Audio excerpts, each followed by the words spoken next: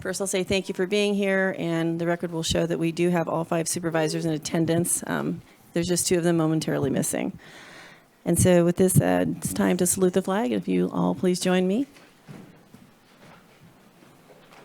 Pledge allegiance to the flag of the United States of America and to the republic for which it stands, one nation, under God, indivisible, with liberty and justice for all. So I'd like to ask if there's any modifications to the agenda. Thank you, Chair Bass. There are 2 modifications to the agenda. Item D28 will be pulled for discussion, and item D29 will be heard under Section I. This is a public hearing. It will be continued. However, we'll open it for public comment and then continue it. All right, thank you. So that is there a motion for the consent calendar minus the items that have been pulled? So moved. Second. All right, we have a motion in a second. Nikki, just a reminder to folks, if you're listening at home and you wish to make a comment on an item, once you decide you want to call in, turn the volume down off your video, or turn the volume off on your video feed, because there's there's a large delay between the phone and what you're going to see on the video. So when you do call in and press *9, make sure you are listening in on the phone so you don't lose your opportunity to speak. I will go to those in person here first, and then we'll go to those on the phone. So this is the time for a comment on items on the consent calendar. Welcome. There you go. Oh, you good. You were standing. Ken Sawatsky. I'll start with item number 37. It says First Amendment to Legal Services Agreement with Water Power Law Group, PC. And I think the original agreement was entered into in 2016, if I recall, and that was referred to in your staff report, and that's what I confirmed with somebody who actually, I think Jeffrey Blank helped hire that particular group to get our water rights for us. So this goes back to 2016, and then we had another thing. So this technically may be the Second Amendment, but that's just trivia and details. The important thing is how much this is worth and how much money we have lost by not having those water rights. Either the water could have been sold or it could have been used to the good of the river. But that didn't happen since 2016. That irritated me a little bit. I tried to come up with the value of that water today. Hold on just a moment, Ken. I'll let you continue. Is the timer on? It's not. Okay, we'll just start it over and give you the 3 minutes because I didn't realize you didn't have the timer going and I could not see the time. Just when you chair, you can do what you want. Yes, thanks, Ken. Thank you. So my problem here is the value of that water and how much we've lost as far as potential income or else benefit from that water as far as controlling in-stream flows. So I did reach out to your staff person.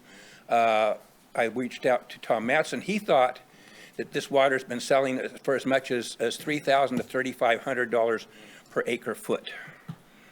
And I think that comes out to $150 million for 1 year's worth of money that we haven't had in our pockets if we'd gotten the rights and solidified them and sold it. Or the benefit for the fish, which is hard to put a price on, as far as that goes.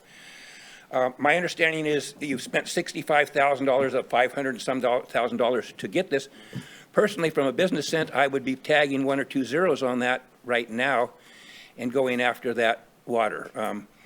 When I talked to John Friedenbach with the Water District, he said he thought it was selling for, during, of course, drought times here, for $2,000 an acre foot at least, and that enables them to break even on putting in pipes and piping the water out of the Mad River over the hill.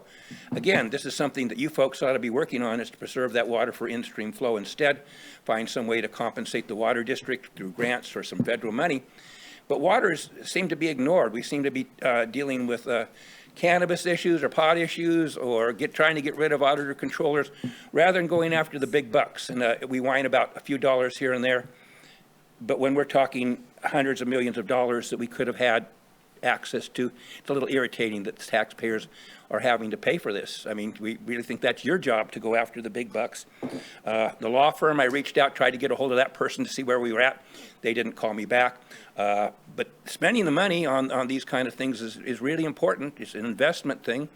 And to do it now, and we've already lost 7 years of it, and it does add up to an awful lot of money. The other thing I wanted to comment on was There's another item on here, agreement with Blue Lake and City of Trinidad law enforcement with the sheriff.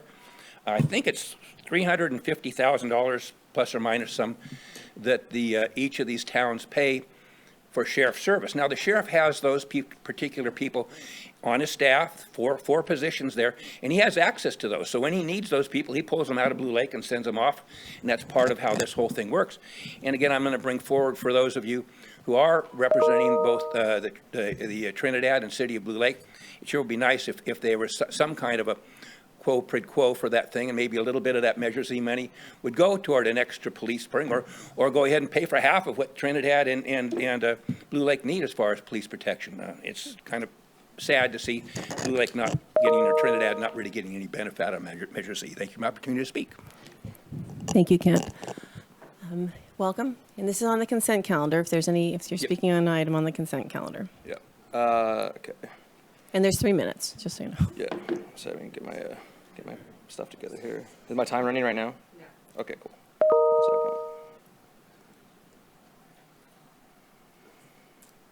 second. Nikki, are there any, I don't see any hands. Sorry, my phone screen turned off right when I went to do this. All right. Good morning, supervisors. Good morning, Virginia. Nice to see you, although I wish it wasn't under this circumstance. But here I am once again commenting on another terrible COVID-19 policy you are all trying to sneak past your constituents on the consent calendar, namely item D20. While Rex, Michelle, and Virginia likely recognize my face, for Mike and Steve and the present audience, those watching online, my name is Donnie Creekmore from Humboldt Freedom Coalition, HumboldtFC.com. As the board is acutely aware, I've worked tirelessly for the community to fight back against the destructive COVID policies you all voted for unanimously over the past 2 years, despite hours of public comment in opposition. Well, today we are long past the COVID-19 so-called emergency. Mask and vasking mandates are lifted in reflection of the so-called emergency being completely over with. So it begs the question how the board can use the word emergency within the professional service agreement with Matoli Valley Resource Center to justify $250,000 for, quote, vaccine education and outreach and community trust building activities. Let me translate. The county board is trying to sweep this $250,000 funding for positive propaganda into existence without transparency and an open discussion. Consent calendar is a device that allows the board to cast one vote for all the items within the consent calendar and prevent open discussions on items they deem lack controversy. Nothing to discuss here, they say. This is all with the intent to influence the community to have a more favorable view of the COVID-19 vaccines this board mandated on their workforce. Emergency is defined as an unforeseen combination of circumstances or the resulting state that calls for immediate action or an urgent need for assistance or relief. Here we are 2 years later after 3 weeks to flatten the curve, collected in these chambers where only Miles over here has a face mask on, and he's the only one that's brainwashed enough to think that he's doing anything more than make himself look ridiculous and partisan. Last time you all heard from me, it was when you were passing funds, some of the CARES fund for COVID for $500,000 worth of vax mobiles. And here we are now, a few weeks later, you all are sweeping more corrupt COVID funding for resources our county frankly doesn't need or want under the consent calendar, so your constituents who listen to these meetings don't get wind of this egregious corruption. I get it though. Old vaccine mandate Madrone over here is running for election. He can't afford to have prying eyes and the ears of the public know he's spending their money under the false pretense there is an ongoing emergency in regard to COVID-19 in order to fund services like this that we frankly do not need or desire. I'm fairly certain this information is known by the majority of isn't known by the majority of the 5th district voters. This would likely shift a lot of these voters to Larry Doss, Madrone's opponent. I know Larry Doss personally, and he would never lie or omit things from his constituents nor sweep them under the consent calendar, especially when the agenda item in question is related directly to one of the most controversial topics of the day.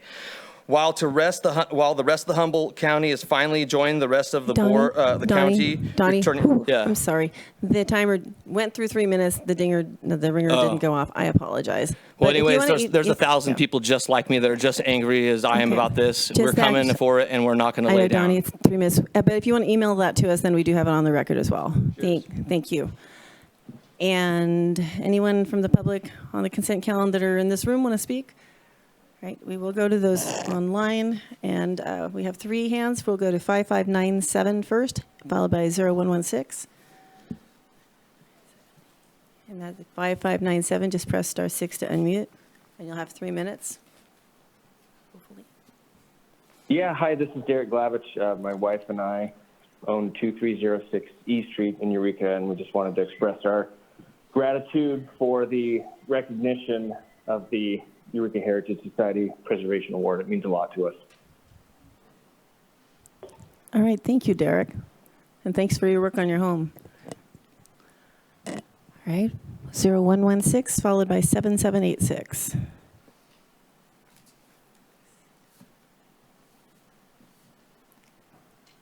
Hello, can you hear me? Yes, Ash. Hello, this is Ash Teeter once again with the Humboldt Freedom Coalition, HumboldtFC.com. I'm speaking on item 20 on the consent calendar, professional services agreement with the Mattola Valley for COVID-19 vaccine education and outreach. It appears that within this item, the county will be paying some out-of-the-area contractor $250,000 to go out and push COVID vaccines on our communities throughout the county. For 1 month, that's like $7,000 a day. Whereas, because of the urgency of the COVID-19 pandemic, the services described in this agreement were needed as soon as possible. But what urgency? It's something I feel compelled to ask. On our county dashboard, the cases are down. Not that it matters much because the Department of Health and Human Services has admitted they are running PCR tests at 45 cycles. The WHO says that anything over 40 cycles yields a 96% plus false positive, and Fauci's NIH says anything over 33 cycles yields an 80% plus false positives. On the county dashboard, weekly cases for the unvaxxed are once again lower than that of the vaxxed. The 7-day deaths and hospitalizations are practically non-existent. As has been the trend with Omicron, I think we must admit that the COVID-19 pandemic has lost its urgency. I was just at the Eureka City Council meeting last week when Natalie Arroyo was even speaking of the pandemic in the past tense. It is over. Quit encouraging these goombas by funding their fear campaign. Recently, a Navy officer of 23 years who refused the jab was vindicated by the Navy board unanimously. The reason being is that no FDA-approved shot is available, just the emergency use shot. This is the same game they're playing with us civilians. There is no Comirnaty available, only the emergency use shot. It's not approved. Claiming that it can be used interchangeably does not make it approved. On the East Coast, 16 vaccinated runners collapsed at the Brooklyn Marathon. All Brooklyn half participants declared that they had been vaccinated prior to entry.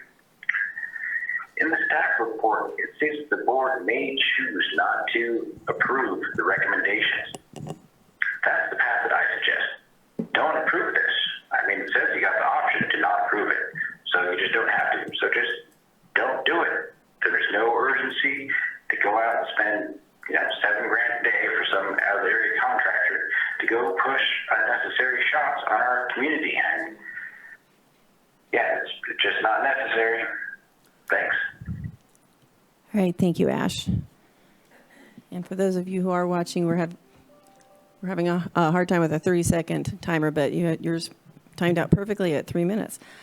All right, so we'll move on to 7786, and if there's anyone else who wishes to make comment on the consent calendar who is watching at home, please do call in now and press *9 so that we know you're there. So 7786. Welcome. Hi, this is Marianne McCulloch from the Eureka Heritage Society speaking on item D6. I too, as Derek did, want to thank the board for recognizing the Preservation Award recipients this year. Every year we have tried to recognize building owners who have gone above and beyond to maintain their homes in Eureka and to help encourage the economic viability of Eureka by doing so. And this year we have implemented bronze plaques that we hope the homeowners will place on their houses and wear with pride and show other people that they have done excellent work on their house. So thank you again for recognizing the Preservation Award recipients. All right, thank you. Thank you, Marianne. And we do have 6556. Press *6 to unmute, and you'll have 3 minutes.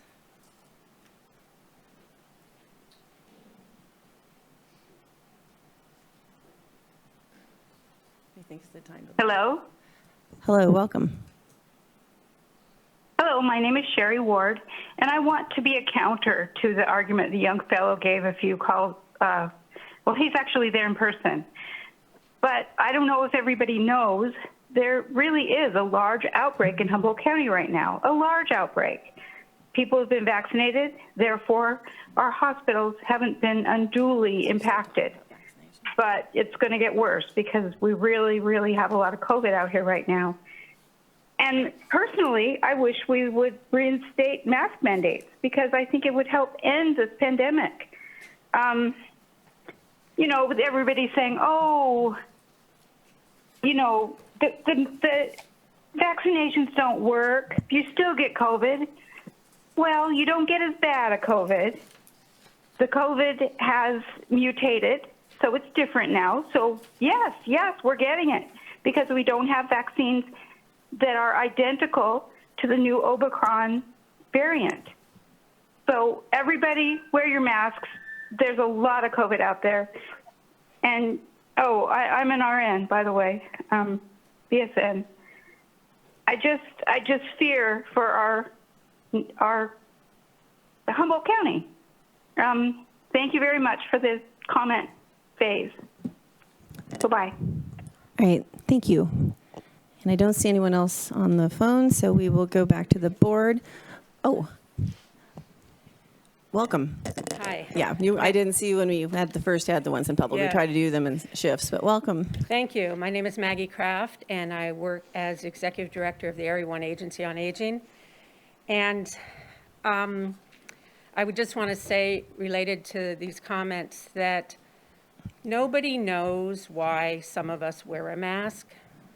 Some of us are caregivers who are around very frail people who may not be able to get a vaccine and would probably die if they got the disease, got the virus. So I just encourage everybody who thinks they know everything about COVID to step back a moment and realize you don't know me. You don't know this man's health condition. We don't know what is going on. And it's great to be young and healthy, but I work around people who are not. And I have to tell you that people have suffered, people have died, and if you don't want to wear a mask, that means more of us have to wear a mask. And I don't mind wearing a mask. I made that choice to protect my mother and the people I love. But don't tell me who I am or what my politics are based on whether I'm wearing a mask. Let's just stop that nonsense. And that is nonsense. You make your choices, I make mine. If the county wants to provide resources to communities that need help, people help them understand what a vaccine does and doesn't do, then the county can do that. We don't know beyond our own echo chambers sometimes what is really happening. And I just encourage people without all the information to let those of us who are doing things to protect ourselves protect and stop judging us. You don't want to be judged for not wearing a mask, stop judging me for wearing a mask. It's ridiculous. I also want to say that no one ever said a vaccine would stop COVID. Flu vaccines don't stop the flu. They keep people from getting super sick and dying. That's what they do. That's what COVID does. No one ever said it would stop you from ever getting the disease. So let's not confuse facts with our own echo chambers. Thank you. All right, thank you. So I see no other public comment. We'll go back to the board. There is a motion and a second. Anyone? I know Supervisor Madrone and then Supervisor Wilson. Thank you, Chair Bass. I'd like to read the proclamation into the record, if I might, please. This is a proclamation for Older Americans Month, and I'm glad to see Maggie here. And we've got a presentation later from Area 1 on Agency on Aging. So this one is in honor of Older Americans Month, May 2022. Whereas older adults play vital, positive roles in our community as family members, friends, mentors, volunteers, civic leaders, members of the workforce, and more, And whereas diverse communities are strong communities, and ensuring that older adults remain involved and included in our communities for as long as possible benefits everyone. And whereas just as every person is unique, so too is how they age and how they choose to do it. And there is no right way. I think we just heard something about that. Whereas it benefits everyone when older adults can age in their communities, living independently for as long as possible, and participating in ways they choose. Now therefore be it resolved that the Humboldt County Board of Supervisors hereby proclaims May 2022 to be Older Americans Month. We urge residents to take time during this month to recognize older adults who are aging their way and serving our community. So with that, I believe there is a proclamation up here, Maggie, for you. And I want to thank you for coming out and for all the work that Area 1 on Agency on Aging helps with the community. So thank you. Thank you very much. I appreciate this, and I'll talk to you more later. Yeah. All right, Supervisor Wilson? Yeah, I just want to thank the board for supporting legislation AB 2975, which is basically amending state codes so that nonprofits can work with state parks on a long-term basis as opposed to on an events one-off sort of scheduling. So it's just an ability for our nonprofits and nonprofits that are adjacent to state parks all over the state to be able to really do more programmatic work. And so I appreciate the support. Any other supervisors? No. Nope. All right, I guess we're ready to vote then.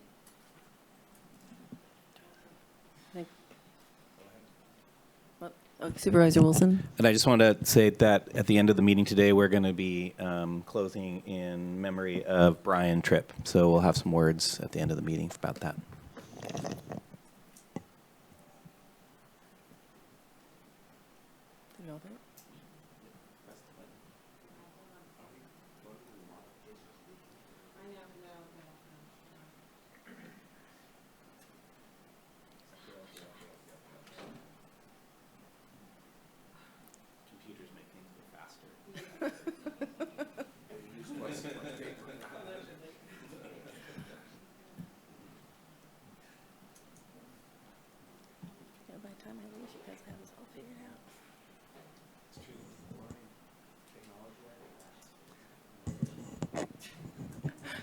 Motion passes 5-0. Okay, so because we have a very tight agenda with time-specific items, we're going to switch a few things up. Normally, we'd be taking a special presentation. The one that is planned, Human Rights, is actually going to come this afternoon and speak.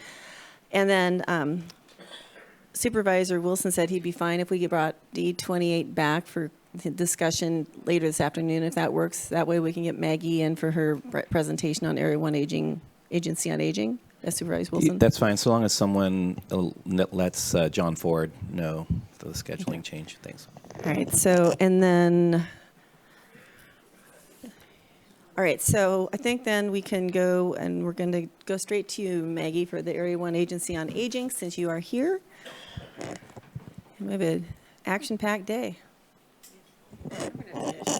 You may. Yeah, let me make sure to speak. This is the first time I've used the mic at that desk. You have a lot different gadgets, bells and whistles since the last time I was here. And if you've noticed, it doesn't really make it, it doesn't make it any faster. So I think we can, is it on?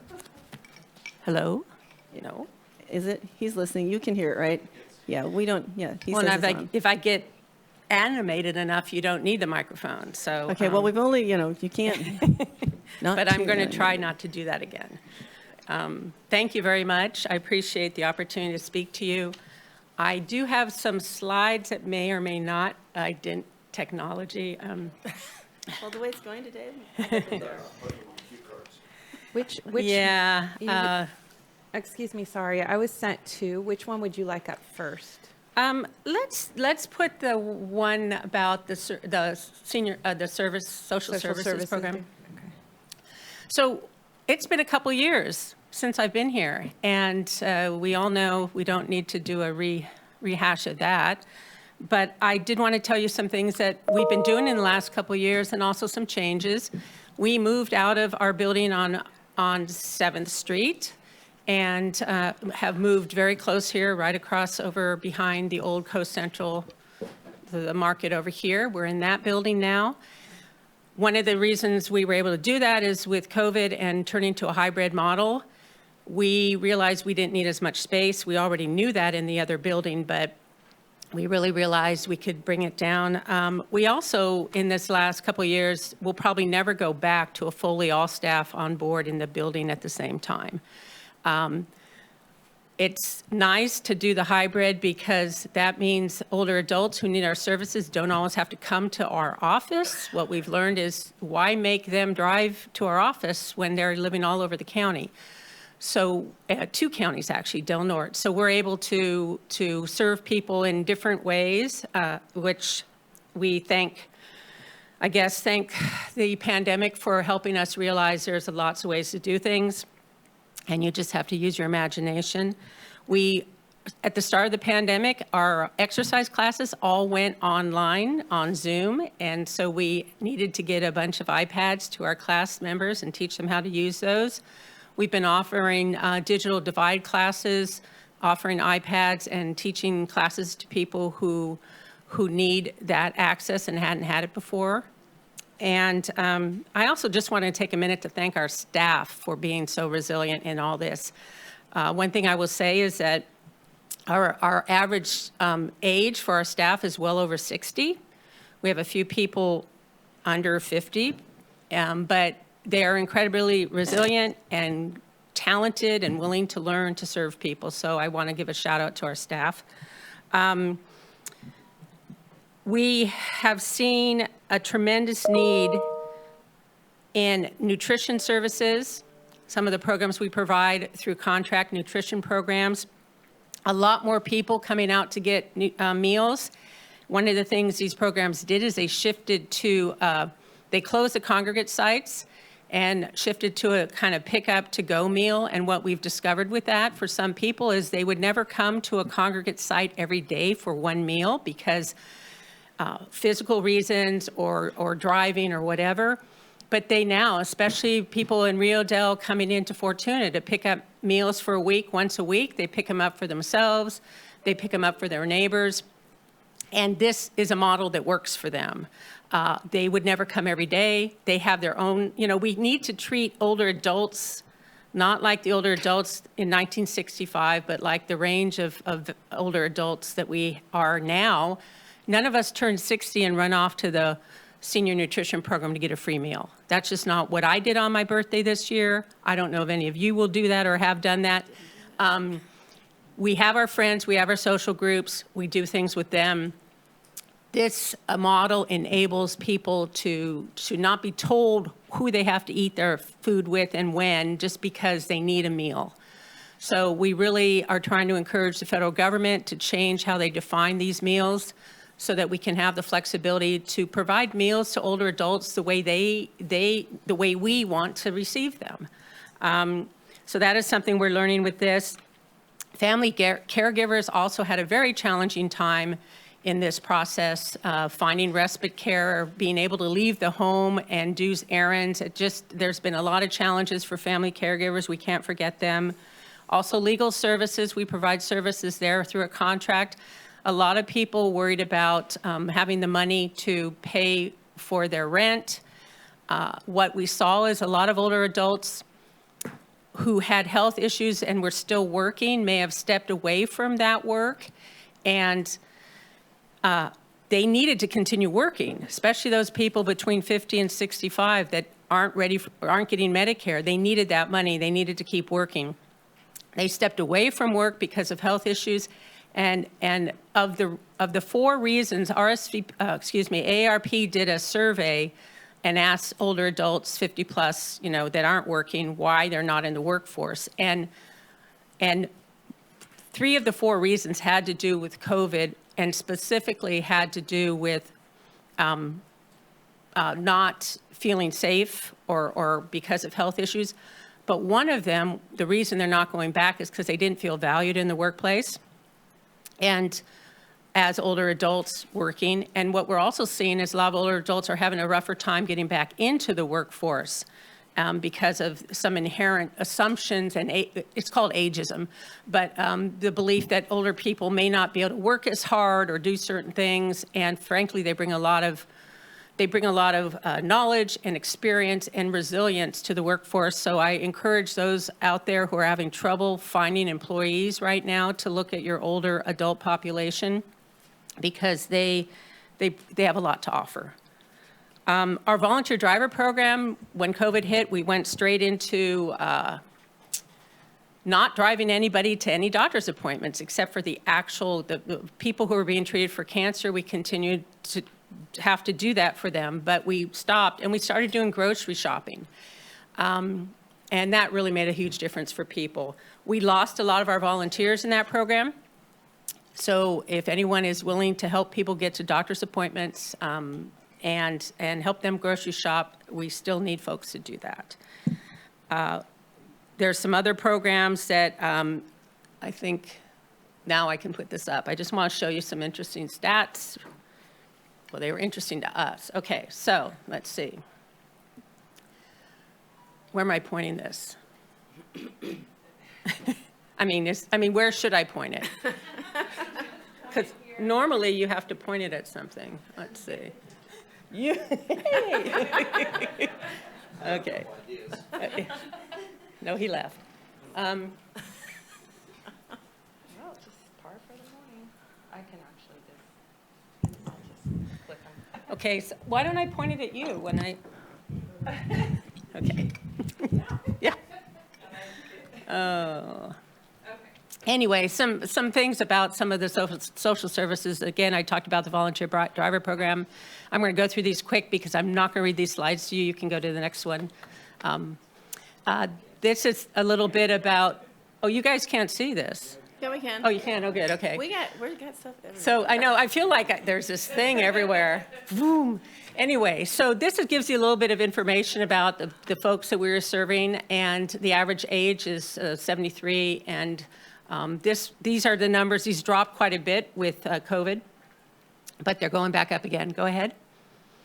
And again, we're bringing back our volunteers again. It dropped to almost nothing, but it's slowly coming back. That average volunteer age is 65, and they do a lot of driving. Next. Keep going. These are fast slides. So these are the folks that we have a lot of this is down a little bit too from pre-COVID, but the people who are calling us are in a lot more need. There's a lot of calls about housing, their health, finding resources, and caregiving issues. Go ahead. These are fast slides, so you're going to just be. So this is our home share program I wanted to mention, because one of the things we do is help match people who have housing, extra room in the house, primarily older adults who are living in the family home with extra space, might need some help, but may not, but we're matching them with anyone looking for housing. And these are the matches we've done in the last couple years. We've started right before COVID hit, and we were still able to make an average of 15 matches for each year for the last couple years, which is pretty good for a starting program. Next slide. This is interesting. Our oldest client is 91, and our youngest is 21. And the average age of our folks are older. They are looking. Older adults who rent are being pushed out of the rental market, and they are the fastest growing homeless population in not just our community, but around the country. And if you talk to Darlene Spohr at the Arcade House Partnership, almost everyone living in her housing is an older adult, and many with medical issues. Thank you. Next slide. And this is what our average rent is for the people we help find housing, and this is what their average income is a year. So you know that they could not find housing even if it were available in the current housing market with what they are making each year. So this program, we need it to grow. We need more people with housing willing to open a room and have housing. And if you're an older adult who's worried about a fall and, or doing something happening that will put you into a nursing home or into a hospital, having someone in your home who is there in case something happens is amazing. And they're paying you rent. And they'll take out your garbage, and they'll maybe cook and do your grocery shopping. I mean, it's a relationship, a friendship, and a roommate, a relationship that could very well keep you from having to leave your home permanently. So let's hop to the next one real quick. I wanted to share a little bit about the master plan on aging, California Master Plan on Aging. This is something that they rolled out early 2020 as well. And they set 5 bold goals. And I want to say that even though these are targeted in issues around aging, these are strategies that if we do this well for older adults, we're doing this well for everybody. It's not like older adults need different things. We need some different things, but for the most part, we need the same things as everybody. It's just how we need them might be a little different. So go ahead, next slide. Just to remind you that there's going to be more of us. 10,000 every year, not here in the county. That'd be interesting, but 10,000 every year. People are turning 65, and so this is a growing population. Go ahead. So the first goal is around housing, which we all know is a huge issue around the state. They're really looking at more housing options, and one thing that is primary on that list is encouraging more use of ADUs, making those easier. You all know about that. You've been talking about that a lot. Looking at tax credits for people who will build different types of housing units that are not currently being produced, trying to incentivize folks. And also a program we have is helping with home modifications. We've always been able to tell people what they should do to modify their home, but they're finally given us money so we can actually help them do what they need to modify your home. So we've been helping people with ramps, modifying their bathrooms, making the house fall resistant or fall proof. And because that's the worst thing that could happen to somebody is they fall in their home. It can totally change the trajectory of their life.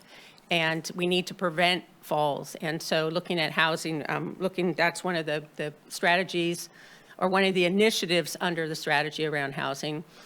Under strategy D, emergency preparedness and response, a lot of the initiatives in there really look at COVID related or giving people a disaster book so they can get ready for a disaster. But I want to say that we also need to look at recovery because I have a list of 68 older adults out in the Willow Creek area who, because of the snowstorm, a lot of downed trees, a lot of firewood waiting to become fire, and they do not have the resources or the physical ability to clear that wood, and it's a fire hazard waiting to happen. And I think it's really important that the county look at whatever ways you can to use the services you have in place, whether it's OES or pulling in the CCC, because some of these people are being targeted by the wood that fell on their neighbor's property that their neighbor hasn't cleaned out, and they can't really do anything. And I received a letter from, and I think it was shared with Supervisor Madrone, because he and I have been talking about this issue, of a person who actually was talking to a man who lives in that area, an older fellow who's disabled, cannot leave his house quickly. He has 2 dogs. His plan, his disaster response plan, is to euthanize his 2 dogs, take his gun and kill himself, because he is not going to try to get in his car and head out, and he does not want to burn alive in his car. And he's not saying this for any kind of, hey, he's just saying, this is my plan. We're all supposed to talk to older adults. What is your plan? What is your disaster plan? He has a disaster plan. That's his disaster plan. And we need to do better than that for our older adults.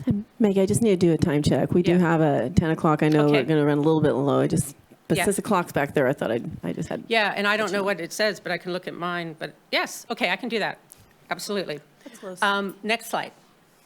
So I'm just sharing some of these slides. It's a very expansive plan. They're looking at health. They're looking at all the things you're looking at, but what they're providing is a framework and hopefully funding. And there is funding that is coming to communities to start addressing these needs in an organized way. So here's another one looking at Health Reimagined, looking at the equity gap around health services. Go ahead. This one is key to everything, inclusion, equity, and not isolation. A lot of people think about this as being a issue of ethnicity. It's also an issue of age. Our society is probably one of the most ageist societies in the world in terms of how we look at aging, how we look at older adults. And the irony is it's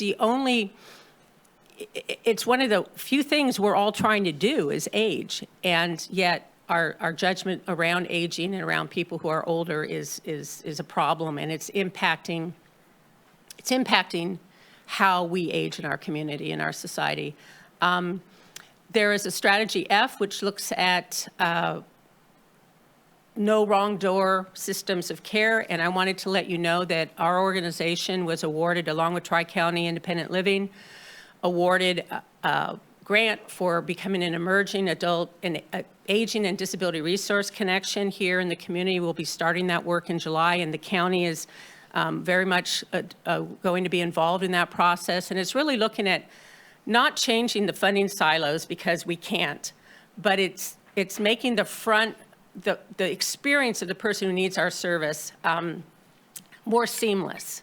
So people aren't having to call and tell their story to multiple agencies. So we'll be working, and you'll hear more about that later. Go ahead to the next one. There's only 5 of these, so I'm almost done. Okay, that's good. Caregiving, looking at caregiving, we really need to deal with the need for not only family caregivers to be supported, but paid caregivers to be trained and recruited. So this is around that. Go ahead.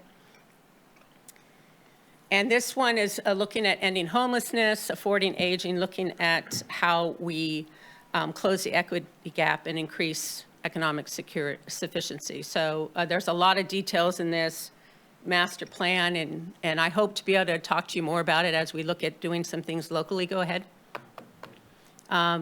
Talk about a local playbook with all these things we can do together. Go ahead. And one thing that the state is really encouraging communities to do is become part of the age-friendly community system. The state of California has signed on, and there's a lot of cities around, and there's things that we can do. And go ahead. It's not just, it's for everybody, for people of all ages, so they can do all these things the way they want to do them. Go ahead. And then this is about the partnership that we are going to be starting here for this. And go ahead. See? So obviously I could be here, do a lot of things, talk to you a lot, and I'd like to come back again and do more of that, but I just want to give you kind of a fast and dirty overview, and I really encourage you to think about how you can better support the older adults in our community, of which many of you are. That is not a good sentence. I apologize, but you know what I'm saying. But it's true. Yeah, it's true. I know. So thank you. I know you don't have time for questions, but you all know where to find me. And please do find me. I'd love to talk to you more about these initiatives. All right, Thank I'm you. sure we'll have you back. Supervisor Madrone? You can stay there if there's questions. Well, thank you, Maggie, and thank you, Area 1 Agency on Aging, for all that you do for our community. I turn 70 next month, so I'm part Congrats. of the crowd there, right? Yeah. Anyway, I want to thank you for all the incredible work you do, and I would move that we accept the report from Area 1 Agency on Aging into the record. Second. Okay, we have a motion and a second. Yeah, I think I've always loved having you here, so we've missed you for the last 2 years.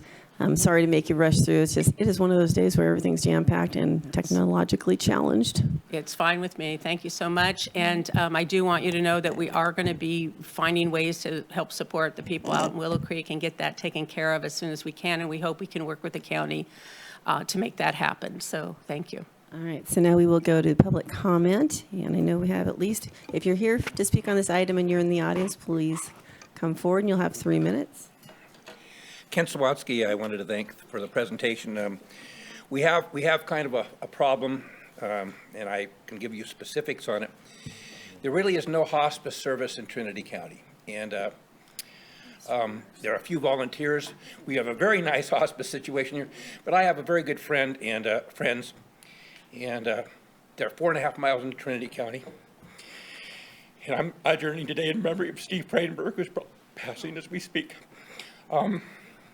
He couldn't get hospice help up there. I mean, we were able to give him as much morphine as we could, and enough other drugs. It wasn't cutting his pain. He was down to 50 pounds.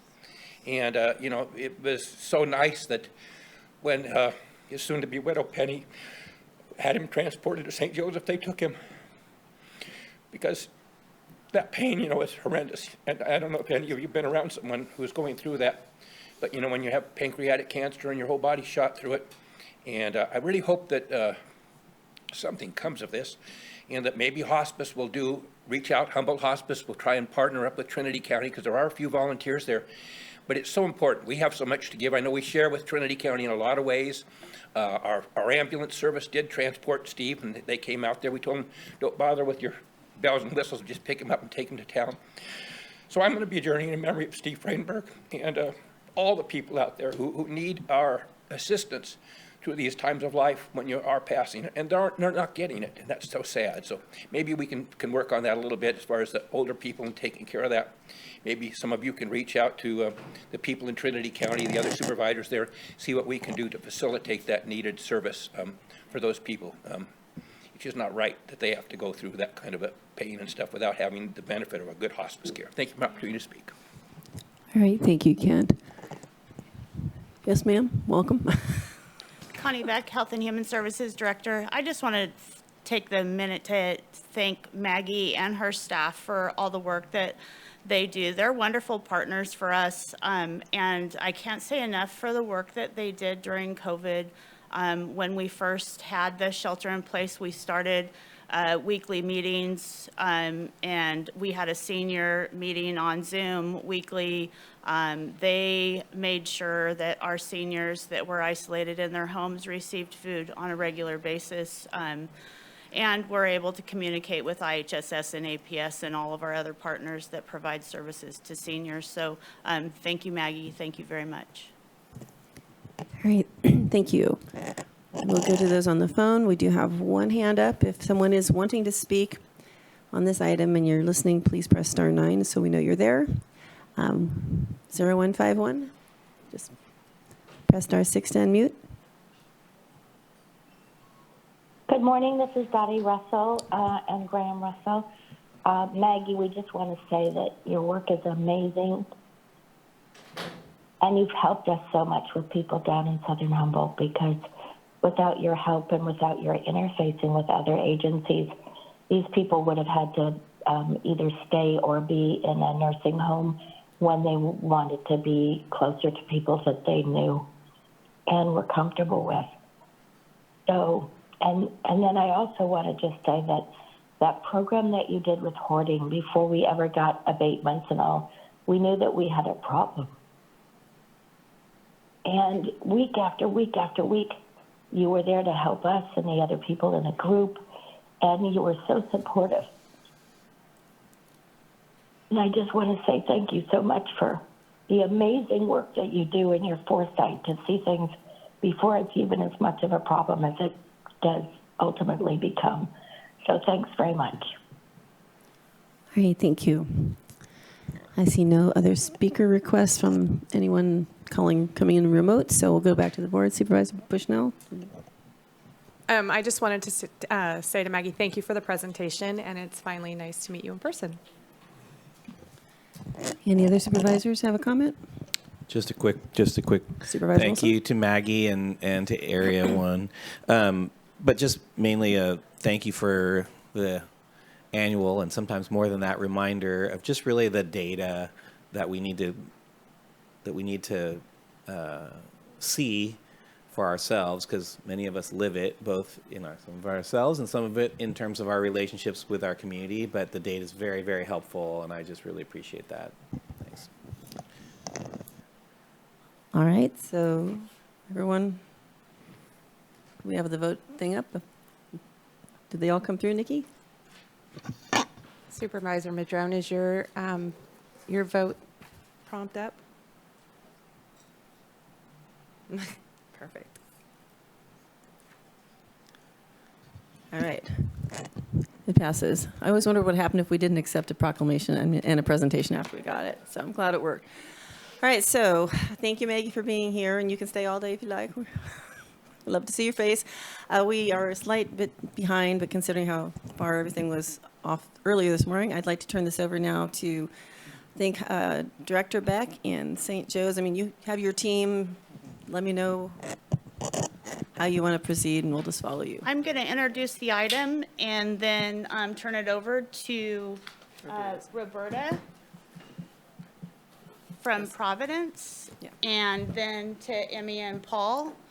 They will present also, and I'm wondering, I don't know if you want to be here, be there. Emmy and Paul can come up here. You can sit anywhere you guys want. However you want to do it. Welcome, Roberta. Hello. Hello. Well, it's nice to be here, and thank you all for taking the time to address this really critical issue for our community. It's certainly known to everybody that Humboldt County and really the entire nation are facing incredible challenges in mental health care, presumably only made worse in the aftermath of the peaks in the COVID pandemic, although I will tell you right now, it's COVID surging again right now here in Humboldt. But the isolation and the challenges have only made it harder. But what we found, from the hospital standpoint, is that we came to the breaking point where we were actually finding ourselves in a situation where core critical emergency services are being challenged. And so I'd like to step back for a minute, and my request really is a broad one. I think there are many stakeholders in our community who do really good work and care deeply about care for behavioral health patients and care about the continuum of care. But I think we're at the point where we need help from the Board of Supervisors really looking in a very global way. That we need, I think many of the healthcare leaders have said we need a gap analysis to look at everything from outpatient care to crisis stabilization to inpatient care to post-acute chronic care. And we really need to know what we have and what we need. Roberta, I not only with apologize. that, I apologize. I have a broken phone that got smashed this weekend and is doing weird sounds and stuff. I'm just going to throw all my stuff. I'll be right back. You can keep going. I'm not Okay, leaving you. no worries. I'm going to throw this in the trash, actually. Okay, no worries.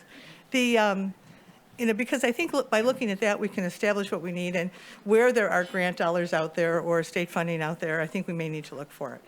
Operationally, what's happened over the last 2 years is that with COVID and some of our process changes and staffing challenges at SV and with some closures of the crisis stabilization unit, the need for the hospital to do COVID screening, what we saw over the last 2 years is it's an extraordinary number of patients who might not otherwise have come to our hospital ERs, Mad River, St. Joe's, Redwood Memorial, but a bulk at St. Joe's at this point, were being brought for COVID testing, medical examinations, and then on average what we were seeing is that patients are staying in our emergency departments on 5150 holds for 70 hours on average.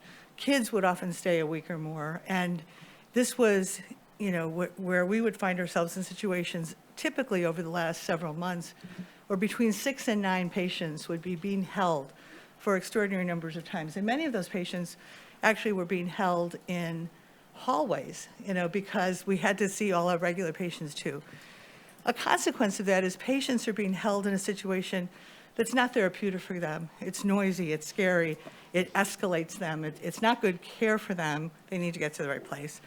Our staff are overwhelmed because they're not trained primarily in mental health. They have some skills, but they're there to treat the heart attacks and the trauma.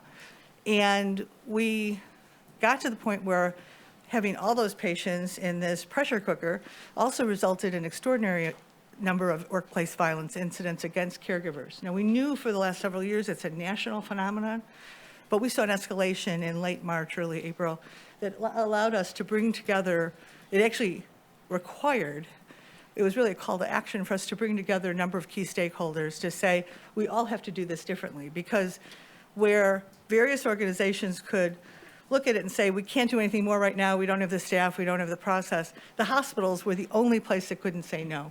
And what happened as a consequence already is that very experienced ER nurses at St. Joe's, which is the only place that can do level 3 trauma care, treats your kid if they get into a car accident and fracture their skull, treats your friend when they're having a heart attack. The very experienced nurses who are there are leaving in significant numbers. Not even as much because COVID was hard, and it was, or the day-to-day stuff is hard, but the fact they can't feel safe in their own workplace is unacceptable, and we all have to work together to do two things. One is, yes, we're supporting things to create more safety and de-escalate patients better, but patients need to be cared at the right spot. And so one of the things that I'd like to see is a very careful analysis of what we can do better. Now, when working with DHHS and County Mental Health, we've already made some changes that are making a difference. For instance, having the mobile response team come in person. But we're here to say we don't have enough mobile response teams. We probably need two. We probably need them for longer hours. I think one probably should be embedded in the St. Joseph ED. So we need to look at how do we fill those gaps. Now, we may have a temporary, a temporary fix a little bit, but really we should be looking at what would the best care look like and what resources would it take to make that happen. Similarly, we need active crisis stabilization unit that can handle the number of patients we have. I know at SV they're looking at bringing in travelers and trying to reopen their CSU. There may be a broader partnership that we can work through together, but we need crisis stabilization that works. We need to work, I know DHHS is funding to do a chronic residential facility. We need to support them to work with PACE to find a site, because 8 of the patients or so who have been in SV taking acute beds really need to be at a different place. But those are just some of the nuances that says this isn't going to be solved in the middle of a Board of Supervising meeting. So I look to you to say, what is the structure we should use for multiple entities to do this multidisciplinary team? I've pulled people together, including EPD, the Sheriff's Department, DHHS came, mental health, our stakeholders who run our ER, and we made some good initial steps. But I really, in many ways, shouldn't be the convener, right? I think as I look at the county resources and county mental health, we need to think about what is that larger sponsor of a multidisciplinary group doing a gap analysis and aggressively going after filling the gaps, looking at funding to fill the gaps. And we at the hospitals will absolutely do our fair share. But if we continue to have patients boarding excessively in the EDs, and if we continue to lose people, I will say that while any ED would be challenged, there's no way this county can afford to have really experienced nurses and physicians leaving the only ED that does neurosurgery, level 3 trauma care, open heart surgery, STEMI care within hundreds of miles. And so I'm asking for support to make sure that we have the right things across the county so that we can do what we're intended to do, those things that need hospital level of emergency room care. I think that some of the programs like the CSET program through EPD and the funding that County Mental Health gave to help make Sorrel Leaf Healing Center for kids, I mean, those are very important.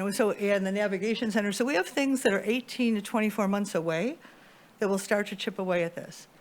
The question today is what's going to happen over the next 90 days? What can we do quickly and how do we work together? So I'm just asking for your support. Thank you, Roberta. Next on the team. Hi, good morning, Supervisors. I'm Emmy Botzler-Rogers. I'm the Behavioral Health Director here in Humboldt County. I have Paul Bugnacki, who's our Deputy Director over our emergency services, and we're here today just to present an overview of Sempervirens, kind of the services and structure of that facility, and the impact of the mental health crises in our community. So I'm going to hand it over to Paul. Welcome, Paul. Thank you, Chair and board members. Paul Bugnacki. I'm one of the deputy directors. I'm over crisis services, as well as our services, all of our forensic services. We've historically have had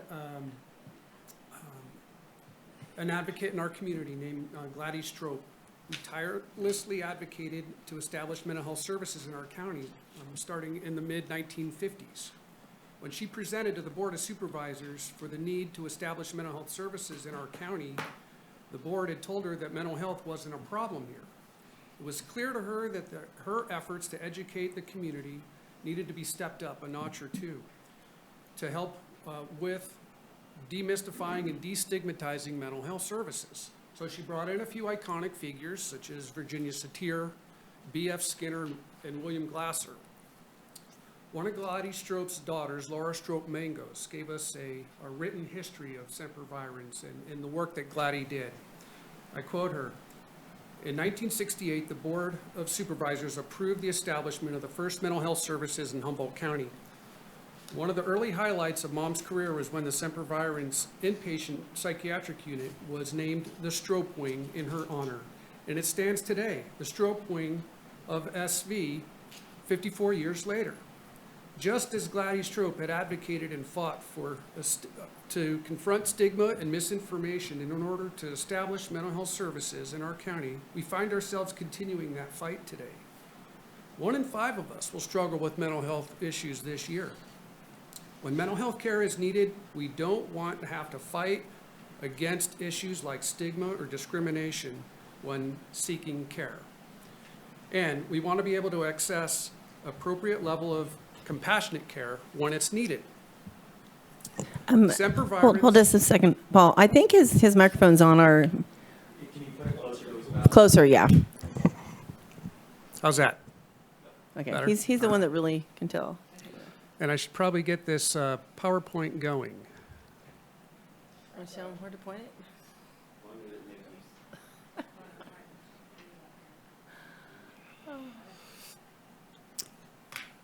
Sempervirens is a licensed 16-bed psychiatric health facility, or a PUF, PHF, a PUF. We are licensed by the California Department of Healthcare Services. We also have the distinction of being an acute psychiatric hospital. That affords us the unique title of being a super PUF, or an SPUF. We are one of only 2 in the state of California county-run super PUFs. Santa Barbara is the other one. This means that in addition to being a PUF, we're also a freestanding acute psychiatric hospital. This dual status allows us to treat a wide range of people with different types of insurances, not just Medi-Cal folks like other county PUFs around the state. This also means that we need to comply with CMS's conditions of participation for Medicare, in addition to DHCS's rules and regulations regarding PUFs.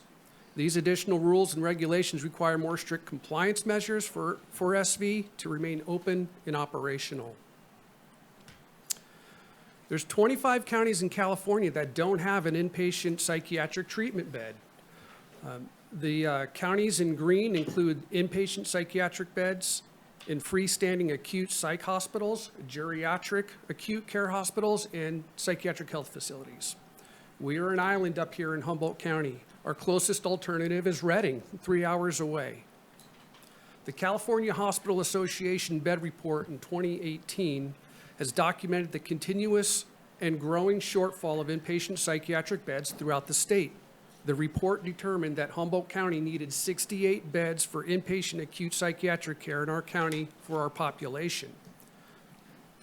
Do you mind questions partway through? I'm sorry? Do you mind a question partway through, or do you want to wait till the end? If I could go through these, then we could spend the rest of the time discussing that. Would be wonderful. Okay, thank you. The study panel of experts concluded that a minimum of 50 public psychiatric beds per 100,000 population is the absolute minimum number required to meet the current needs. As you can see from these slides, the psychiatric bed capacity shrank considerably between 1995 and 2016 by 42%. The state population grew by 24% during that same time period. More recently, the RAND Corporation published a report last year clearly documenting the shortages and reinforcing the California Hospital Association's findings. Their findings indicated that California continues to face significant shortages of psychiatric beds in all 3 major levels of adult, inpatient, and residential care. And California faces an estimate 1.7 8% growth in psychiatric bed needs from 2021 to 2026 alone. This lack of acute and subacute psychiatric bed availability has been a problem for decades and has resulted in most hospitals holding individuals on psychiatric holds for long periods of time. This has been termed psychiatric boarding, and it has been occurring for decades and will continue unless communities build in more capacity for psychiatric care. This is not a Humboldt problem. This is a national problem due to the prolonged neglect and financial and legislative investments for a vital safety net service like county behavioral health systems. This report stated, or this problem started in the 1960s when the closing of the state hospitals occurred, releasing individuals back into their home counties without a comprehensive plan to support and sustain systems of care for those suffering from mental illnesses. Communities were left to hodgepodge together services with inadequate financial supports to meet and sustain the needs and demands of their communities. Our Joint Conference Committee is our governing body for Sempervirens, and we meet at least annually, and it's composed of 2 members of the Board of Supervisors, our Behavioral Health Director, our Medical Director, our Deputy Director over Sempervirens, our Hospital Administrator, our Director of Nursing, as well as our Behavioral Health Quality Improvement Coordinator. The Joint Conference Committee reviews and approves all major summer reports that come out of numerous committees that make up SV's Quality Assessment and Performance Improvement Program. California regulations determine our staffing configurations and minimums. In addition to having core service elements like a pharmacy, dietary services, and activity therapy at Sempervirens, we also have to have a required number of core staffing levels. So for instance, for 16 beds occupancy, we need to have a psychiatrist, 2 clinicians, 5 nurses or vocational nurses or psych tech combinations, and 5 mental health workers. That number may go up or down based on how acute our unit is. Every patient is rated on their level of acuity from shift to shift. Basically, the acuity equation calculates the minimum number of staffing needed to safely manage the needs of the patients and maintain safety for the other patients and staff, in addition to maintaining a minimum staffing determinations based by our census. Humboldt County has been designated a critical shortage area for licensed healthcare providers by the Health Resources and Services Administration. This designation qualifies us to offer loan repayment programs to staff and special recruitments for hiring licensed staff. But this is not enough to attract and compensate quality professionals to come work for us. As a result, we need to rely on staffing agencies that provide contracted staff to fill these needs. These temporary staff do fill the gap, but only for a short term and for higher rates than we typically pay our own staff. We have had to rely on these contracting agencies and these companies for psychiatrists and our nurses on SV, as well as our services in our correctional facility and outpatient services. Since bringing on contractors to provide psychiatrists and nurses, we've had to shift our staffing configurations on Sempervirens, and we shifted to a hospitalist model where our nurses work 12-hour shifts and our psychiatrists work 17-hour shifts. Having contractors to provide us qualified staff is not a strategy that we'd like to rely on in the long term. Our desire is to hire individuals who live in our communities, who are invested in see into the needs of our county's most vulnerable, and who value becoming and being a public servant. Our behavioral health department provides specialty mental health services. These are not typical mental health services. These are our specialty services. These are akin to being treated in the medical realm. For instance, if you have a sore throat, you don't go right to your oncologist for that. You start with your primary care physician or your nurse practitioner. They'll run some tests. They'll determine if you need a higher level of care and then refer you to that care. The same is true for behavioral health specialty mental health services.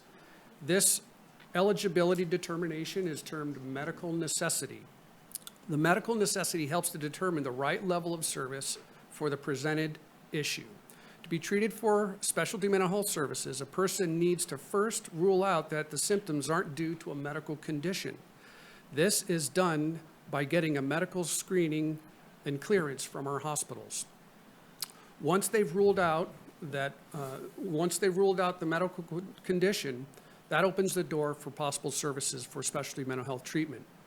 The criteria for inpatient services are typically clustered around whether or not someone's a danger to themselves, a danger to others, or gravely disabled due to a mental health condition, and the person can't be safely treated in the least restrictive environment as possible. If that is the condition, individuals can be admitted to SV for up to 72 hours on a legal hold known as the Welfare and Institution Code 5150 here in California. The individuals that make those determinations are specially trained and are designated by our behavioral health director to perform this sensitive service. We don't take lightly the fact that we're temporarily limiting someone's civil liberties. The protection of the individual's civil liberties are embedded throughout the Latterman-Petrus Short Act, and they are in place procedurally throughout the legal hold process from the initial 5150 all the way through to conservatorship if that be necessary. We also have a patient's rights advocate on the unit. She has free range on our unit to access all patients, and her services are offered and encouraged to every patient. The regulations that dictate who we can admit on SV are clear. Only persons diagnosed with major mental disorders as their primary diagnosis are to be treated on psychiatric units. We cannot admit someone with a primary diagnosis of an eating disorder or someone with a contagious disease such as COVID. Nor can we treat someone who has a major mental disorder but also has a medical condition that requires medical interventions beyond the levels that our unit can provide. We cannot also admit individuals with a primary diagnosis of chemical dependency, chemical intoxication, or chemical withdrawal, or someone with substance-induced delirium. Additionally, we only accept and retain those patients whom we can provide adequate care for. This has implications, of course, for individuals that are violent on the unit. In January 2018, following a number of significant staff injuries from patient assaults, our hospital leadership instituted a trauma-informed care approach to patient care. This is an approach to the delivery of behavioral health services that includes an understanding of trauma and an awareness of the impact it has across settings, services, and populations. This is a strength-based service delivery approach that is grounded in the understanding of the responsiveness to the impact of trauma, to emphasize physical, psychological, and emotional safety for both providers and survivors, and that creates opportunities for survivors to rebuild a sense of control and empowerment. On average, we serve over 600 individuals on SV a year. Hospitals typically mark whether their services are high quality or not, or based on their readmissions rates, and they mark those at 7 and 30-day readmissions. We measure that as well. Our goal for readmissions is to keep below 14% for our 30-day readmissions and below 7% for readmissions on 7-day readmissions. We set those goals just under the statewide average. Providing quality care is important in reducing the number of people from being readmitted and taking up a much-needed bed. This allows us to see more people when an acute psychiatric care is needed. I'd like to correct some misperceptions about our services. I hear from time to time, we are not like a typical for-profit medical hospital. We're a safety net program established by our government to serve individuals that have Medi-Cal or no insurance at all. We do not make profits. Our reimbursement structures established by the government is complicated to say the least. It is essentially based on costs. We are reimbursed for what it cost us to provide the service only, and not more than that. On average, our budget for SV is around $8.4 million recently. Cost reports associated with the reimbursements are often settled years after the services are provided, which delays our reimbursement considerably. So we try to optimize our funding streams as much as possible. For us, it's a matter of working efficiently and effectively because we are good stewards of taxpayer dollars. Historically, we've had high non-billable days on our unit. Pre-pandemic, we were working diligently to be as effective as possible and to minimize these non-billable days while providing quality care. There were many factors that contributing to this, including law enforcement drop-offs at Sempervirens, as well as treating minors on the CSU. We had to make the necessary shift to getting medical clearance first, which helps us to only treat those who are appropriate for acute care without having that historical overutilization of our bed capacity with clients that didn't meet medical necessity, just because there's no other option in our community. That practice was unsustainable, and we were making adjustments to address that prior to the pandemic with our community stakeholders. Another factor for us on the utilization of beds on Sempervirens has to do with our LPS population. These are folks that are on our conservatorship. We average about 35 clients served a year on Sempervirens, and our bed searches, once they are stabilized, tends to be a lot longer. They take up about 25% of our bed days on Sempervirens. Those are folks that we're looking for an active place to long-term care for them. We typically, in a typical week, anywhere on Sempervirens, 30 to 50% of our bed capacity is taken up by LPS clients. The other factor of the LPS folks are that they have longer length of stays. So the average length of stay for an LPS person on our unit is 32 days. Compare that to 9 days for our non-LPS clients. As Roberta mentioned, we have been working to get an adult crisis residential facility up and running in our county, and that would help reduce the numbers that we have of LPS folks waiting for beds on our unit, by freeing up those beds for those that actually need it. We've been running into issues like not in my backyard issues related to getting that services up and running, and we need the support of the community to make this happen. Increasing bed capacity of subacute beds in our community would go a long way in easing the pressures felt in the EDs, and currently on SV would allow us to have more acute bed capacity.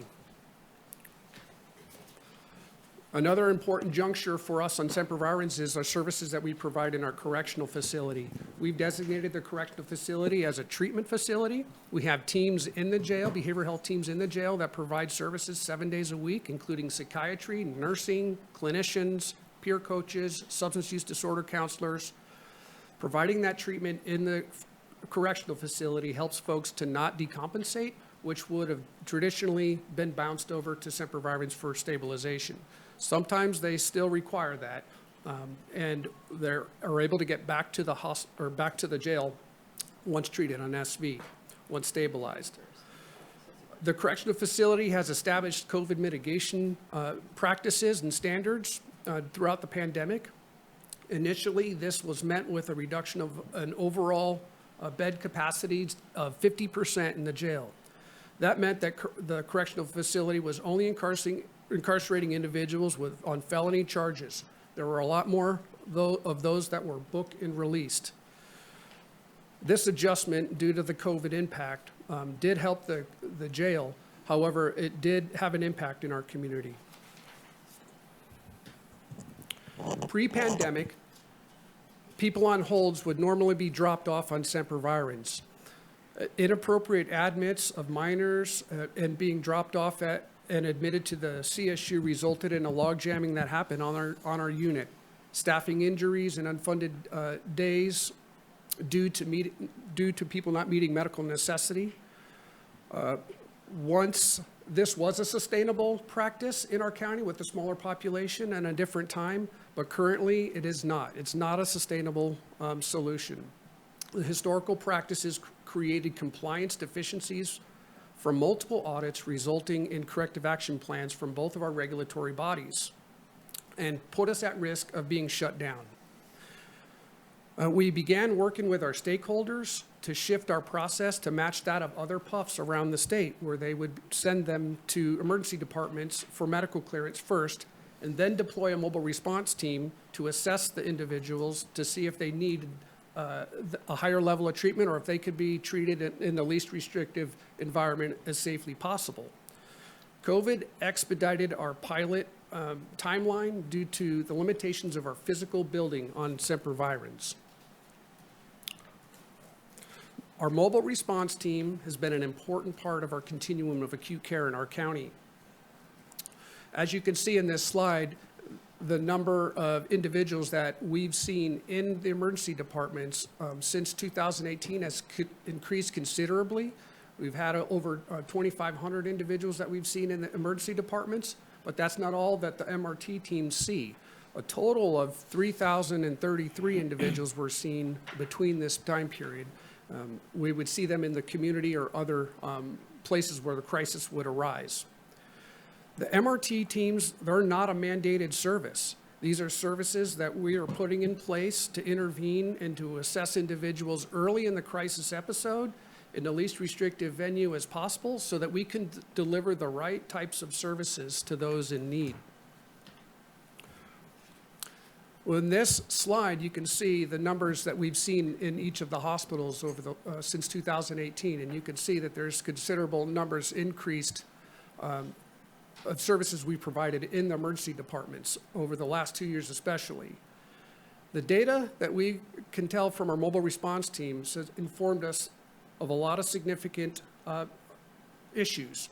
For one, 32% of the individuals that come into the emergency departments on holds, those holds were able to be rescinded.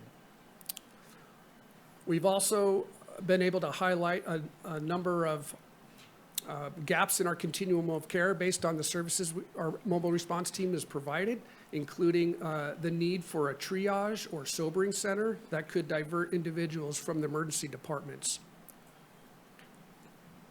The other issue that we've noticed in our in the data is that we've had a higher increase of referrals for SUD-related services. Home stretch. The impact of COVID has significantly affected the ability to adequately staff SV and our CSU. As other hospitals were able to offer higher rates to bring in more staff, we were not able to compete with the speed and at the rates that the private hospitals could offer. As a result, we've spent over 5 months without having one candidate sent to us from our 3 contracted agencies.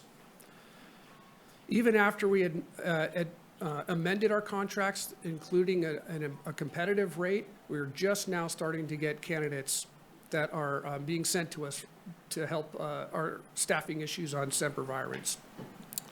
This has been a significant impact to our ability to staff SV to our full licensed capacity. These staffing challenges have resulted in us reassigning staff from our CSU and outpatient services into SV to help support the service.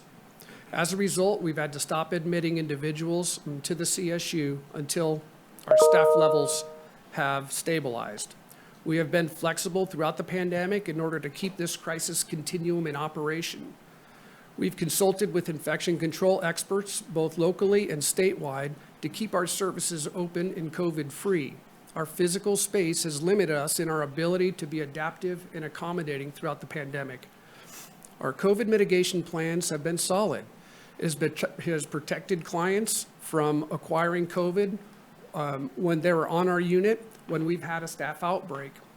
We were successful in managing that outbreak, with the result of only having 10 days of a pause on our admissions. Other hospitals and PUFs weren't as lucky or fortunate. Some of them had to be closed for weeks on end. We continue to offer and make needed adjustments, such as shifting the accepting of a negative antigen test versus a PCR test platform. We're also considering adjustments to our medical screening process, and we're working on how to support other programs like MRT so that we're able to provide upstreaming interventions as much as possible to head off psychiatric crisis that individuals are having. State and federal agencies are moving to support more upstream services to head off psychiatric crises as early as possible, starting this summer with the introduction of the 988 service for people to call when they're having a psychiatric crisis. We have collaborated with Eureka Police Department, Arcata Police Department, and now with our Humboldt County Sheriff's Office to provide dual responses and intervene in the field with people that are experience a psychiatric crisis. This upstreaming is helping us to better utilize the precious resources like SV we have. So I end where I began. It took Gladys Strobe's tireless efforts to get mental health services established here in the county. It's going to take continued community efforts to keep that services going in our county. SV has served us well over the last 50+ years. The building is old and in dire need of replacement. If we add a modern building, it could help afford us to be more flexible in how we handle changes in our environment. Having a modern building would also create a more therapeutic space to provide the kinds of care that are needed in our community. But more importantly, it would communicate to our community that mental health does matter and that we are invested in providing the care that is needed, just as we do for physical health care. Thank you, and I'm happy to answer any questions. Well, I know there's several, Supervisor Bohn, then Bushnell. Yeah, I guess I'll bounce a little bit around, and you're right. Thank you for recognizing Gladys Strobe. I mean, 1967, Reagan signed the Lantern Act, which closed down the mental hospitals or proceeded to go over time. And I had a brother in Napa that was brought home to Humboldt County because they had to come back to their counties of birth. So was even at a young age was exposed to that. You talked about an acute facility.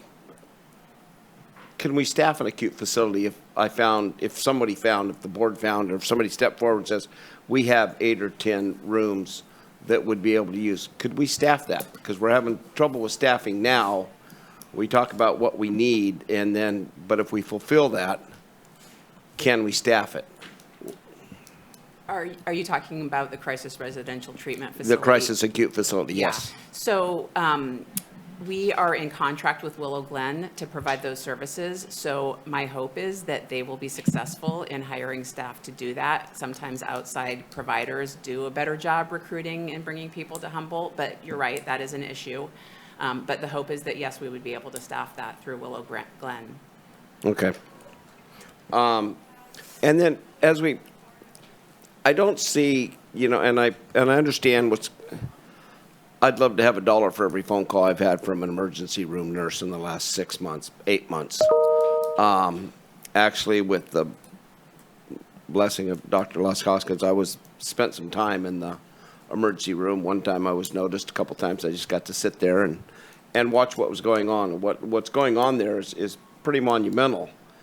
But are we going to have facilities with the new correctional facility expansion so we can do the medical? Would we be able to do medical check-ins there rather than actually having to go through the emergency room at St. Joe's for physical, mental, and protocols, for medical protocols?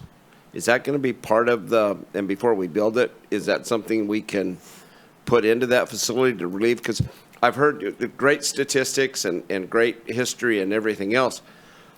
I don't see a problem. I don't see the problem being solved real quick. And I know it's a big problem, but I'm just saying, how are we going to do it? I appreciate everything you are doing.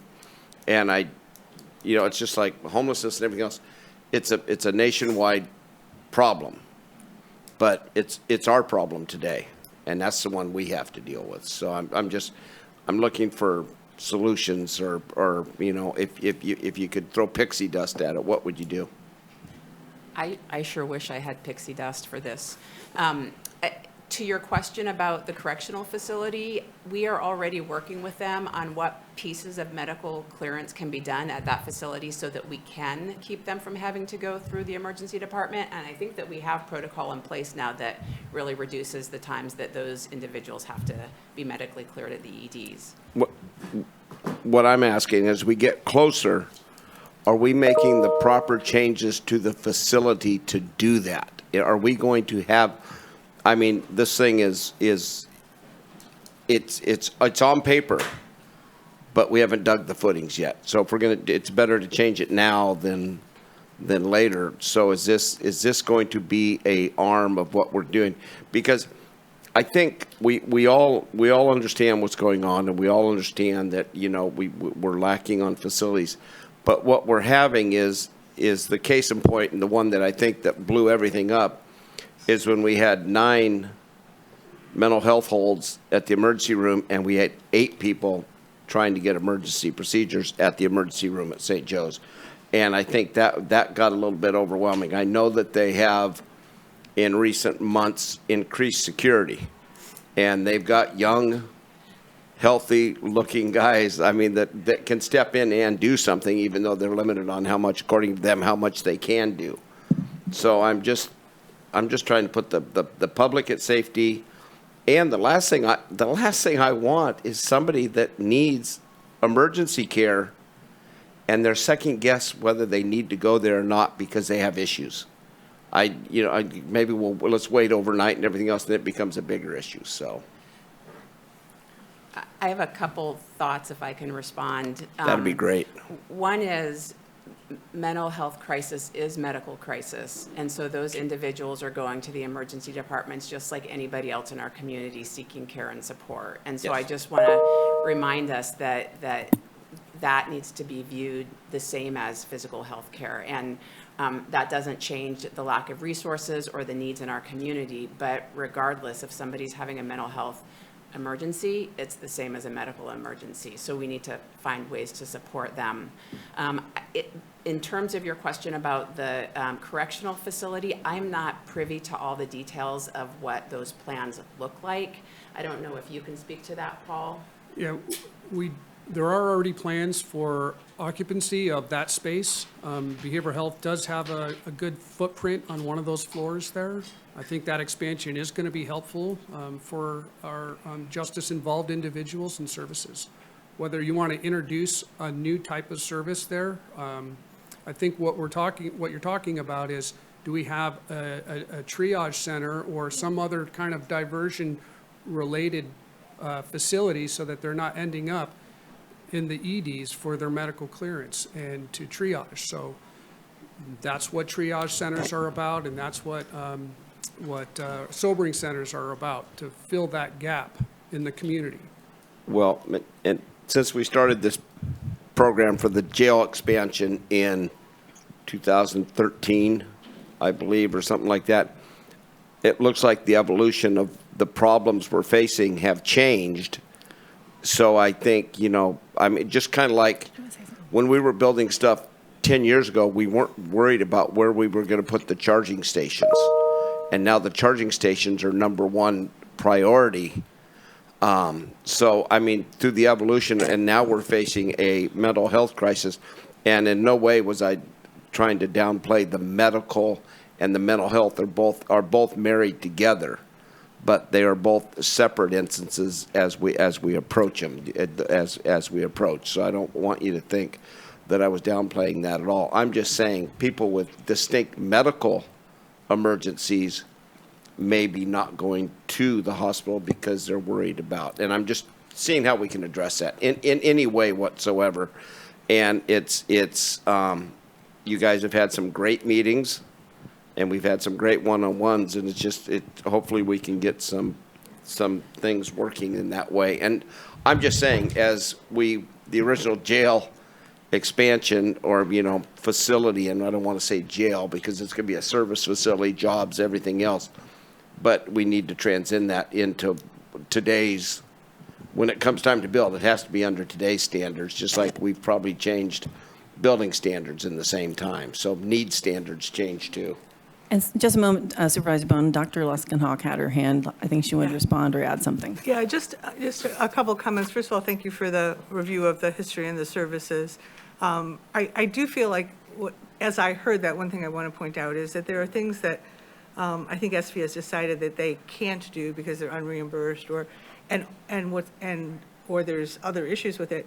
And those are getting just thrown over, I think, to the hospitals and the EDs. And it's not our lane, and we've got to be able to deal with that. I think the other piece is that where some people come to us from law enforcement that maybe really don't need a medical screening exam. They've got behavioral health issues, and they're often left without any additional security, and it puts our staff at risk.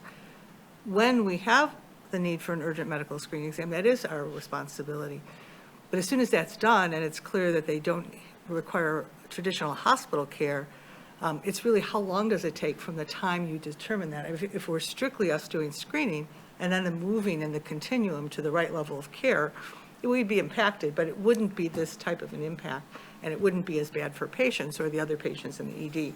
So that's where the complexity is, I think, in terms of, where do we fill, those things that can either avoid the hospital or can take patients to that next level after a medical screening exam, whether it's more crisis stabilization beds or other things, and how do we work together to create the capacity we need there? Because it's not that any one step in and of itself is lacking, but what the hospital ends up feeling is we hear all the reasons that others have to say no or have to bring it, but we also have our regulatory issues and our need to be able to give very highly complex care in a variety of lanes that continues to be impacted. So we need to quickly work on that next step.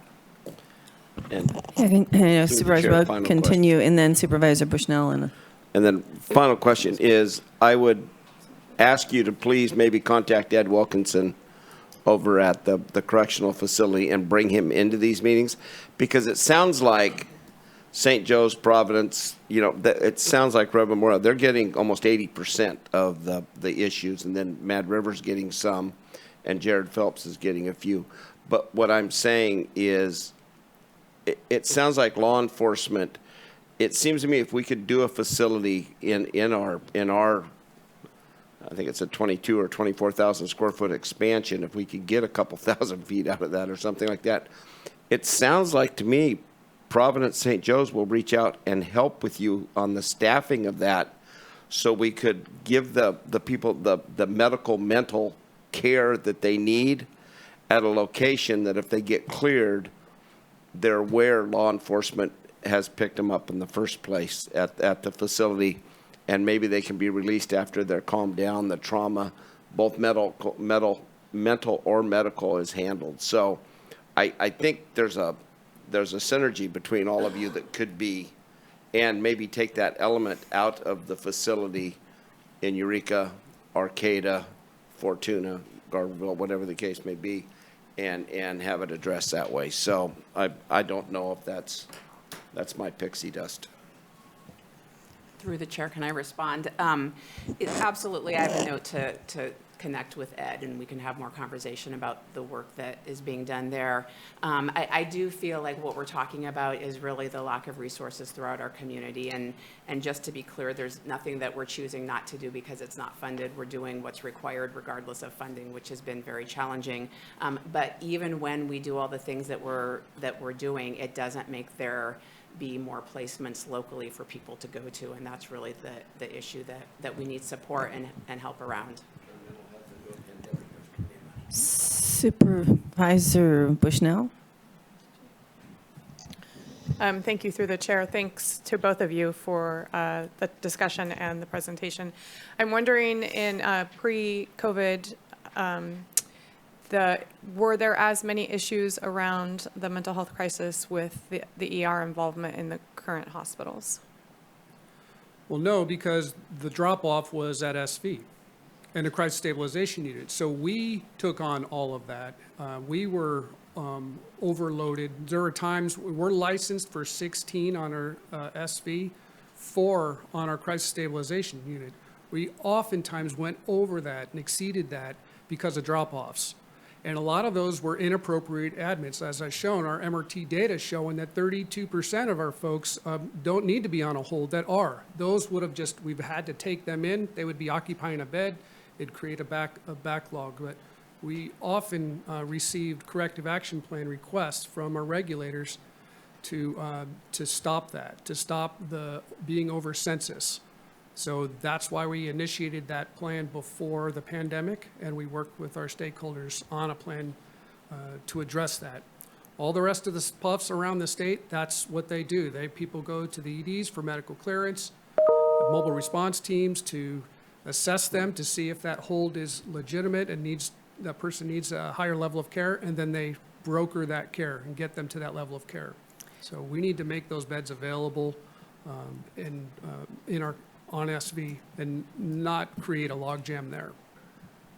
I understand that. However, we're creating problems other places. So I'm wanting to know, in the other facilities out of our county, are they having the same problems that are occurring in this county with the emergency room departments? They are, and they've had for a long time, and that's well documented.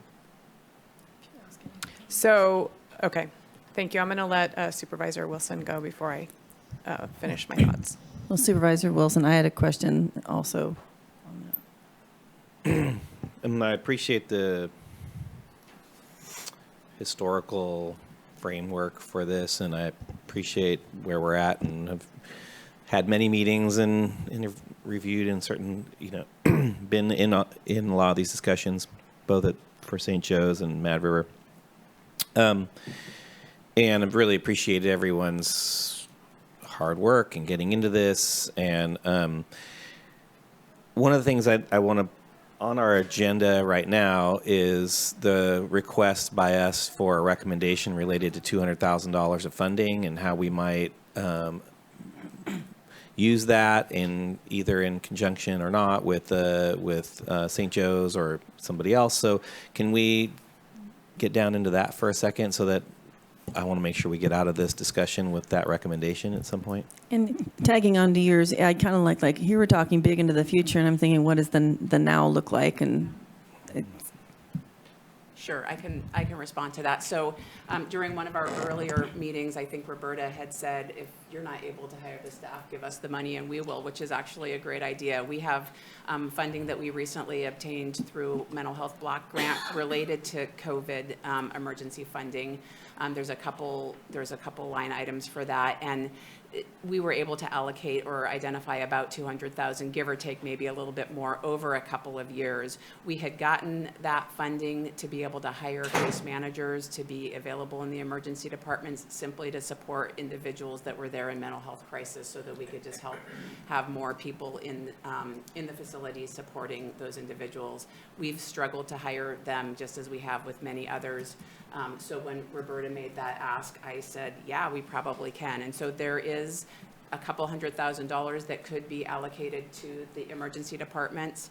It is connected to grant funding, so it does have requirements in terms of data collection, reporting, communication with the grantor that they would need to be a part of. But the state has said that contracting for those positions is an acceptable way to use that money.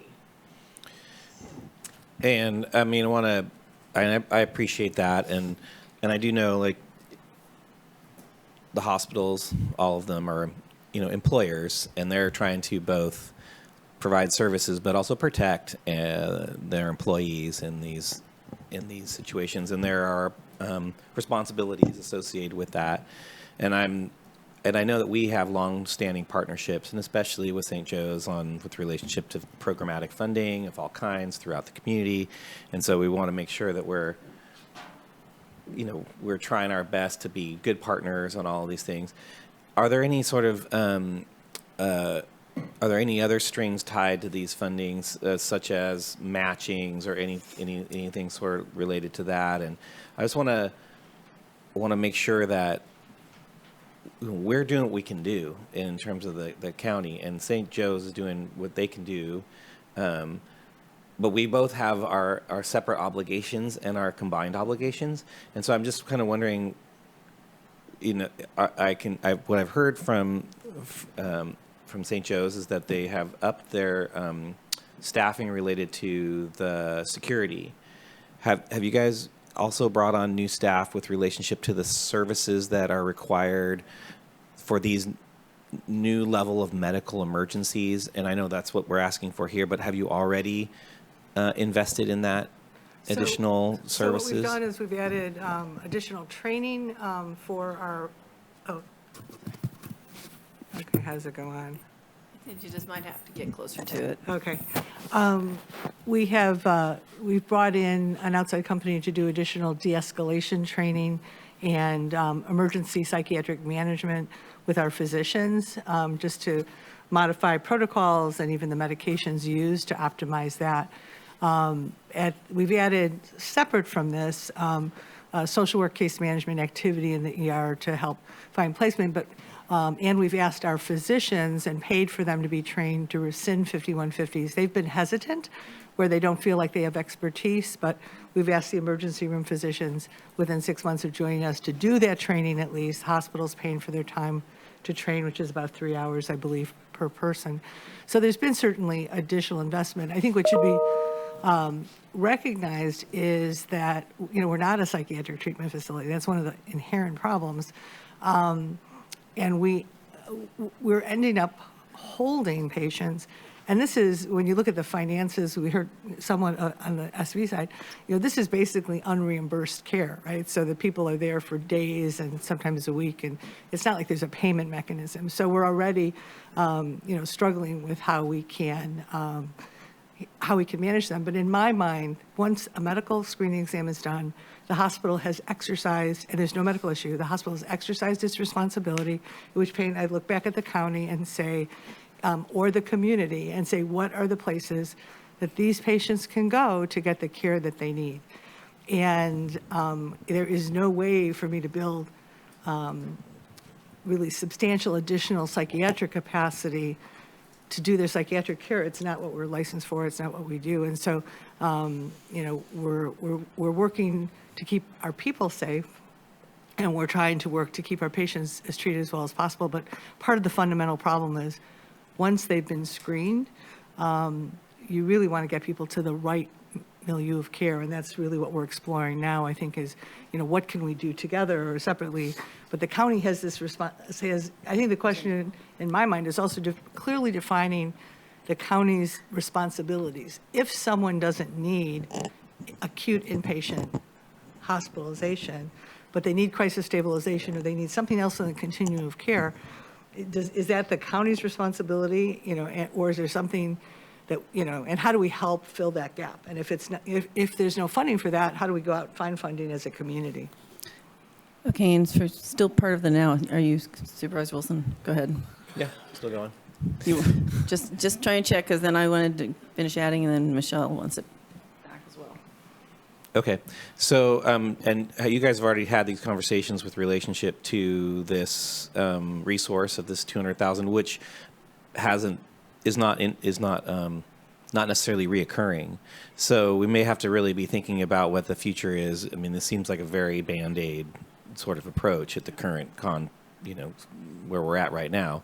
So I'm hoping the intention is to move forward, and we are trying to figure out what the responsibilities around the county are, but we also have to do that within the constructs, the responsibilities of our medical providers associated with the hospitals and clinics too. I mean, everyone's got like legislative and mandated responsibilities.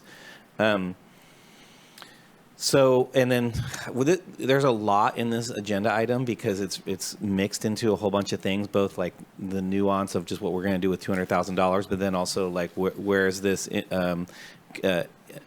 interim health facility that we've been talking about? Do we need direction from us on that issue today, or is that going to be brought back to us?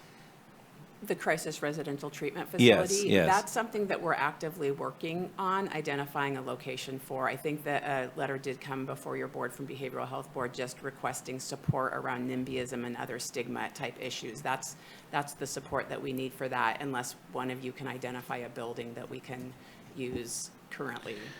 And I hear that, but I just have to say, it's like, I can say that out loud. I support you, and I will work with your organization to address the issue of NIMBYism, but that means we have to be specifically requested which backyard are we talking about, and I feel like I'm not clear where that is, what that is yet, and so when we know, I would like to get that specific request for support.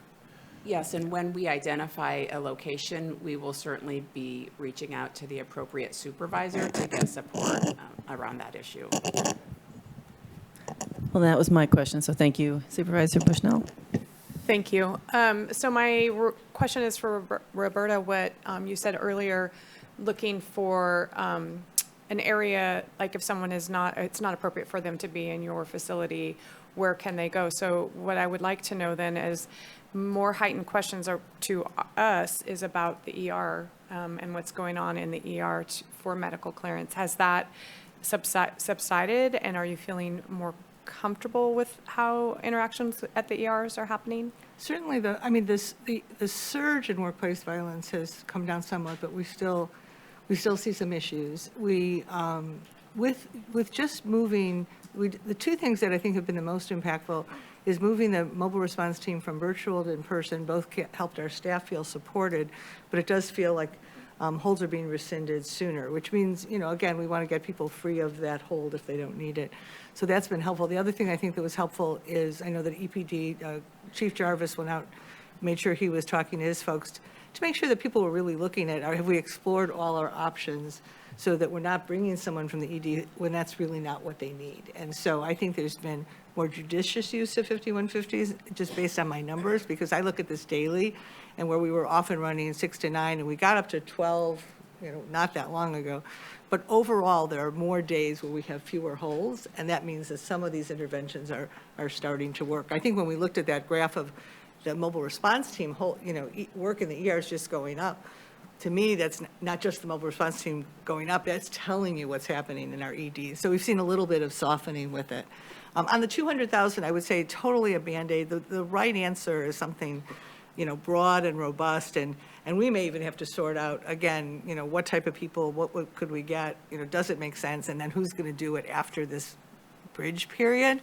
So while I appreciate the ask, we may not be ready for the answer, right? But I do think that, what I'd prefer is if you guys really thought you could hire the right people and get them in place and in an ongoing way, and that we could stay out of it, and just do our part of it, that would be great. I think I probably said that in a moment of we've got to do something. And but again, 200,000 won't go that far when you look at the whole community and what's needed. It could be a start. It could be a Band-Aid. If we ended up getting it, I'll work with HR to figure out what we could do. And I think we need maybe a little more conversation about what that would look like. But then what are we going to do when that grant is over is the problem. Can I finish? Yes, Thank and then you. Supervisor Madrone after that. So thank you for that. So it sounds like tomorrow, that we have, you folks are getting a handle on the ER issue, and now we're looking at more long-term, what is going to happen in the future. And I understand the Band-Aid, Roberta. I think that it starts, somewhere at least. And so I understand the Band-Aid comment. However, I just wanted to be assured that the current issue that I get called about mostly is the interaction with the ER, with the nurses, and not feeling that they're supported. So that sounds like that is. Well, it's I'm sorry to interrupt. It's incrementally better, but it's not where it needs to be. I understand that, but it has to start somewhere. Right. So I think that we're moving in that direction, and then long term, what to do in the future with the more severe things around mental health crisis and patients. So thank you for that explanation. Supervisor Madrone. Thank you, Chair Bass. First of all, thank you for the presentations from both. I'm a little surprised Mad River's not here as well, but I know they've been included in the conversation, and I appreciate that. Because yes, we all are getting lots of calls from St. Joe's, from Mad River, about the 5150 holds and the danger in the ER rooms, and Mad River is really not set up for it. At least you've got a much nicer facility. I actually had the pleasure, or I guess unfortunate, of actually spending a couple of days in the ER last fall. So I got a real firsthand look at things. And I thought it was COVID that was overwhelming them, but the staff informed me that it was really the psychiatric issues that were really the primary overload, and then COVID added to that. Short term, it's super complicated. I mean, it seems to me we're just really lacking in resources, facilities, and all the things we really need to do. So I very much appreciate staff's work at both the hospitals as well as within DHHS to try and figure this all out. And I think, as Paul said, not that long ago, before COVID, a lot of the drop-offs were happening right at SV, and it overwhelmed SV and the crisis stabilization unit. Well, we solved that, but then it overloaded the ER, so, in both hospitals. So we really haven't solved it at all. We're just shifting it back and forth between whose responsibility is this, and as I understand it, it really is our responsibility primarily as a county to be handling this. But again, in no way is this derogatory of staff, because I know we're working with limited staff, limited resources. Everybody, I mean, we're all experiencing mental health crises at some level, one way or another, whether or not we've been admitted or not. COVID and all these things have really strained our society on many levels. So I don't know exactly what the short-term fixes are, other than to keep communicating, continue to try and figure this out, being able to rescind the 5150s, when they're inappropriate or can be released is certainly one of the pieces to that puzzle. But really, I keep going back to the longer term issue is better facilities. And, with the huge state surplus that's happening right now, I think it's an excellent time to sit down with Senator McGuire and Assemblyman Wood's staff, with our staff at DHHS and our hospital leaders, and really have a really solid conversation around where we're heading with this. And I like, Paul, that your presentation had that one map that shows that Humboldt is an island of providing resources. All the counties around us don't have this. And that played into, I believe, the laboratory funding that just came through to, there was a recognition that, wow, Humboldt actually has a lab, but it's not adequate, right? So you guys identified funding that's coming down to hopefully build a whole new lab. That's going to be really state-of-the-art here in Eureka for Humboldt County and for all our surrounding areas. I think the same thing could be said for our SV, our Crisis Stabilization Unit, and really a youth unit, because right now you pretty much have to send the youth to Santa Rosa or somewhere else. And when they're in crisis like that, sending them away from the family is not a good plan. And I know you all know these things, right? So I keep thinking, our facilities master plan, there's been a lot of talk about this, and I've engaged a little bit in some of those conversations, but, in an ideal world, it's hard for me to imagine a better solution than taking that entire lot we own, the whole block we own across the street, and consolidating all of DHHS services onto that lot with parking underneath, a multi-story structure like this one, where we could have a brand new SV. And I know that's complicated, because then suddenly we have to meet all the new requirements of 2022. Whereas currently, with the old hospital, we don't necessarily have to upgrade everything and do it. We're able to continue going along. But in an ideal world, we would be converting that entire lot and consolidating all of DHHS onto one lot that we own as the taxpayers, that we're paying for with a bond or whatever else it takes to make that happen, along with maybe some surplus funding. So again, I think it's an ideal time to sit down with our legislative reps and talk about what long-term solutions look like for our community. Because right now, with the services spread out all over Eureka, it's really difficult for clients to access those services. Often they're on buses, and you got to ride 2 or 3 buses to get to things. So I would love to see us sit down, think about a vision for our facilities that makes sense, and then the whole Wood Street area could become a consolidated one-stop shop for planning and land use and whatever else. And I'm certainly not an expert in any of this, but in my 3.5 years here, it really has struck me that it doesn't really work well having everything spread out all over the place. Could we consolidate? We own the lot. Could we make that happen? So anyway, I just wanted to put in a pitch for that, because I think that kind of long-term approach, while it might take 10 years, that's going to be a lot longer if we don't get started and plan for it. And really, our facilities master plan, we're not really moving very fast on any of these kinds of things. There's hurdles. I get that, properties to be acquired or this or that, but I would let's see us do that. So I want to encourage us to think about that. I believe Supervisor Bass and myself are on the Sempervirens committee. We're having a conversation pretty soon about some of these things. Coming up, we're trying to schedule the meeting. But I just want to put in my 2 cents for thinking big that way. And by doing that, 10 or 15 years from now, we're going to go, wow, look what we've done, you know, and really trying to tackle this problem in the long-term way.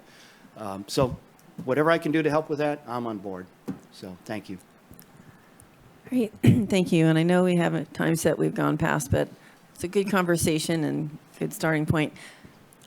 Nikki, I think we're going to go to public comment. And so I don't see any hands up yet, but if you are at home or listening in your car and you want to make comment, press star 9 to raise your hand. If you happen to be watching at home, turn the audio off on your video feed, or you will have a significant delay and you may miss your opportunity to speak. So welcome, Kent. I appreciate the healthcare workers being here today. Like I said, thank you for taking my friends to you. Well, you know, the problem we have with Humboldt County now is multifolded. Through what's been happening here in the last couple of years, we pretty well demolished our ability to borrow money. Hopefully that'll get fixed soon so that we can do some of these things or have a chance of doing any of these things. And I think the infighting stopped. Hopefully that's going to enable us to do that. You know, I always like partnerships with our new Polytechnic school up there. And I don't know if they have specific programs that would be beneficial where the nurses and actually would be on site and they'd be being trained and have a facility at that particular point where these people could be taken to and have it there where you have the people actually being trained, you know, to handle these situations up in Humboldt State. So I think those partnerships working with our new president there, he seems to be receptive to new ideas and different ideas, and that might be one place to go as far as looking towards some of the help that we need in all these different things. So I look toward Humboldt State a lot. So anyway, it's a conundrum. I can't see things happening rapidly. I appreciate your little Band-Aid that you're getting there, but you're going to need the funding there. And I think, again, I spoke earlier about our water. Well, $100 million would go away. But, hey, you know, we just cover the small stuff. And anyway, good luck with this. It's a major crisis, and it's been very, and it's not going to go away. It's going to get a lot worse. Our economy is about ready to have some serious problems, according to the predictions out there. Of course, I've been saying that forever. But when that happens, again, you're going to have more mental health issues. You know, you're going to have a lot of people losing their jobs, and it's going to get a lot worse before it gets better. So thank you for the opportunity to speak. Great, thank you. Anyone else in the public wishing to speak that's in here? No? Okay, we do have a couple online. We have 0151 followed by 7728. So 0151. I think it's Dottie. Hi, Dottie and Graham Russell and Josh is here with us as well. So as far as the mental health is concerned, clearly it's a big problem in our community. If we have a person that is dealing meth and gets a felony ticket and doesn't even get arrested or a trip to not Sempervirens, but to jail, then that person that then has a ticket and meth or fentanyl or both comes into the community and parks the car and then deals out of his car all day and all night is a problem. And it's creating a mental health problem for everybody. Because if you're not doing meth, then it's a mental health problem because you're traumatized by having these people that are doing meth doing all kinds of crazy things in your community. So if we really look at some of these issues that are going on that are creating the mental health problems, then collectively as the community we can get together and share some insights and request some help. So that's one thing. Training for the sheriff's department, they're supposed to be able to come out for a 5150, so not too long ago I called for a 5150 on a man that had been released from Sempervirens and he had no place to go, and they told him it wasn't a hotel. And so he was released. He had vandalized a piece of property of mine in the past, but he came back anyway and sat in front of our property and said, I have no place to go, I want to die. So I called, it was raining, and I put him in a trailer, and called a family member of his and said, we need to do something about this. I called the sheriff. The sheriff came out and they said, oh, he's fine. He's just homeless and, whatever. And so then I gave the man some food, and the next morning the same thing, got him a blanket. And then he said, I can't do this anymore. I'm too tired. I have no place to go. So I called the sheriff again for a 5150, and they came out and they said, he's fine. He's just depressed. So then the third time I called him also, and the third time he was in a coma. He had tried to kill himself. So he did survive because we reacted quickly and kept calling. Had we not kept calling, he would have died in the trailer. And so I think that we really need to have more training. We really need to have more participation. We need to have more ways that community members that see a problem can really get help and be listened to. Another fellow was taking, so he did survive, so that's good. Another lady that had a mental health issue was saying she was going to burn down her place. We called her caseworker, said she was going to burn it down because she couldn't afford it. And, All right, thank you. Thank you, Dottie. Sorry. 3 minutes goes by quick. And our other speaker on the phone is 7728, and if that's you, press *6 to unmute. And you'll have 3 minutes.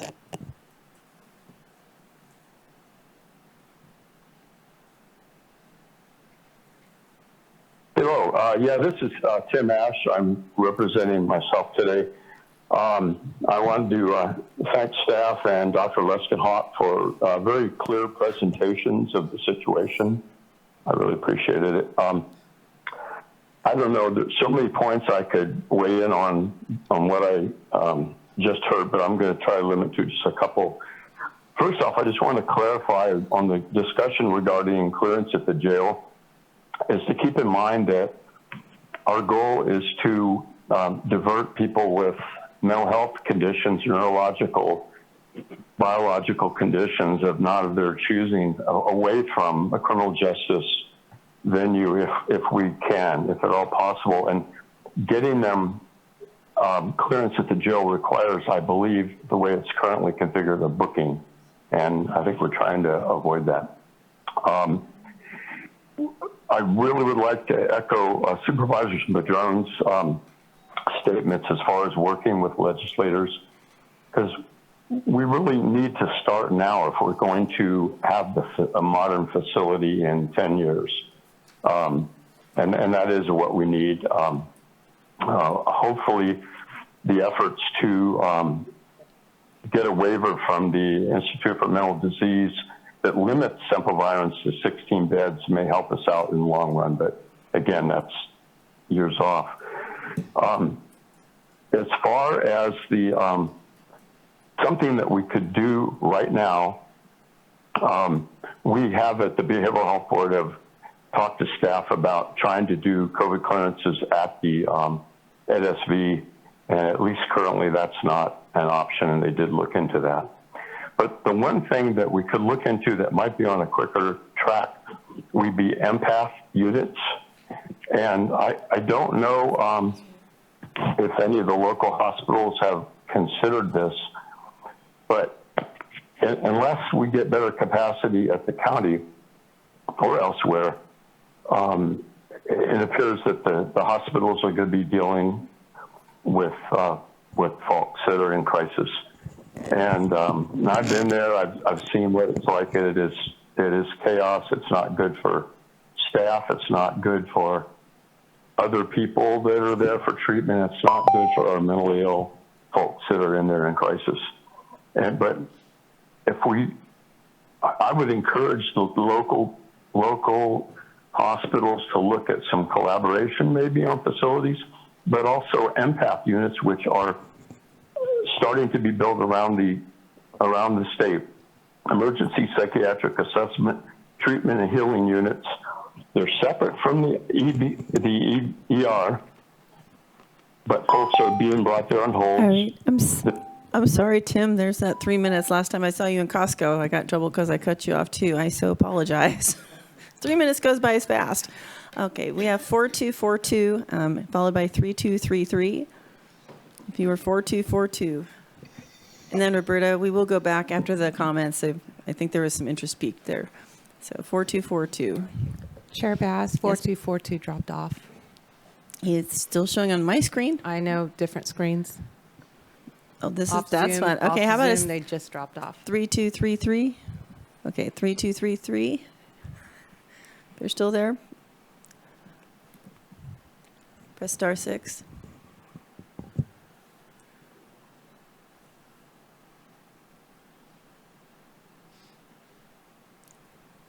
And if you're 3233, must not be there either. All right. Yes, Can you hear? Now we can. Yes. Welcome. Hello? Welcome. You have 3 cool. minutes. Okay. Welcome. Okay, this is Leah Nagy, president of NAMI Humboldt, and I'll be brief. I just applaud all of you for talking about this, for trying to solve this problem. I heard lots of good ideas. Steve Madrone particularly had some great ones. I want you to know that NAMI Humboldt will support all of you, DHHS, the hospitals, everyone that's involved, because our families realize the problem and we're all dealing with issues, and COVID has certainly made things harder for all of us. So again, you guys all have our support. You guys know my number, 707-845-3233. Call me if you need any support. And I love the idea of meeting with our legislatures.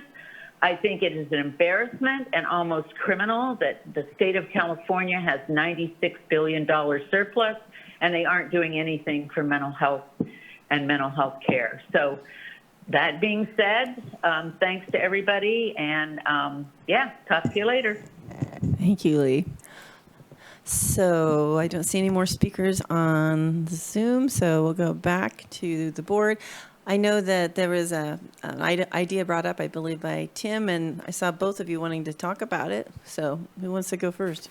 I just wanted to comment that we are actively looking at the concept of an empath unit, and I think it's a conversation we want to have together. And when I spoke about collaboration and expanding kind of crisis stabilization beds, so definitely aware of the concept, and I think it underscores that this is so big that having these conversations with the Board of Soups and other stakeholders in a very ongoing way. I mean, this just needs, when I saw the Oversight Committee met once a year, and I thought, well, we clearly need to come together more often and keep this moving, but we are looking into that. Amy? I wasn't going to speak specifically to the Empath Center, although I do agree that that's a great collaboration for us to look at. Could I make just a couple last comments? Of course. Okay. I did want to just say that we have been in conversations with Senator McGuire and in partnership with St. Joe's, and that is where the funding for the Crisis Residential Treatment Facility came from, a big portion of that, which is our Willow Glen contract, which came before your board. I also just wanted to mention that related to the question about what is our responsibility or what is our mandate, there are things that aren't our mandate, like mobile response team or making sure there's enough placements, but those are our responsibility, right? So we do need to be at the table partnering and helping solve these problems, even if those aren't our specific mandates. And we have, over time, made changes specifically so that we could stay operational. And we, as mentioned, were at risk and immediate jeopardy of being closed down because of how we were neglecting some of the things that were required, like medical clearance. And so those changes are so that we can continue operating in the community. It doesn't solve the problem of the number of people with mental illness here that we all need to work together to solve. Great, thank you. We do have, I guess, some action items to consider. One thing I'd like to throw on the table is maybe to be able to have the same group come back in 6 months and kind of give a status update. So that would be or 3 months. That'd just be well, I'm looking at everybody being really busy. Okay, 3 months. I'm good with 3 months. I might miss it if it's 6 months, because then it might not happen till 8 months. That's how it goes. Okay, Supervisor Wilson, did your hand go up? And then... I just wanted to make a motion to receive this report from St. Joe's and from our Department of Health and Human Services, and to authorize staff to negotiate how this $200,000 is going to be spent with St. Joe's and the services that come from that.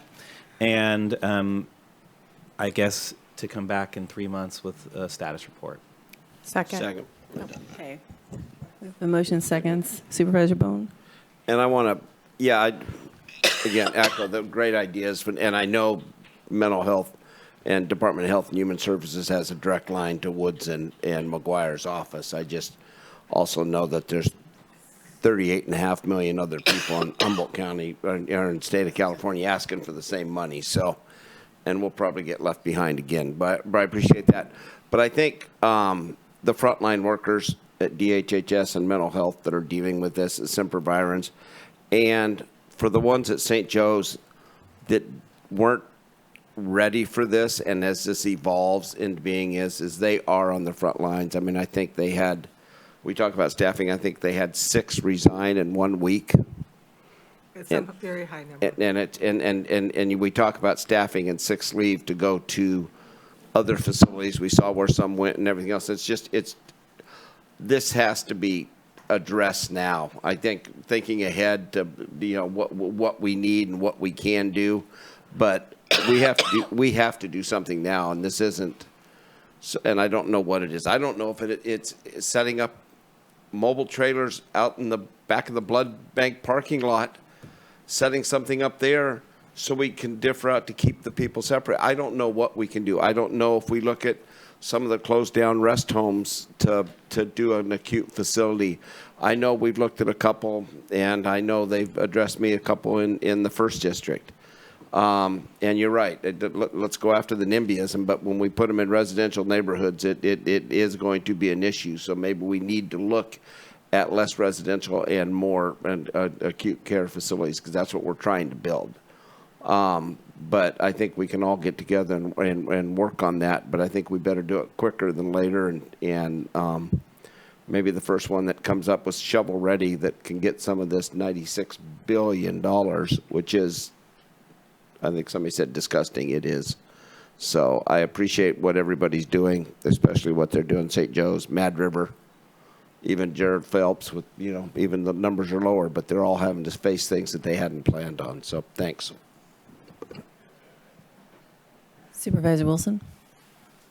Before we go to a vote, I just want to speak to the motion that what I want to make sure, doesn't happen as we move forward is a lot of finger pointing, and I just want to put that out there because there was just a lot of we were in a crisis in the community, in our hospitals, and the county, and there was just a lot of reactionary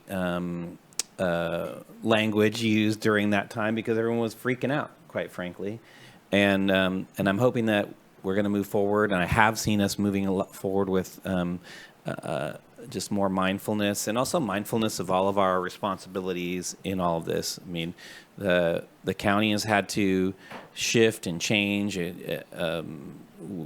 related to these issues amongst the state and the nation with relationship to this, and so have hospitals and clinics. They also have and not just here, but everywhere else. And I'm hoping that we're all looking outside of ourselves. When I say outside of ourselves, I mean outside the county, outside the organizations that we're in, to see how other places have responded and in ways that they've been able to come together. And yes, I do think that we do need brick and mortar responses to this, and I do appreciate Supervisor Bohn mentioning, even the concepts of triage type responses, maybe in the shorter term, but nonetheless, we do need physical places for these things to occur, and I think we're going to have those conversations moving forward. With that, I recommend a yes vote. Supervisor Bushnell. Thank you, through the chair. Recognizing what Supervisor Wilson says, however, and I recognize, finger pointing doesn't, it's not helpful at times. However, you know, we were having a crisis, still are with mental health, and they don't wait for us to figure out what we're going to do. And I just want to recognize the people that were pointing fingers, as you say, are the people that were working with the mental health crisis clientele, and they were desperate for help, for answers, including Roberta's staff, including our staff. And so while, yes, finger pointing doesn't always work, it does get attention, and that's what needed to happen with this, this crisis with mental health. That was escalated, I think, because of the COVID pandemic. And so hopefully we can just come up with great solutions going forward. And everybody on this board, including staff and Roberta, have had good ideas today. And I want to recognize that. No, just that my point is that we're beyond the finger pointing. So the function that we had that happened to occur at that time, we're beyond it. And thank goodness we're here. And I'm looking forward to the future, hopefully. And I pressed yes already, so I'm ready to do this. This is the last thing I'm going to say. And in fairness, this issue has been longer term than just now. There have been overflow at the hospitals in the past as well, and we're going to face it again. And so really it is, how do we come together to try to solve this problem in the most productive way possible, while speaking of those suffering in a way that's compassionate and supportive. Thank you. All right, so has everybody voted? Oh. Supervisor Bohn, do you have your vote up? Yeah.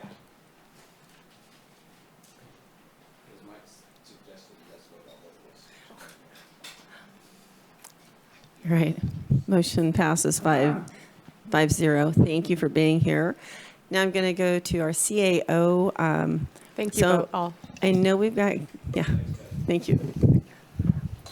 I know we've got a closed session that's a little way past actually our time. Will we be able, do you want to take a short break on the way into there? Let me know after we have Scott talk about what's in closed session, and because I think we could use at least a 10-minute break. So at this time, we'll move on to the closed session items, and I'd like to ask our Deputy County Counsel, Scott Miles, to brief us on those. Thank you, Chair Bass. Wait. Interim. Oh, interim. No, I said deputy. Okay. Interim. Well, what? Okay. Oh, so there you go. You know, can I just call you Scott? So my regular position is Assistant County Counsel, and I am currently the Interim County Counsel. Okay, cool. I just, you know, you're just Scott to me now. That's all. As I look, trying to go, what do I call you? All right. It is the intention of the board to meet in closed session pursuant to California Government Code Section 54956.9D4 in order to discuss the initiation of litigation in one potential case.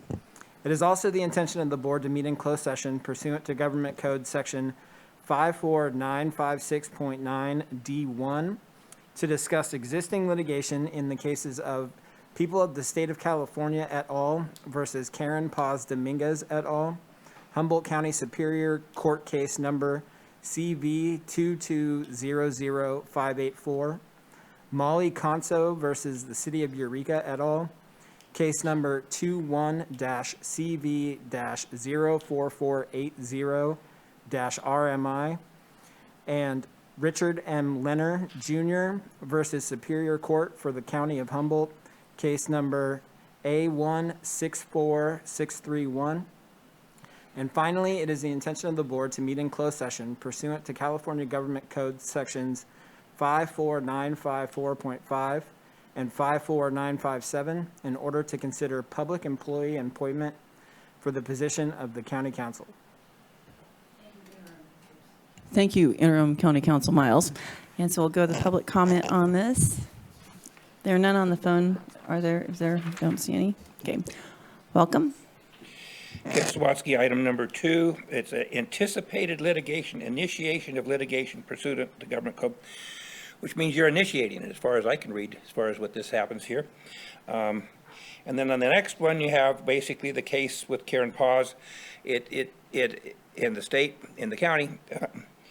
It sounds to me like the first one, if it's actually to initiate litigation against the auditor controller, well, that will all be moot if you do your job. I mean, I guess you could still initiate litigation there, but by the time any of these get into the trial phase or go through getting ready for trial, hopefully the county will have done its job in speaking with both the auditor controller, the tax collector, and your financial officer. I think Tabitha is her name. Sounds like hopefully by the end of the month, if everything goes right, the single audit can be well on its way to being completed. And then, of course, the number 3 on your agenda goes away, and of course number 2 does also. Now, just so you know, regarding litigation and anticipated litigation and things, there's a reason why you don't move forward on a case until you see what the losses are. In other words, an example would be with my and Thomas's litigation against the county, potential litigation. Should it prove that the auditor controller wins the race, then the judge will say, what is your losses here? I mean, it didn't have an effect. All the illegal activities that transpired by the county by using staff time to try and circumvent the electoral process would be basically close to moot. So to answer some people's questions out there, why hasn't that moved forward? Well, we're going to see what happens with the election and see what happens. Thank you for the opportunity to speak. Good luck on that. You have five items on closed session, and I'm going to make an assumption. Hopefully, Virginia can let us know, so we will be back here not before 1:30, and we'll be back for public comment on non-agendized items at that time. Or if you anticipate us being back here, then I guess I can hang around in the meantime. So thank you. All right, thank you. And that's what I'd like to ask. If we have I know we'll be back at 1:30. So do we expect to come back prior to that, or should we just say back at 1:30? I think coming back at 1:30 would probably be a wonderful plan. Okay, lovely. Okay, there you go. We'll be back at 1:30. And anything else? We will adjourn into closed session. How long of a break? 10 minutes? Yeah,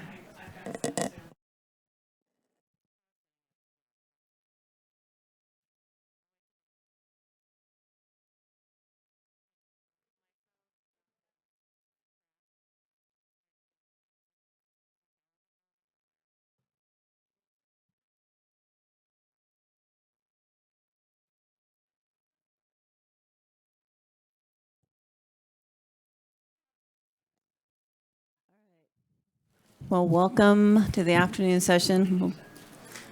And we're going to go to public comment on items not on the agenda. If you are listening or watching this at home, this would be the time to call in and press *9 to raise your hand. Once you do that, turn the volume off on your video feed because it's confusing. You'll listen to what's happening on the phone, and that's happening real time. So it's really important to do that. Chair Bass? Yes, we'll report out. I'm just giving that. I want to give the thing of, this is how you do this, and please raise your hand now so we know you're there. But yes, thank you. We will ask for a report out of closed session. You were chewing, so I was trying to let you finish. That's the good point. Okay. Thank you, Chair Bass. There was no reportable action taken with regards to items K2 through K4. With regard to item K5, the board voted 4-1, with Supervisor Madrone voting no, Supervisor Wilson voting yes, Supervisor Bass voting yes, Supervisor Bohn voting yes, and Supervisor Bushnell voting yes, to authorize the risk manager to enter into a joint defense agreement with the city defendants named in the case of Molly Conso versus City of Eureka et al., case number 21-CV-04480-RMI.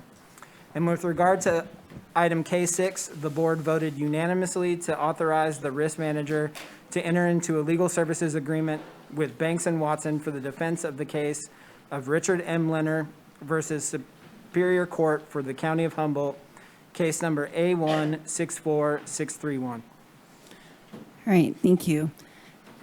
And then just a heads up for those who are in the audience, after public comment on non-agenda items, we'll go to item 28 that had been pulled from the consent calendar, because I know we have a lot of county staff for there. So, but we're going to do Human Rights Commission first, and then we'll go to you guys. That's all right. What? We're doing public comment. I'm just letting them know, since they're sitting there, that we will make sure that we speak to them soon. So the first person we have here, or the only person who's actually signed, is John Damon. And John, if that's you, you can come up. There's a strict 3-minute time limit, but it'll show behind on the screen there, so you'll know when your time is getting close to the end of 3 minutes. Okay, thank you. My name is John Damon. Thank you for this opportunity. I am the area chairman for the New California State Movement.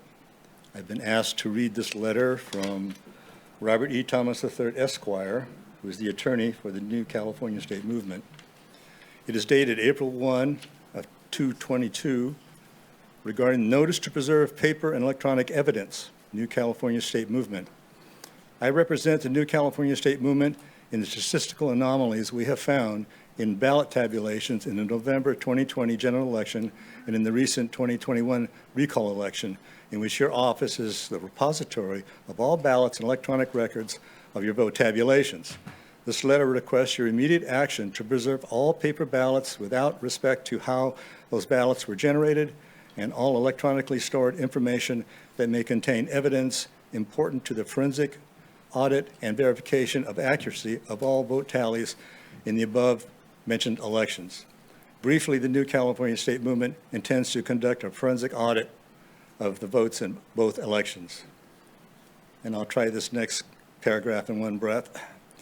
This notice applies to your county on on-site, off-site ballot paper storage, on on-site, off-site computer storage systems, and removable electronic media and storage and retrieval systems, plus all computer systems, services, and devices, including all remote access and wireless devices used for your office's overall operation. The records and electronic media and storage and retrieval systems include, but not limited to, all email, all electronic communications, electronically stored documents, records, images, graphics, recordings, spreadsheets, databases, calendars, system usage logs, contact manager information, telephone logs, internet usage files, deleted files, cache files, user information, and other data. Further, this notice applies to archives, backup, and disaster recovery tapes, disks, drives, cartridges, voicemail, and other data. All operating systems, software applications, hardware, and operating manuals, code keys, and other support information needed to fully search, use, and access electronically stored information must be preserved. The importance of the immediate action cannot be overstated. Electronically stored information is easily corrupted, altered, and deleted in normal daily operations. Even booting a drive, running an application, or reviewing a document can permanently alter evidence. An important method for reserving the data in this original state is to have a forensic image, mirror image, or clone image made of pertinent hard drives and both office and home computers used for business and off-network servers. This image captures all current data, including the background or metadata about each document. Simply copying the data to a CD-ROM or other common backup. All right, thank you very much, John, for coming. His 3 minutes is up. But if you'd like to leave a copy of that, we can make sure that we have it in the files. Sure. Right, thank you. I emailed you each a copy a couple weeks ago. Okay, thank you. We'll find it. Thank you very much. All righty. So John was the only one who had signed up. So those of you who would like to come in, I know we've got a couple. Welcome, Linda. Thank you. Linda Casera, Carlotta. As one of we the people, I'm responsible for enforcing the public law, so I'm doing what I'm doing, and I'm wondering what you're doing. A government's only reason for existence is to protect people and their property. It's not to tell people what kind of drugs they should take. You're not here to tell me or anyone else how we should live our lives, what our religious beliefs should be, or anything at all about personal private lives. Public servants are supposed to keep their nose out of all such things, and instead you're interested in whether I took a kill shot. It's none of your business. You and no school board should be dictating anything about our sons and daughters' education. That is not part of the contract that we have with our republic government. So now you're recruiting a Candy Stockton Jorteg as another health czar into our midst. It's we the people's business, not yours. If you believe you have a contract with me or any one of the living men and women on the land in California State Republic, let's see it. If you think that you own me and my body, it's time to bring the contract and show me how, because I do not consent. You don't own me, you don't own my country, you don't own anything that I'm aware of concerning me, and you have no right to impersonate me. So get your back in your box and act like employees instead of slave owners, because that's not what your role is here, okay? What needs to happen is for men and women to enforce the Constitution that we have and define new employees that will work to forward the use of our constitutions instead of seeking to evade their obligations. Public law is a higher standard, but you're just letting foreign corporations in here swaggering around, getting away with murder on our streets. You're doing nothing to liquidate those organizations and get rid of them. Everybody's got to recognize the situation, what the situation is. Otherwise, we're on pirate territory. Unfortunately, there's still a lot of people out there who believe that a virus exists. All this talk about a non-existent is completely mythical. There is no COVID-19, and anyone with 7 or more functioning brain cells knows it. It was set up as a marketing system, and you're just drumming up business. Think of it, profiting from the disease to guarantee decades of medical needs throughout the world. And that's all this is, just a for-profit, hideous, selfish, evil, criminal people scheming together to make money. And that's all it is.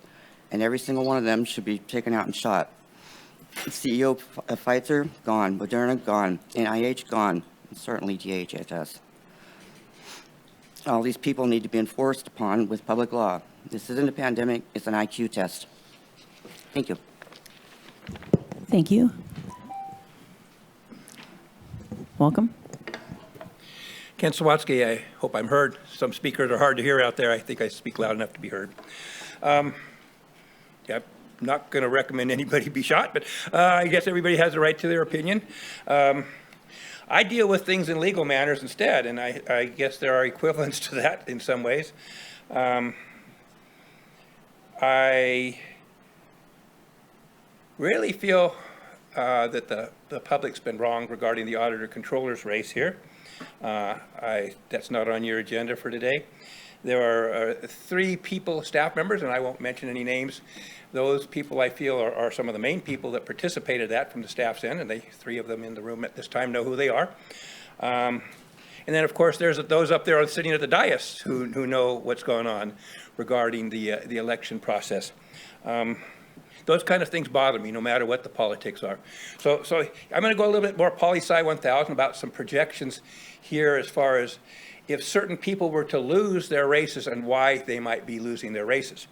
I feel that if the most qualified candidate, in my opinion, Stacey Eads, were to lose her election, I would refer to it as the Rex effect. As soon as people saw an endorsement here, certain parties said, well, we're going to do the opposite of that. And they went ahead and endorsed the other person, not even having any knowledge as far as that person's qualifications, as far as I could tell. The paperwork wasn't even into them to make a decision. And on the other hand, I feel if Steve Madrone were to lose his election, I would refer to that as the Wilson effect. I felt, in my opinion, that there was a request of like-minded people out in the Blue Lake to be put into the 5th district. And I think that voting block right there would be enough to make a difference as far as potential elections. So that's just my perception of what happens out there. Blue Lake is a little bit my neighborhood out there. And of course, I have a great friend, Michael Fields, who now owns the Lager Bar. And he's been quite successful here lately. I've watched what he's doing down there, and he's doing quite well. Michael's a very, very good people person and works well with people, unlike other people sometimes I run across. So anyway, I just hate to have to say that basically this are effects that happen in the world out there, and people don't know what the unintended consequences they may have and how they are, if that's being associated with somebody. That's why I don't endorse anybody. I can't really have a negative or a positive effect on people. I think there's certain groups here that should not be endorsing, in my opinion, the DA, unless it's somebody that they're if they're stepping down to replace them, or the sheriff. There's a few places I really wish that people would minimize their endorsements. And when you do endorse people, be sure and worry about the unintended consequences. And we'll move on as far as seeing what's about to happen here and have a little bit more interesting time regarding the auditor-controller situation and exactly how that came to be. And I think by the time we're done explaining things and reading a few of your staff report, I think you'll start to understand exactly how this whole thing happened. Thank you for the opportunity to speak. Thank you, Kent. And is there anyone else in the public in person here? Seeing none, we'll go back to, we'll go to those on the phone. And I believe 0116 is our first one, followed by 1041. Hello, can you hear me? Yes, Ash, welcome. Yes, I just wanted to echo the comments of the first speaker that talked about election integrity and, you know, keeping records of our ballots and all that. I think that's a great thing, and I'd like to ask if, like, the board has had the chance to watch 2,000 Mules yet, because I sent a link to that before, so please check that out if you can, because it really illustrates that we are living in a captured operation.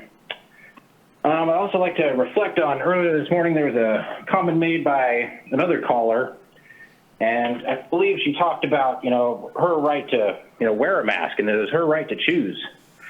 And I think that's just a really important thing, because it's, kind of the thing that a lot of us, in the freedom movement have been just, talking about end upon end is just, the right to choose. I mean, it was really the thing that my wife lost her job with the city of Eureka for, is just because, people like Kim Burgell and Natalie Arroyo, they voted that she did not have the right to choose. And when I spoke to Mike Newman about that, he cited more on like what the Board of Supervisors decided, with the vax mandate, and that people should have a right to choose, even though there is still the testing aspect to that, which he cited. But that, like Donnie said before, that was also something that Steve Madrone was very for, when the debate was going on hot and heavy, is that people did not have this right to choose, and it's been really stigmatized by the media, just like weaponized, and all the propaganda directed at people just making the argument that they should have the right to choose. So I think we can do better as a county and come together and really honor that. Because there's people from both sides now, whether they know it or not, they're coming about and they're asking for, hey, I don't like being being vilified for just expressing my opinion that we should have the right to choose. And it's, whether you see it as hypocritical or just, arguing for the same thing and not knowing about it, it's an important fact that we must realize. So thank you. All right, thank you, Ash. And we go next to 1041. Yes, Donnie. Press star 6 to unmute. Can you hear me? Yes, welcome. Okay, cool. Hey, this is Donnie with Humboldt Freedom Coalition, HumboldtFC.com. I was calling back in to kind of reply to the lady who had made some comments that kind of aimed back at me when I had put forward some positions against item number D20 on the consent calendar. This is not about that consent calendar item, but a reply back to that lady's comments, because I wasn't able to obviously do it at that point in time. What I'd like to address is the idea, also like Ash has pointed out, is the idea of choice. I never was given the choice to wear or not wear a mask while the mandates were in effect. I was actually arrested twice for not wearing a mask inside stores. And it's kind of egregious at this point to hear people that are, if you want to believe in masks and you want to listen to what MSNBC and CNN says, and then you expect me to not think that you're a partisan for putting a face mask on when there's literally peer-reviewed study after peer-reviewed study after peer-reviewed study that seems to be only being released by the other side that show that masks don't work, then that's on you. If you want to look silly and partisan, that's on you. But I'm sitting here and I'm looking like effectiveness of adding a mask recommended to other public health measures. Infection with SARS-CoV-2 occurred in 42 participants recommending the mask. The recommendation to wear surgical masks to supplement other public health measures did not reduce the SARS-CoV-2 infection rate among wearers. Let's see, the next one would be, we got CDC here, evidence from 14 randomized controlled trials of these measures did not support a substance effect on transmission of laboratory-confirmed influenza. None of the household studies reported a significant reduction in secondary laboratory-confirmed influenza virus infections in the face mask group, so face mask didn't work. We got, what do we have? North England Journal of Medicine, universal masking in hospitals in the COVID-19. Let's cruise down to the conclusion. A mask alone will not prevent health workers with early COVID-19 from contaminating their hands and spreading the virus to patients and colleagues. Focusing on universal masking alone may paradoxically lead to more transmission of COVID-19 if it diverts attention away from implementing more fundamental infection control measures. I mean, I can go on and on. At browninstitute.org, there's over 150 comparative studies and articles going over how and why masks don't work. And so on top of that, it's like we're sitting here discussing, $250,000 going for propaganda to push masking, to push vaccinations against this fake COVID-19, ongoing emergency. Yet, I was in the chambers earlier without a mask on. I go shopping everywhere without a mask. And if there was this emergency that we need $250,000 for positive propaganda, why don't we have a mask mandate? Like, why isn't the vaccine mandate Madrone over there, put into motion to bring back his vax mandates and his mask mandates? I'm confused. So it's a really fascinating time where All right. there's not Thank an you. emergency. Thank you, Donnie. There's that 3 minutes. All right. Go to 7610. That's you. Press *6 to unmute.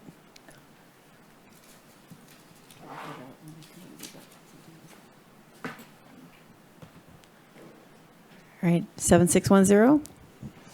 Again, if you're watching this and you're trying to speak, turn the volume off on your TV. So we'll ask one more time. 7610, are you wanting to make public comment on non-agenda items?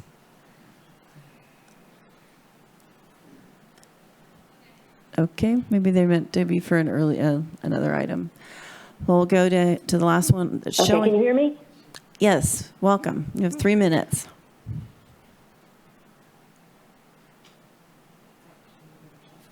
I think you muted yourself. Can you hear me? Yes. I think so.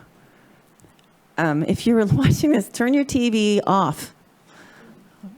Because I think I know who this is actually. She just dropped off. Oh, she Madam just Chair, dropped she off? just dropped Okay, off, well, yeah. perhaps during this next speaker, maybe she'll come back on. 2918, hopefully you have the volume off on your TV. Press *6 to unmute.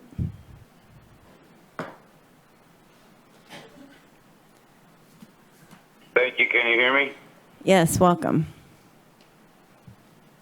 Thank you. I'd like to first bring up a word, very political word. I'd like everybody listening to learn this word and know that it's commonplace. The word is obfuscation. Obfuscation. I think what we see here is an obfuscation of both powers, and you're deciding what you feel is worth taking a look at.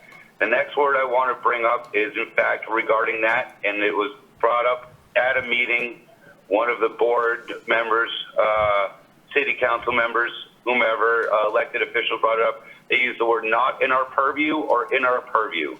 And what I mean by this is politically, whether these things that the citizens bring to your attention are or aren't in your purview, they are now.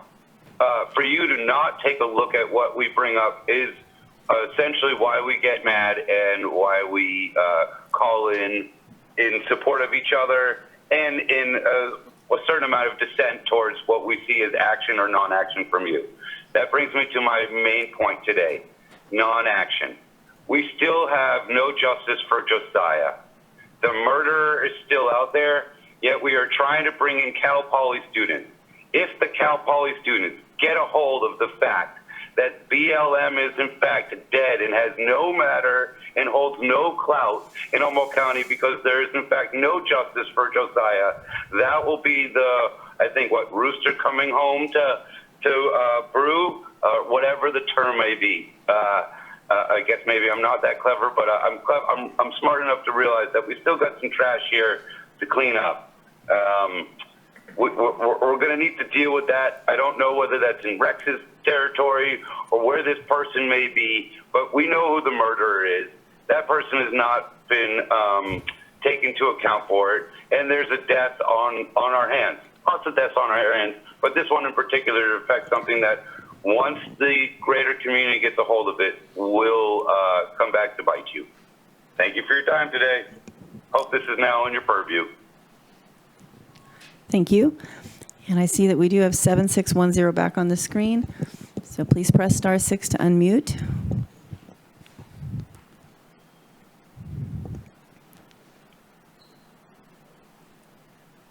Yay. Thank you. The reason I'm calling actually is that I've been finding it kind of confusing on how to dial in to be in the public, provide a public comment. And so I've been trying to research, what are some options. And I can see that it's working. In other words, at some point I understood what the process was. But I want to, for your patience here, because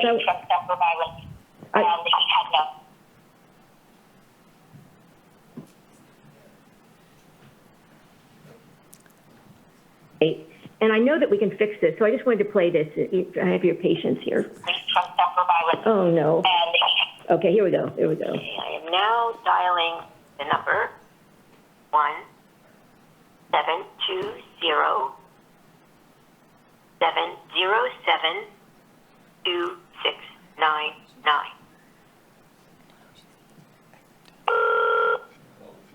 Oh, I think she's. To Zoom, enter your meeting ID followed by pound. 830-7348-3929 pound. Enter your participant ID followed by pound. Otherwise, just press pound to continue.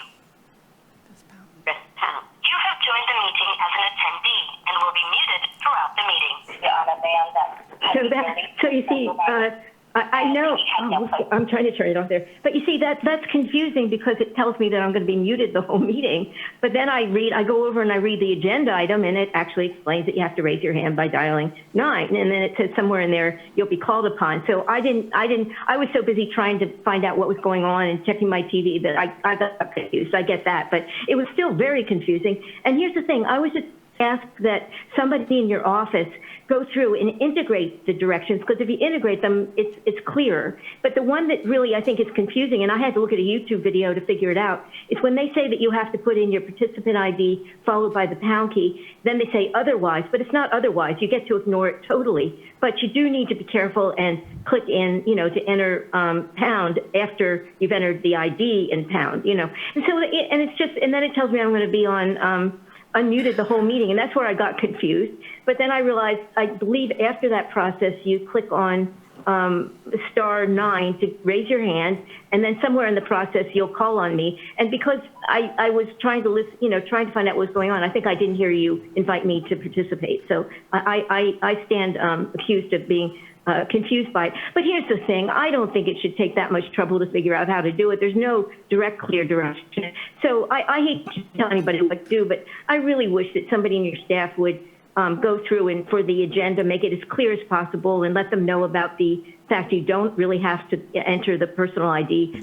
You have to enter pound at that point. And, raise your hand. All right. Because I don't Thank you. Sorry about that, but good reminders. Thank you. All right, so we have one hand up still, 0150. Press *6 to unmute,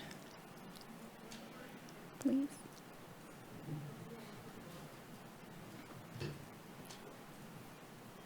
Hello, this is Dottie Russell from Southern Humboldt again, and this is public comment, right? Yes, on non-agenda items. Yeah, good. Okay. All right, so I just want to say that housing is not as difficult as it should be, as it seems to be around here. There's a lot of things that need to happen. We've been working with the CCRP, the county program for rural policy. And if we all get together and work on this, these people don't have to be on the streets.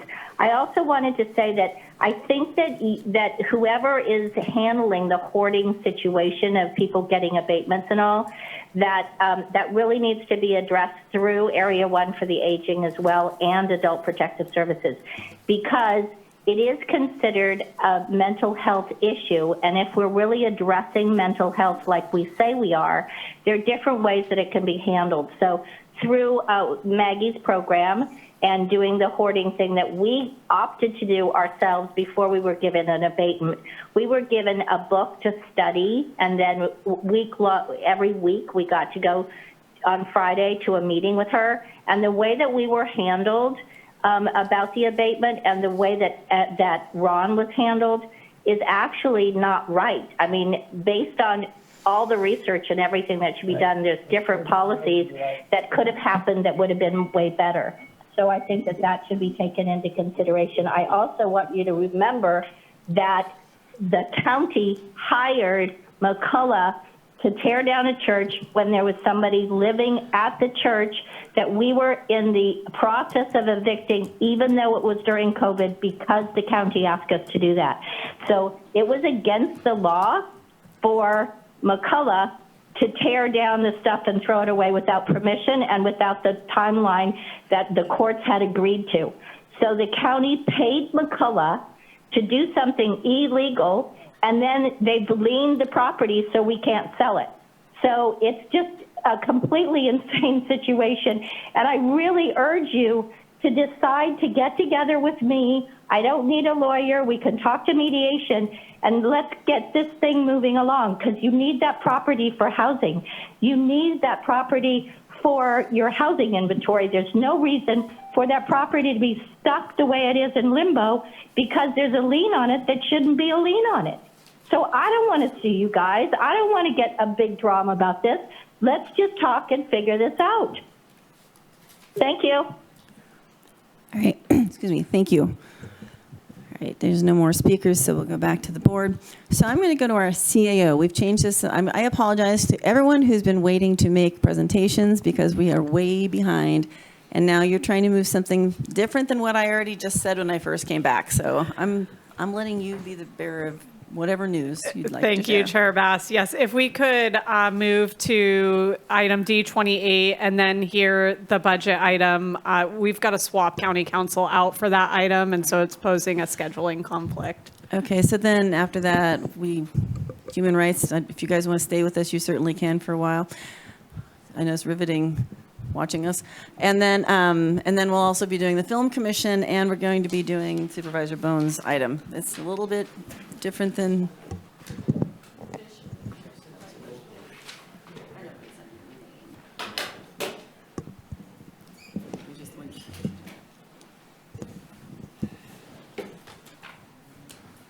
Well, you know, Scott, you can sit over there if you want. Sean. So yeah, there is a pointer right there if you need. Oh, you're going to be doing your share screen. Sorry. All right, so item 28 that was pulled, correct? Supervisor Wilson, yep. And so Supervisor Wilson, did you want to, before they start, explain your thoughts on why it was pulled? Or Yes, I can. Thank you. I pulled this item because, and first of all, I want to thank staff for helping us move in this direction of directing some of our ARPA funds to something which is really important, which is really getting started with our housing trust fund, just really just to get it going. And we're for whatever it's, we're kind of behind the ball on this one in terms of just a lot of other communities are just really advanced in this element, and we're just kind of getting going. And I'm glad we're getting there. And there's a host of reasons why we are where we are, but here we are. And I'm really thankful that we're here. And your guys are proposing that us as a board set aside a pretty significant chunk of money to really show that we're serious about kickstarting this and advancing this concept of a housing trust fund. And I want to thank you for that. And I'm very supportive of the item as it stands in this, as what we have on the agenda. But I want to use this opportunity to also highlight that there are some process issues in terms of how we do this, not just internally with the county, but with the public and with the housing trust funds, and that there are options in terms of that public process moving forward. And I don't want to vet those today. That's not what I want to do. But what I want to attach to I'm hoping to, and I'll be recommending approval of this item, but I want to attach to that staff bringing back to our board an evaluation of that public process. And we have a few different facets within not just the county, within the county to look at that. One of which is our Homeless Solutions and Housing Trust Fund. Another is, our internal efforts associated with that in terms of administratively, and so there's that, and there's some other groups that have input into this. And so for what I'm asking is I'm hoping that my board will attach a recommendation that we review all of those options at some point in the near future, so that we can really reevaluate those public processes, because we created this Homeless Solutions and Housing Trust Fund Committee, and for whatever the reasons are, and I just don't want to go into today, it's been going on for years, and we haven't seen a lot of production out of that necessarily. And I think that maybe we just need a revaluation of taking a look, not just at that, but just how housing and homeless solutions, what we're doing with that in terms of our structure. So I'm just using this as a vehicle to get there, because quite frankly, this is $1.5 million to get us started on a piece of this, and I'm very excited about that. And so that's my pitch. Thanks. Thank you. Thank you, Supervisor Wilson. And I know that Director Ford is also on the line, so I don't want to get in front of Director Ford if he wanted to make a comment about this item. All right, Director Ford. Thank you, Chair Bass, members of the Board of Supervisors, John Ford, Director of Planning and Building. Thank you for the opportunity to speak to this a little bit. Supervisor Wilson did really a very good job of differentiating two decision points that exist relative to the local housing trust fund. The first decision that's facing the board today is really whether or not to submit the application to apply for the grant funds. The second decision point that is not on the table today, but obviously needs to come forward to the board, is how those funds will be allocated. If this is successful, there will be $1.5 million in matching funds to the $1.5 million of local housing trust funds being applied for. That's a total of $3 million. We'd like to add $200,000 from money from grant funds that DHHS has received. That would bring it to $33.2 million. That's a very good start. And so then there is a very different decision process in terms of how are those funds allocated. That's not being decided today. We agree that that needs to come back before the board. And we would be happy to bring back a collaborative effort that identifies the process for doing that. We would just recommend, consistent with what Supervisor Wilson mentioned, that in the finding on the resolution that the board give direction to allow that to happen. I would also say that it is important, if we want to pursue these funds, that action is taken today. The application is due tomorrow. So I'm sorry for the tight time frame, but that is the reality that we're facing. Be happy to answer any questions. I know there are a couple of changes since this got pulled off consent that we would like to propose to the board that will make this grant actually more competitive. And so I don't know if Sean or Andrew is going to present that, but we'll turn it over to them to do that. Be happy to answer any other questions. Okay, before Sean, you're going to wait, or did you, Supervisor Bushnell? Okay, we'll come back to you first, please. All right. Thank you, Director Ford. I do have, there are a couple modifications to the resolution and Exhibit 1 in your staff report that we are recommending to make.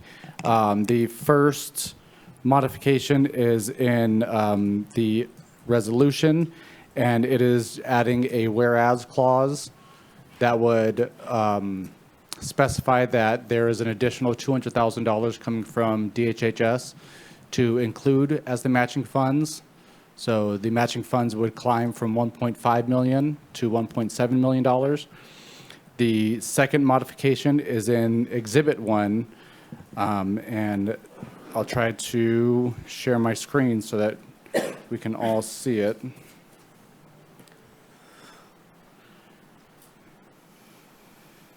You'll see item number 4. This is to update the affordability requirements in the grant application. Yeah, sorry, it's. Especially a little bit bigger print. Is that a little bit better? Okay. Not really for my eyes. Okay.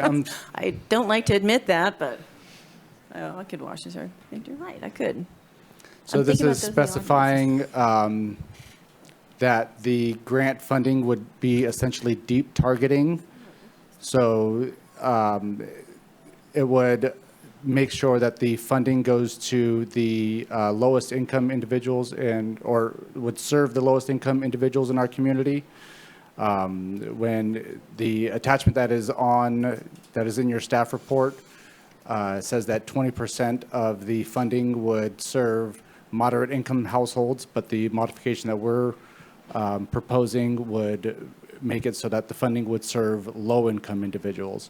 And as I understand it, this would allow the grant to be more competitive. Yes, please do. Thank you. What if this item hadn't been pulled, would these changes have been made, and what triggered the changes?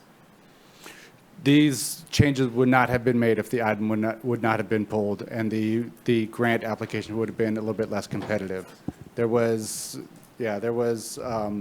some changes to this item within the last week, and admittedly, this was something that passed my desk, and I didn't spot it. So it was very fortunate that your board pulled this item. Okay, and then one other thing. I'm sorry, I haven't met you, so who are you? Mr. Mann. Good afternoon, Chair, Board of Supervisors. My name is Andrew Whitney. I'm a Housing and Grants Program Coordinator with the Planning and Building Department. I prepared this item, and the essential change is we are moving from what is the total allowable opportunities for the application of this funding to housing units to housing that is affordable to those earning less than 60% of the area median income. So that's not the lowest tier of income group.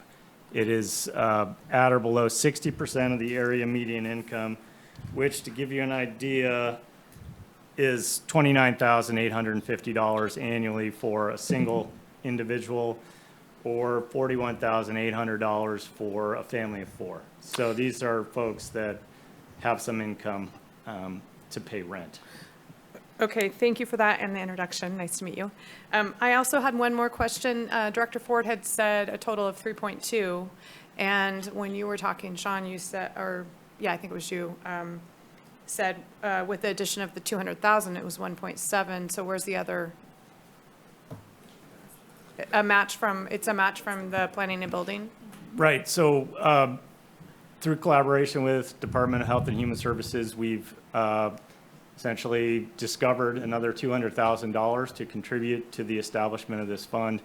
And Director Ford is on vacation. And that 200,000 actually becomes 400,000. So it's all match funding, 1-to-1. So the total funding that will result if this application is successful is $3.4 million.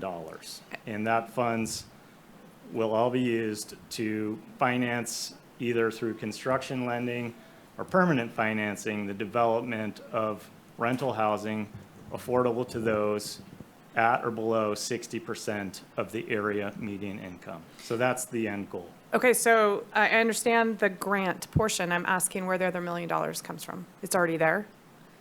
Oh, that's the match. And that comes from planning and building? Where's the? The match comes, $1.5 million comes from ARPA funding. Oh, ARPA funding, okay. And then 200,000 comes from funding that. I understand all that. DHHS has I missed secured. the ARPA portion. Thank you. And then multiplied by 2 equals 3.4. No, I get all that. Okay. I was missing the ARPA funding. Thank you. Supervisor Bohn? Okay, and I appreciate Supervisor Wilson catching this and pulling this today. What I want to know, we're going to have $3.4 million. what would you do with that tomorrow if you had it sitting right in front of you? Would you go buy a piece of property and start building stuff? Because we're not building a lot, and it seems to take some time. It took us some time, and then we weren't able, because we got Project Home Key. Now we got this $3.4 million. There's over $1.5 billion from the state for low-income housing. You know, percentage-wise, we don't get a lot of that and everything else. What are we going to do? I noticed the first line is after administrative costs. That's the most important thing for all of us. But when are we going to build something? I mean, I know we've built the vet and the mental health facility. I know Danco's building that and everything else. But I look around and I notice we have bought, or actually Providence has bought the Humboldt House Inn.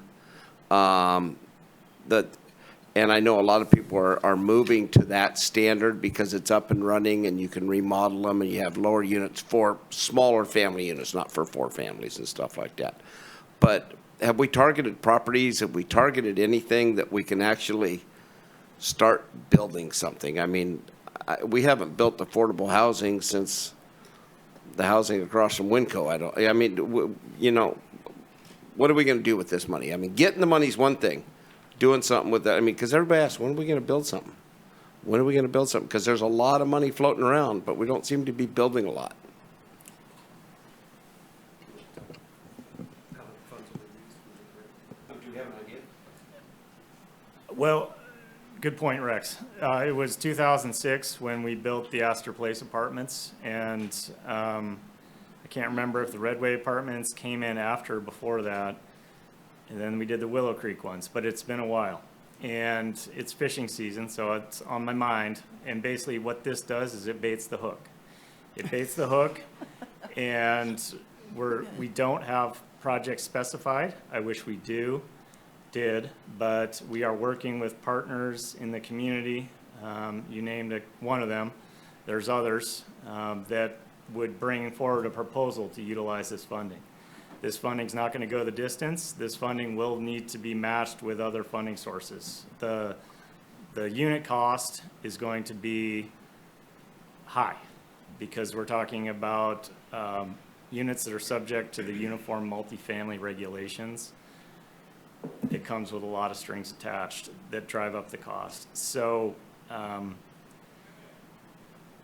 we don't have projects identified at this time, but we're hopeful that if we have this local incentive money, we can draw projects out of the woods and make them happen. Okay, because I know the availability is there. I know that back in the day when we could actually build something affordable, you know, Windsong was considered affordable, and you made concessions on the widening of the streets, co-opt parking and smaller lot sizes and things like that. And then I think about the one that Rob Bodie built on the end of, you know, 6th and 7th Street, where the old library was going to go. And those units sold, I think, for $200,000 at the time. And now, you know, they're worth more, obviously, and things like that. So I'm just, are we getting ready, or I just think it'd be so much easier if we went to the state and says, hey, we can build 80 units on this 3 acres that has all the services we need, but we need $9 million, or we need $10 million, $12 million, because we're spending, for apartments, we're spending, and you're talking families of 4, family of 4 in an apartment, talking to people that live in apartments, it's hard to go play catch, it's hard to do anything, so, you know. So, I mean, even if they had a small yard and everything else. So, I mean, it seems to me if we could get out there and target something, and, you know, and it's going to be hard to find that right downtown. I mean, and Upright and stuff like that. But, I mean, the outskirts, there are places. I don't know. It just seems to me that we talk a lot about building stuff. I don't know if we're getting anywhere. And maybe that's where we look at these motels and hotels for some of the smaller family units, to put them up at a cheaper rate, that are already 80% built and just have to be upgraded. So I don't know. I just thinking outside the box. Well, my understanding is today we have to be able to say, please submit this, and then all those ideas we can start dragging this to you guys. Supervisor Wilson, did you have your hand up, or Madrone? I would just say that, you know, the housing trust fund, the whole point of that really is so that when opportunities come, you're saying we are committed as a community. This is our commitment. We're in it. And we also have a place to put money into. So, for instance, we have talked about TOT for short-term rentals because we lose a lot of housing from that. One place you would put that would be into a housing trust fund to help, you know, mitigate for those impacts. So this is really important, and that's only one, you know, potential source of funding. But it's like creating the bank account to show that we're serious. And I know that there are funds and programs that require that you have a housing trust fund in order to be able to get that funding. And so that's part of what we're doing here. So I'd really appreciate the explanation from staff on this. And again, I think that the next level for us, after and assuming that we approve this and then assuming we get the money, which is still, we gotta like try if we're gonna get that, would then be the process by which we then, you know, apply that money and get it out there. And I think that we are due for an update in both our committee structures and just our internal processes about what that is. And I'm hoping that that in the motion to move this forward, that there is direction for our planning department as well as our DHHS to work together to come back to the board with some ideas on that. Can Supervisor Madrone? Thank you, Chair. So first of all, thank you for getting on top of this. One day left. I'm glad we're here, and I absolutely support moving forward with this. A couple questions and a couple comments. You mentioned that by pulling it off the agenda, it gave you a chance to improve the likely success of this by being more competitive. What are those elements? What did you find is going to help you make it more competitive? It was the portion where we, in this grant, are dedicating funds, if awarded, to go towards projects that serve lower-income individuals. And it wasn't crafted that way initially, but now it is. It was correct. The AMI amount, the adjusted median income amount changed.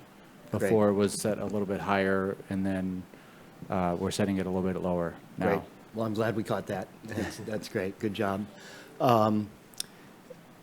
There are a lot of opportunities out there in the community. I'm sure in Southern Humboldt there are places, you know, I don't want to just be thinking Eureka, Arcata, Fortuna per se, but I'm sure there's plenty of opportunities. I know for a fact in my district, I've had discussions with Andrew about the Murray Road apartments by the high school, which are 1950s Coast Guard barracks that probably should have been burned to the ground a long time ago.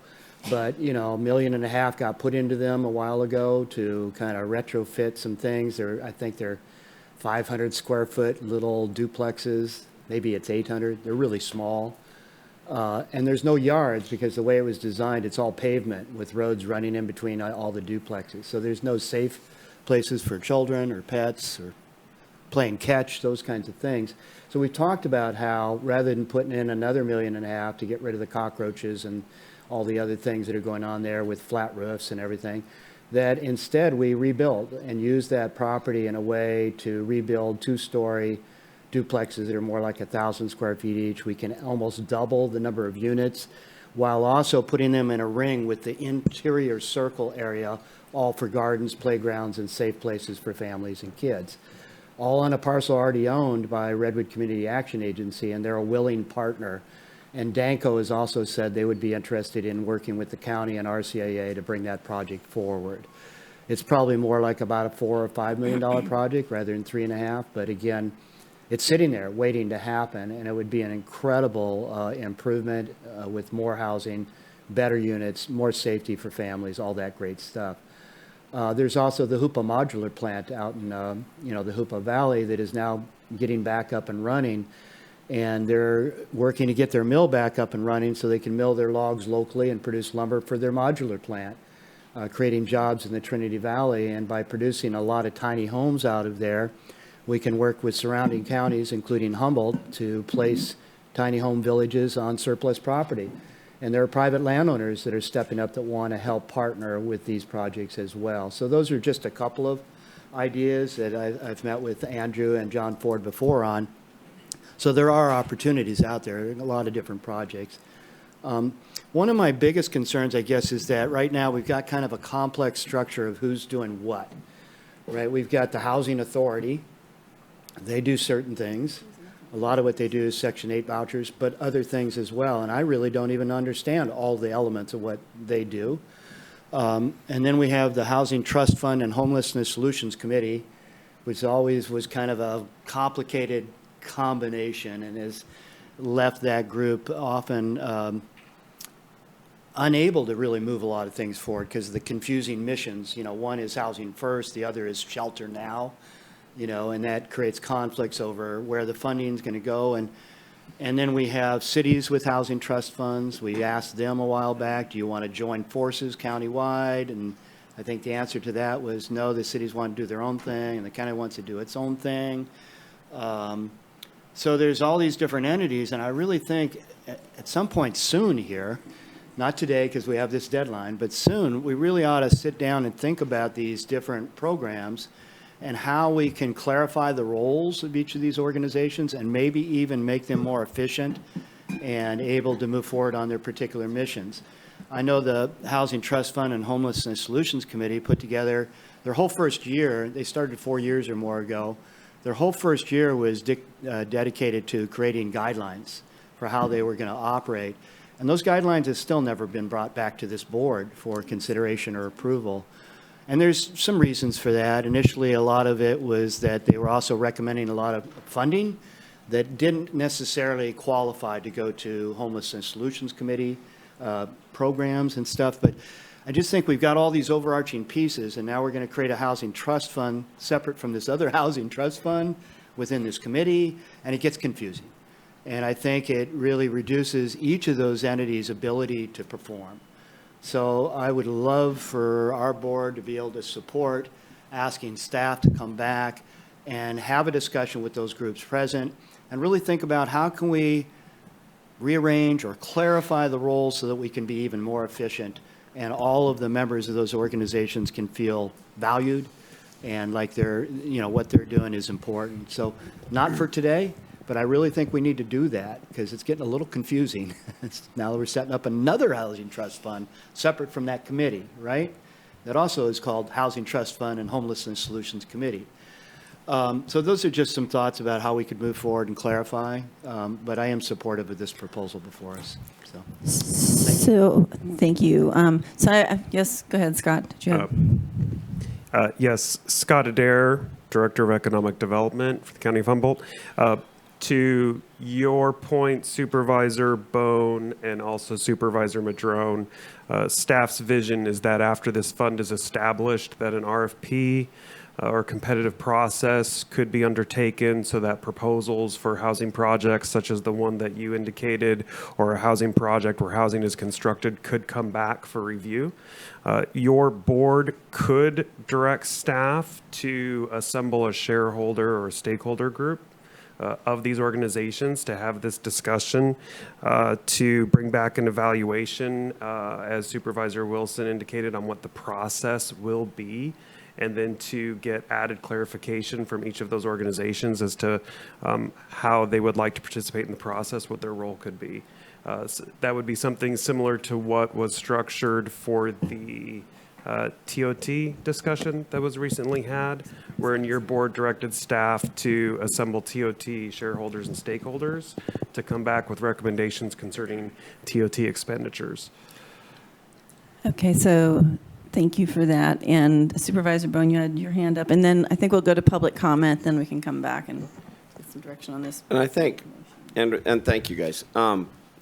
I think what Supervisor Madrone and everything else is saying is we've got a lot of people swimming in the same direction, but we're in a bag, and it doesn't seem like they're all going in the same direction. And get them all out of the bag, and then they can go fishing. But where I'm coming at, and you're right, we spent $1.5 million, you know, on the, we do that a lot with old Coast Guard housing, it seems like. But I mean, there are things we can upgrade and maybe do. But I mean, what scares me to death is anytime we build anything new, I mean, you know, which is great. The unit has worked out really well on 4th Street, but those are almost $600,000 a unit. So we can build 5 units somewhere with the money that we have. And it's just somewhere in there, we've got to be able to partner up with private development and everything else to make this happen. Because we've been talking about, I mean, somebody from DHHS should be sitting here because they have a housing element too, that they're, you know, low-income housing element we're trying to fill the bill at. And they have a bigger connection to more money than planning and building does. I mean, they're more ventured in getting housing for those that are housing challenged. So I don't know, you know, we can have 10 committees of 11 people out there talking about what we need to do, but we're not building a lot of units. I mean, we've got the Samoa housing and things like that that have gone up and things. But it just seems to me there is so much money out there in the state right now. I mean, if you take a look at it, there seems to be, and if we get organized and say, hey, we can take 100 low-income families and put them somewhere, you know, if we had X amount of dollars, it may be a little bit easier. So, I mean, I don't know. But you also got to get the people that have a tool belt on that are going to end up building this. You can't get just the people that want housing or think people need housing. You better get the people that are going to build housing and get them involved. And not everybody is involved in the same angle as some other developers. You know, that know the system or work it, you know, to our benefit and to everybody's benefit. So, whereas I appreciate all this and everything else, and I mean, $3 million sounds like a lot, but when you look at some of the stuff we've built and how much it's cost to build, and as you said, Andrew, the 2 of the bigger things we've done has been Willow Creek and Redway. So we are looking outside our rural area to make these things happen. So, but it's like utilizing the Coast Guard housing in Ferndale. With the, you know, private sector took that and has done a great job with that. So, and it is affordable housing and has helped their school system and everything. So I know you may have an answer. I was going to say, I'm not seeing the hands on my screen over here, but I do understand that Director Beck and Director Ford may have theirs, and I'm seeing this as just the first movement forward as far as getting this all started. But Director Beck, I was told you had your hand up, but I can't see it. Sure. I just wanted to let Supervisor Bohn know that I am on Zoom, and also Robert Ward is here with me. I would also just like to say that our staff that are working on housing work and meet very frequently with planning and building staff on projects. They're a lot of times in the same room trying to figure out how best to do things.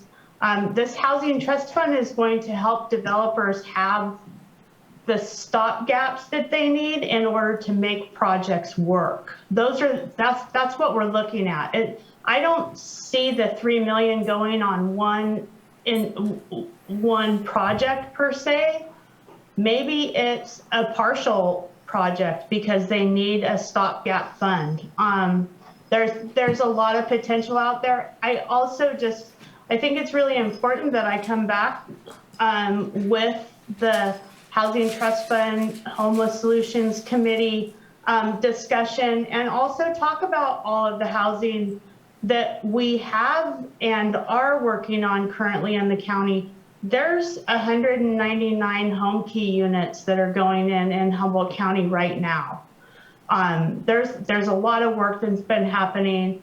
I apologize if you're not up to speed on all of those, but there's a lot of really good work happening, and staff have been working really hard on this. So I appreciate Director Ford and his staff bringing this forward. We need this trust fund. We need to start moving in this direction. And I'm really happy that Supervisor Wilson actually pulled this so that we could have this discussion. So thank you. Thank you, Director Beck. Thank you, Director Beck. Director Ford? Thank you. First, I would just like to thank Director Beck. I agree with with her comments. Do appreciate the collaboration and coordination between the staffs. It does result in good products and good energy.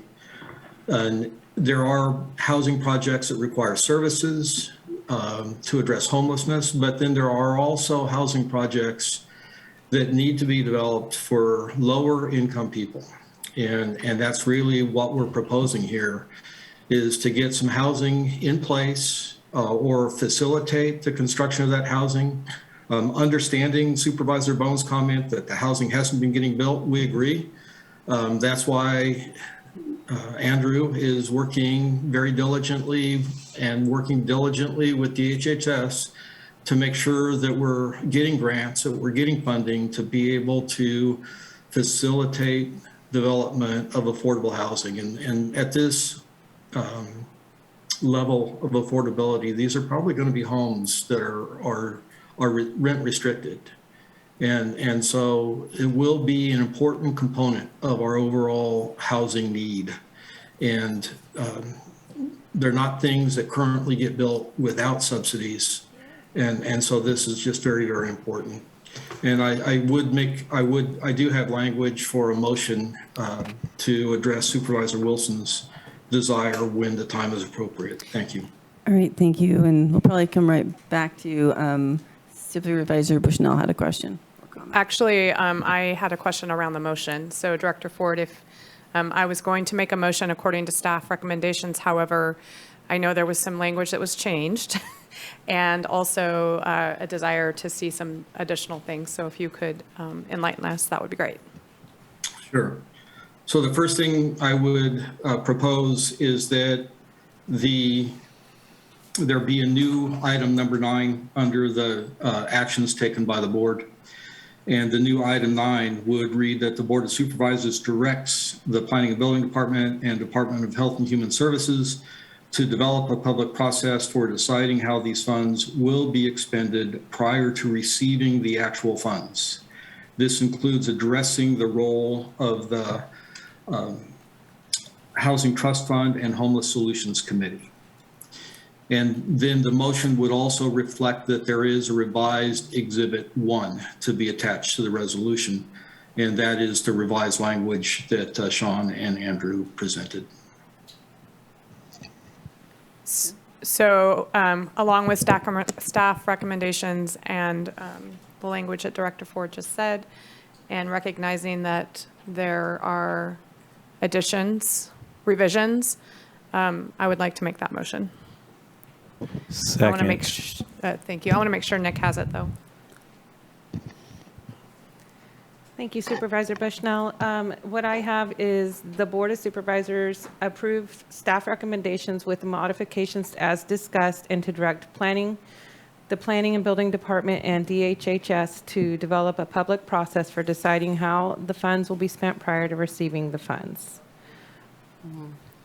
Director Ford, can you confirm that's what you said? That is very close to what I said. I will send the exact language to Nikki. It's really a revision to the resolution. Thank you, Director Ford. I appreciate it. Thank you. So we had the motion. Did we get the second? Yeah. Oh, hold on. And this may be a question for Director Ford, because I was looking for a bit of a more universal request from the two departments to really evaluate all the committee structures that we currently have related to homeless solutions and housing trust funds, which are more than just that committee, and come back with recommendations on how we might adjust those to make them more functional. Would that be part of this motion then? Well, I would like it to be, because then it's just directing staff to do that action. I don't know what, will we make another motion? Well, I think perhaps Director Ford heard what you said and he can add some of that language. Director Ford, did you hear what he said and see, can you fold that in? Yes, I could. It would be simple to add to the end of that new number 9 and address the role of all committees and their decision-making role in allocating funds for producing housing. I appreciate that. Yeah, we're good. I think we'll go to public comment now, if that's agreeable. And we'll go to those that are here first, and welcome.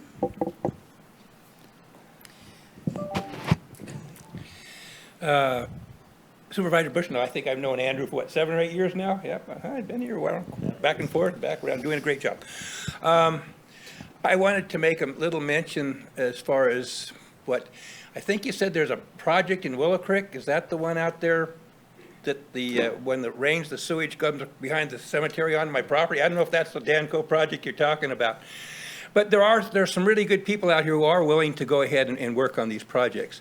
As Supervisor Madrone mentioned, working with the Hupa tribe out there on their modular plant. I have some property actually on the tribal, fee simple. I think Andrew was approached to that once upon a time, where I have an acre or two that I picked up for very little at a tax auction, another property or two beside it. And I'm not in it to make any money. So that affordable housing stuff works great for us. That's within the tribal thing, so I think they can zone that, their density. I'm not sure how that works. But the biggest thing that we're lacking here is our zoning. Planning Director John Ford knows, I've mentioned times, and we're probably getting close to going out there. And I have 48 acres, I think. And just depending on the zoning I get for that, we can put the affordable housing, and there's room for the kids to play. It's in the middle of the woods, beautiful spot. And we don't mind doing those kind of things. We're gonna want as many carrots as we can, but think outside the box. You know, Dan Johnson is gonna make a thing about Blue Lake, making the same application. All of a sudden, it seemed to match this one for some reason, just about exactly the changes you made. But his square foot price is $300 a square foot. And to build a building of that nature, there are those of us who compete quite easily with that, especially when he has one whole floor of commercial. So that puts up a 3-story building to $450 per square foot for your residential use. And through tiny homes, through modular homes, through locations with those of us who have these places paid for free and clear, we've been waiting for the zoning. We've been waiting for it. How long did the general plan get done? I guess it's been in litigation, but my understanding is that's freed up now. So we're asking that the zoning happen in those areas, and you give us a few carrots and equal access to the Danco money, and I think you're going to find that there's those of us who will do superior projects, superior locations. And you know, you have Kurt Kramer and stuff, and these kind of guys. We're getting very disillusioned with what's happening here. You know, people always coming at us. They want more constraints. They want more of this, and so we're considering just moving on, you know, and giving up. We're very close to that point. A lot of the contractors are really tired of fighting the battle, going through all these years, and then all of a sudden have monkey wrenches thrown us at the end. So if you can keep the monkey wrenches out and work with us, smaller projects I think are better than these gigantic large ones. But that's just my opinion. So that's where I can work. Thank you for my opportunity to speak. All right, thank you. And for anyone who is listening, just a reminder on those who will be speaking over the phone, just remember to turn your volume off on your TV feed so we don't have a confusing delay. Welcome. And you have 3 minutes. I'd just like to piggyback off what the previous gentleman said. I think bottom-up kind of smaller projects are probably a better idea.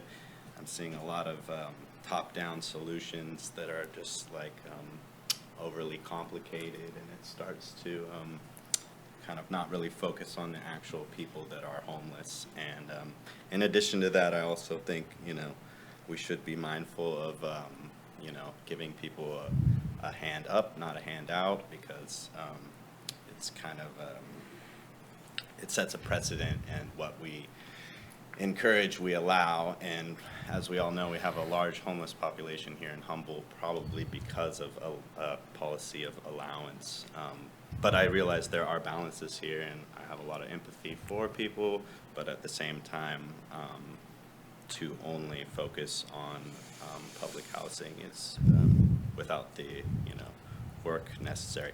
And in addition to that, I do know one project that might be a good idea, AHA, Affordable Homeless Housing Alternatives. I think she's got some pretty cool ideas that are kind of not, it's outside the box thinking, but she's also running into problems with zoning as well. So, and the final point I wanted to make is if we're going to build houses or have places for people to live, I would think that it's important, although might get some pushback from this, but as far as citizenship goes, if we're spending our tax dollars on people that aren't even supposed to be here, technically, I don't think that's right. So those are my points. All right, thank you. And I'm not seeing anyone else coming up from the public that's here, so we'll go to those on the line. And we're going to start with 7610 followed by 0116. So if you're 7610, press *6. Hello? Oh, no, actually, wait, it was supposed to be 7610 first. We're going to go, all right, it looks like we're with you, Ash. We'll go back. Oh. Zero. Okay, gotcha. Okay, 0. I'll make it kind of quick here. I just wanted to say that as far as outside of the box, and one concept I think I mentioned in a previous meeting is just like, the old idea of the Civilian Conservation Corps. A lot of time coupled with, the homelessness is also, a job issue that a lot of people have. So if there's any way to make a solution that offers, or that like a rehabilitation program even, that like some of the people who are, capable, come into a position where they can help on these projects that would be building houses for, places for them to live. I think also that, anything we could do to make any kind of special zones that would maybe negate some of the difficult code regulations that the state places. I mean, do like tiny houses, do they require, individual sprinkler systems or, stuff like that, many other states just don't require for their building. If we could do anything to, bring back some of the logging around here, maybe drop the material costs a bit, and anything like that, I'd say that's kind of outside of this box we're in that's trying to kind of just get people to give up and move out of California. I mean, I think we should do anything locally we can to move against that trend and make it a place that's, beneficial for people to move to, build, live in, all that. That's all I got. Thanks. All right, thank you. So now we'll go to 0150. That's Dottie. Welcome. And then following this will be 7610.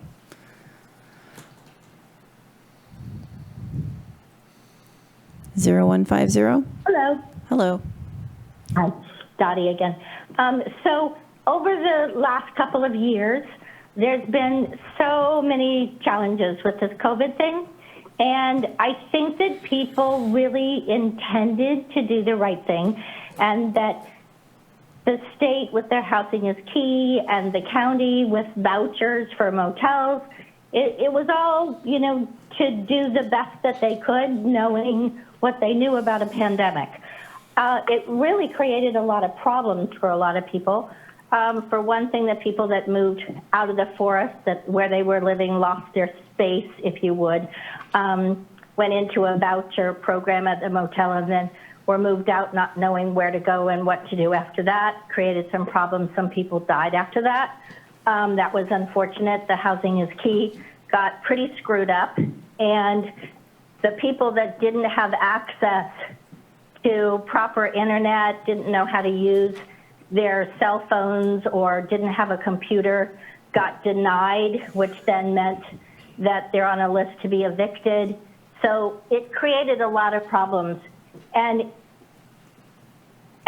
people have this thing about living in a manufactured home or trailer park community is like this terrible thing and people shouldn't do it or whatever, but then on the other hand, they're trying to save them and say you can't even close it, you have to do it.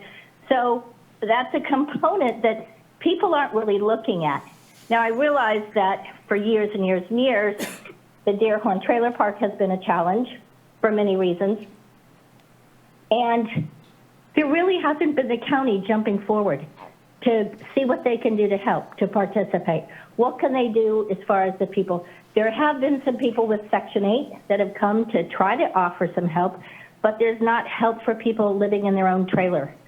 So maybe what should happen, we did write a grant with Shauna Armstrong, but it wasn't approved, a request for a grant, which was to bring in tiny houses for 5 years that would be overseen by the grant. They would be solar. They could come in right away and they would have housed the people. Probably for the amount of money that was spent on vouchers over those 2 years, the money could have been spent and they would have owned a trailer or manufactured home. Tiny houses are a great idea. People really like it. They're using it all over the United States. But here, the tiny houses are supposedly just supposed to be if somebody owns a piece of property and then they can have a tiny house for whoever they decide to, rent to or whatever. But if there's a landlord that has a piece of property that could have a tiny house on it, they're excluded from that right to have an ADU. So I think Andrew, I think Shauna Armstrong, I think Michael Richardson are the jewels of this county. Dottie, sorry about this. The 30-second timer didn't go off, but you had your 3 minutes. I apologize for that confusion there.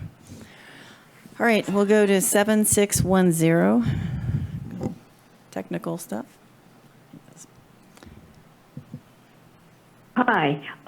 Thank you for your patience. I really appreciate it. I just want to say I feel a sense of hopefulness when I hear about the Housing Trust Fund, except that I attended the meetings where there was a plea from the community to respond to the emergency needs of people living outside. And what people spoke up for, and some of the most eloquent speeches I've ever heard, it was, Mary Ann Pennycamp came and she talked about how, that we're just letting people down. They end up out on the streets because, mental health services aren't available and et cetera. And, there was Maggie Kraft, a wonderful presentation this morning. And she was saying what I've been hearing is that more and more people who are elderly are ending up outside. And there was a Forbes article, Forbes of all people, saying that we're going to have a flood of people ending up on the streets who have never been on the streets before. And I think what it speaks to is what I've often said and what I do believe in is that Humboldt County does have a destiny to be the most creative and the innovative and the most brave. But that is what it's going to take because, I often think about, if you had to fill out an RFP, the revolution never would have happened if they had to do those kinds of meet stringent standards. And the thing about the Housing Trust Fund, and that's why I was having trouble answering, and I apologize for that, but it says basically that it's the Housing Trust Fund provides matching funds to local housing trust funds and for the preservation of affordable land, transitional housing, and emergency shelters. And so that's the excitement of this funding, that it's the regulations are looser. It's intended to meet the gaps.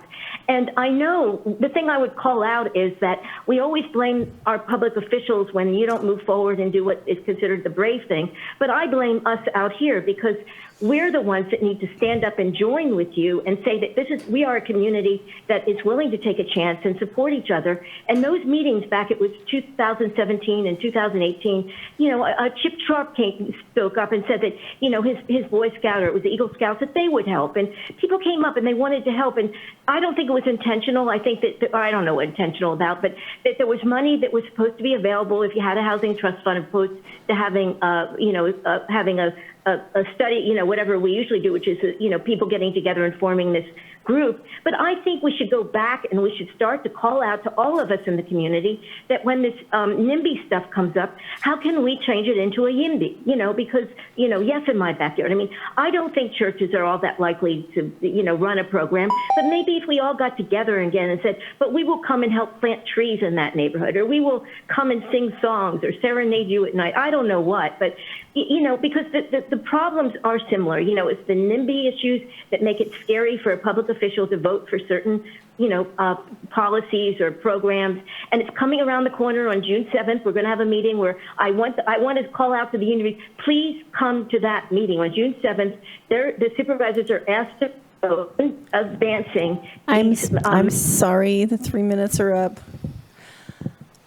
All right, I don't have any other hands up online, correct? Nikki, making sure. We'll go back to the board. We do have a motion. We've got a second.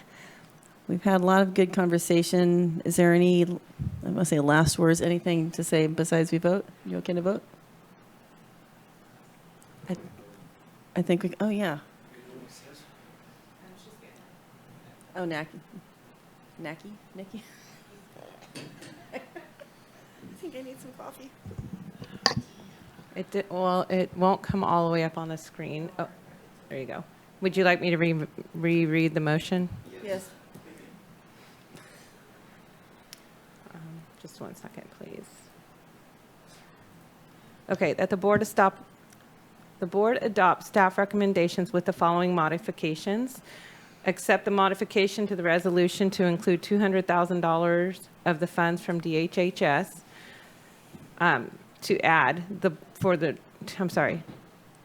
to the recommendations that the Board of Supervisors directs the Department of Health and Human Services and Planning and Building Department to develop a public process for deciding how these funds will be expended. This process shall be brought back prior to the funds being received from the state and will include addressing how all committees and commissions, including the Housing Trust Fund and Homeless Solutions Committees, are involved in allocating these funds.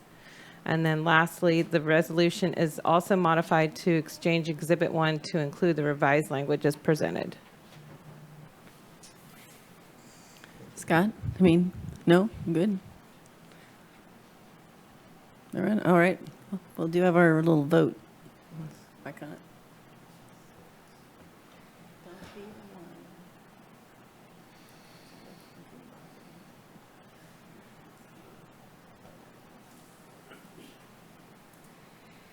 We have technical difficulties.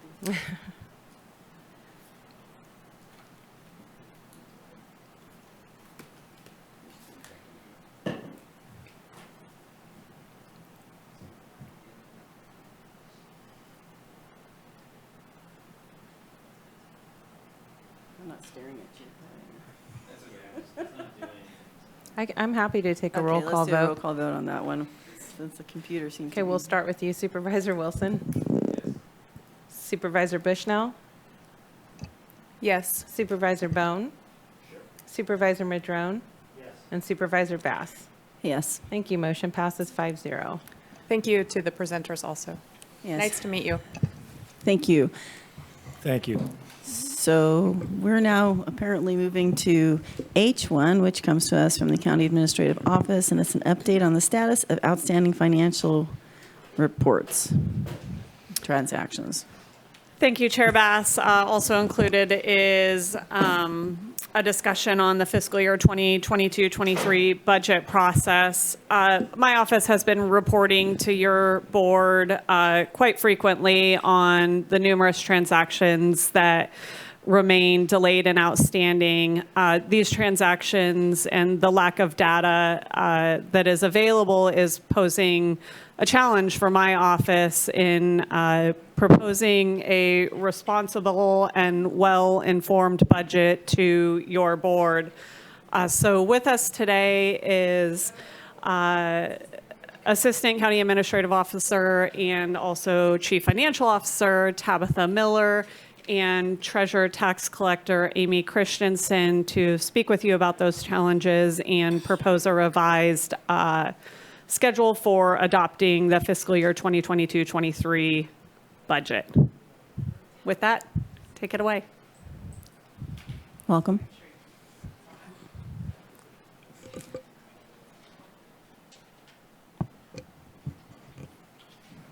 Good afternoon. Well, we should have a PowerPoint presentation that helps me keep my place coming up here in a second. No, it's okay. Is that better? Okay. You'll probably want to do the same. So good afternoon, Tabitha Miller. I am the Chief Financial Officer, and of course I've got the just newly appointed Treasurer Tax Collector sitting next to me. Since we already had the introduction, we'll move forward. Whoops. So we have been sort of giving you updates on some of the outstanding financial reports over the last few months. And the one I wanted to start with is the one on the top, because it really is probably the most important and the one that we really need to focus our time on, and that's the fiscal year 2019-20 single audit report and financial statements. Just a reminder, we had an extended COVID due date of September 30th of 2021. So we are now quite a bit out on this. We missed the 3/31/2022 target date for having those done. And we still have the $93.7 million in federal and state pass-through funds that are sort of dependent on completing that so that we meet our granting requirements. The second item here is the 2021 single audit report and financial statements. This one technically was due on the March 31st of 2022, so just a month and a half ago. It does also have an extended due date of September 30th, but the farther we get behind on these, the more difficult it is to really keep in place. We have made some progress on the 21-22 cost plan that was submitted to the State Controller's Office on May 9th, and we are just waiting to see if they approve it. Once they approve it, we'll be able to apply those to the quarterly reimbursement reports, some of which have already been filed for this current fiscal year. The 2022-23 cost plan was due at the end of last year, but that doesn't seem to be an immediate need. I'm not going to spend a lot of time on the fiscal year 19-20 financial transaction report here or the 2021. I think all of you are aware that that is the subject of the lawsuit from the Attorney General of the state of California against the county and the auditor controller. The third item from the bottom, which is the fiscal year 19-20, 2021, and 21-22 appropriations limits. Those have been noticed and will come before your board to catch up on June 7th. That's a component of both the the financial transaction report, and it's also a requirement and one of the reasons that the two final items on the list, the adopted budget for 2021 and 21-22, were rejected. So we're trying to get some of these things corrected so we can move forward and make some progress where we're at here. So because we're kind of focusing on that single audit for 19-20, I did want to just, I'm not sure if we've taken a look and gone through the list of implications that are available to granting agencies, actions they can take, and they can take one or all of these against any non-compliant, non-federal entity. And we're already seeing it. You know, for example, the temporary withhold cash payments. We have a cash hold on our workforce housing. We've already started to move into B, which is disallow all or part of an expenditure.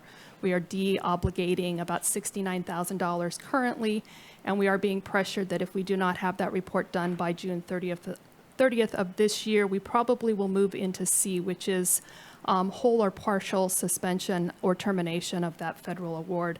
But the stakes are becoming more and more dire. You know, just Friday, I had a meeting with the district attorney's office, and they are in the process of applying for, it's a 5-year cycle on the Governor's Office of Emergency Services grant for victim witness funding for 2022-2023. It's about $413,000 annually to us. And this is an organization that asked us for our single audit report back in November, and I believe back again in January. And this is due June 30th of 2022, and our concern is if we don't have that in place, that funding may not be ours to secure. We also have the hold from Caltrans on no new project funding. This is pretty significant given that our roads fund has a negative fund balance. And then the USDA funding is something that we have already been told that while we have great projects, we are not eligible for those funds either. Can I ask a question? Sure. Quick, sorry. So we're not eligible for the USDA funds ever, or just until? At this point, it appears until we get compliant. We're not, without that report, we're not compliant with their requirements. Do you know how much that funding is? So there's a lot of funding out there. In 1920, according to our CFA, we got about $8.2 million from USDA, but the grant that's at issue was a little over 150. The one that we reached out, sought, thought we had initial approval and then found out we didn't qualify for it. So Thank you. The actual loss is less at this point in time. Okay. So this kind of goes to one of the challenges that we're having with the budget and one of the reasons that we're asking to push back adoption of our final budget. So in this is just kind of one of the challenges with fund balances and giving you a true picture of where we're at financially. And I realize the print is hard to read. I apologize for that. But the column that's on the left-hand side, the fiscal year 1920 beginning net position or fund balances per the financial transaction report. This is the report that was filed and rejected. Those balances, as you can see, do not tie to the beginning balances of our audited financial statements ending year for fiscal year 18-19, and those should be exactly the same to the dollar. There is a simple explanation for this, but it does create issues in our financial system because they're almost $40 million off. The adjusting entries for our audit in fiscal year 18-19 were never booked. So we don't have good financial fund balances for most of our funds for the end of 18-19. We've got the audit. We know we have a draft audit done. We've got a number of draft audit adjustments for 19-20, and as soon as those posted, we'll have a much better picture. But one of the things that we're really hoping in the next few months that we'll be able to do is make some progress on these balances so that when we come back and potentially present a final budget to you at the end of the September, we will be able to give you good fund balance numbers. One of the other challenges with the fund balance dollars is that it is also one of the requirements, in addition to those appropriation limits, that we have to file with our adopted budgets. And so until we have good respectable, at least estimates of fund balance, we will not be able to submit that and have it accepted by the State Controller's Office. Just kind of summarizing some of the financial challenges we're having with the budget. The one is just making sure that we give you financial information for decision making that's timely and reliable. We know that we've got challenges this year with the big salary and benefit increases, the substantial reduction to Measure S revenues, and just trying to figure out where we're at going forward. Again, we've mentioned the fund balance information, which is important not just for your information purposes, but also so that we can complete our final adopted budgets and submit those properly. And then the third item is really more of a timing. It's completing those bank reconciliations. There's 2 outstanding items for our fiscal year 1920 single audit. And on April 26th, you did sort of direct the CAO's office to take the lead on completing those. And we'll talk about some of the progress here in a few minutes, but quite frankly, I feel like I need to spend more time over the next couple weeks working on that so we can make sure that we get that completed well before June 30th of this year.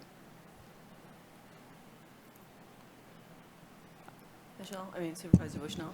Thank you. I'm wondering, have we ever pushed out our budget till September? I'm not sure, but it is certainly allowed by government code, but I'll have to defer to the CAO on that. Yeah, I've been in the county administrative office for a decade, and it's been our practice during that time to adopt by June 30. It's not a standard practice across counties. Many counties do take that extra time so that they have closed their books and can include their actuals. We prefer to have the solid operating budget when we go into the new fiscal year, and then we hold off on actually printing our budget books until we get those actual numbers that we can put into the budget book. But again, the closing of the year impacts our ability to do that work as well. So thank you for that answer. And so there's not really any ramifications to pushing it out that far, is there? Or is there? No, we will still be in compliance with government code. Okay, thank you. Supervisor Bohn. Well, I'm just going to throw it out there. Thank you for all your work on the bank reconciliations. I don't know if people realize this, but we have a financial officer that's in here every Saturday and Sunday working on bank reconciliations. And I hear a lot about 16-hour days and everything else, but I see her here on Saturdays and Sundays, so I thank you for doing that and stepping up. I appreciate it. Well, thank you. I think you might be exaggerating a little bit, but thank you. And actually, ready? we'll go back there. The next slide will actually kind of address Supervisor Bushnell's question, which is, this is just the pertinent government codes that basically lay out, it's good, what our budget process has to be and the dates that we have to have it done. And you'll notice one from the bottom, board adopt final budget after conducting public hearing. We have to have that done to be in compliance by October 2nd. You have a meeting on September 27th, and that's what we would propose for that. In addition to that, you'll notice that the first line is recommend budget submitted to the board, and then the second one is board adopt recommended budget. We would ask, we will present the initial budget to you in June, and we'll ask you to consider adopting that, and it will be the placeholder. So it also means that we still have a budget plan in place. We just won't consider a lot of the additional general fund request, some of the additional funding, until we have a better idea of our financial picture a few months later. So the idea is that it really kind of is just a holding pattern for us. But we will, our full plan is to continue to comply with the budget request. I do have that 6/14/2022 date circled, and the reason for that is that we will probably push that out, if the board is amenable to it, to the 28th of June, mostly so that I can focus the next 2 weeks on bank recs instead of on the budget. And that's something I've asked the CAO to support. So I'm going to shift and just do an update on where we're at with the bank recs. I do feel like we've made a lot of progress, but we have a lot of work to do. This is the government code that basically establishes the requirement that it does fall that there be a bank rec done at the last day of each month following the month close. And it's really about 2 branches or 2 departments in the county. And this is really good practice. I actually like this particular code section because it makes a lot of sense from an accounting standpoint. The 2 departments in most counties that touch cash the most, and therefore are probably at most risk for not accounting for the funds correctly, and again, having issues, are the treasurer, who collects essentially all of the taxes and manages all of the money in the bank account, and the auditor controller's office that basically spends all the money and accounts for, makes sure that that money gets to be where it's at. And this is set up to be a check and balance between those 2 departments, where they're both looking at each other and really making sure that the county is accountable. I'm going to actually turn it over to the treasurer tax collector to kind of walk through the role that she goes through and her department goes through on a daily basis managing the cash. And this is really important because this is actually where I ended up coming back to and really appreciating the work that they do, because if it weren't for all of these efforts, we would not be able to move forward at all with bank recs. It would be chaos. Go ahead. So we balance all 5 of the county U.S. bank accounts and money market accounts daily. We reconcile all the debits. Or talk closer to it. Okay.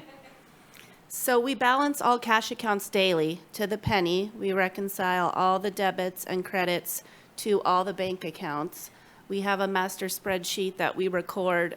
Each bank date has its own bank statement that we take those transactions, balance them to the penny, and then they will flow into the monthly bank statement that would be reconciled by the auditor controller per the previous government code. We collect all tax payments made to the county, which during December and April are the most of our banking transactions. Those are our busiest times.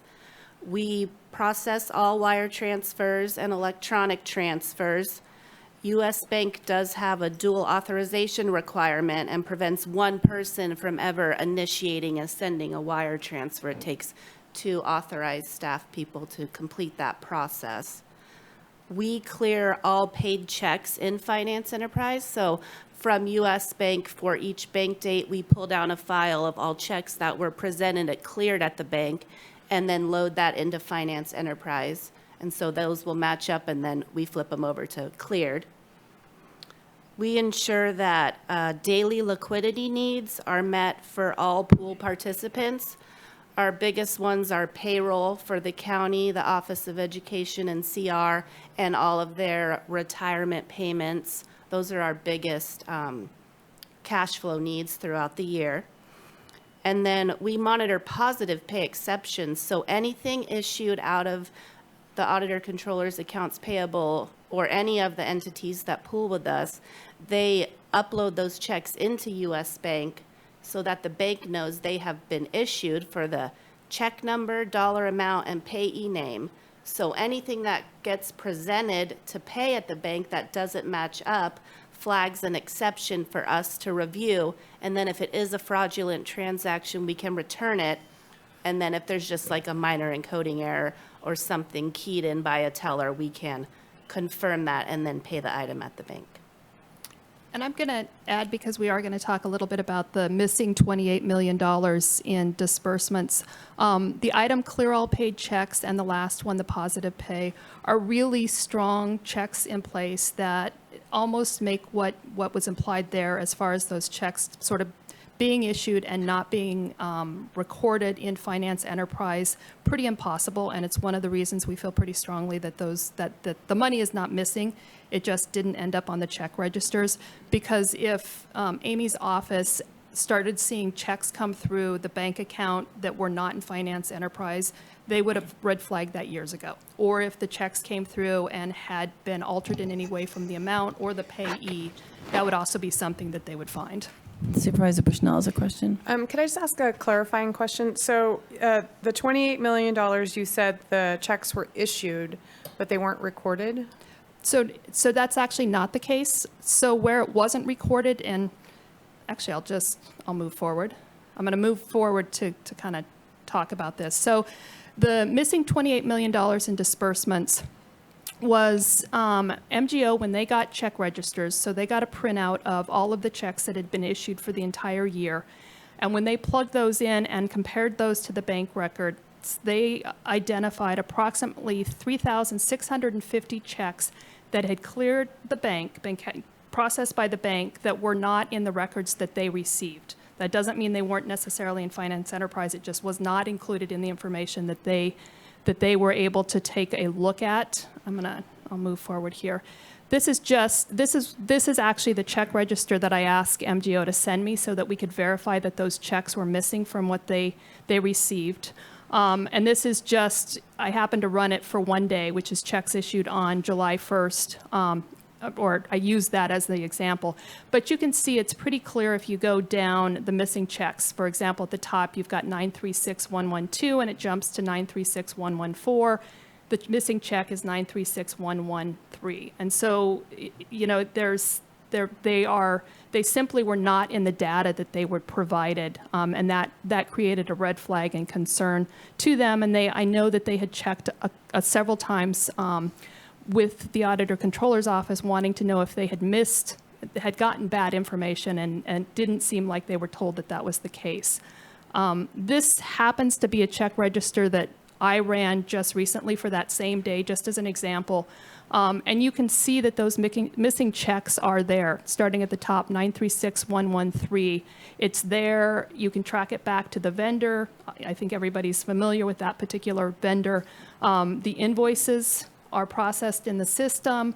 We've even gone back so far as to be able to recreate the check batch when it was originally run on July 1st. So we're not real sure what happened or why they didn't get the proper information, but it's a little frustrating because it did end up creating quite a bit of work on their part, and which essentially costs the county money, but it also means that we didn't get bank reconciliations turned back over from them. What we got was incomplete and a list of 3,650 checks that we're now having to verify because there was that red flag and that concern. And even MGO had talked about how they were very concerned about the possibility that there were missing transactions there.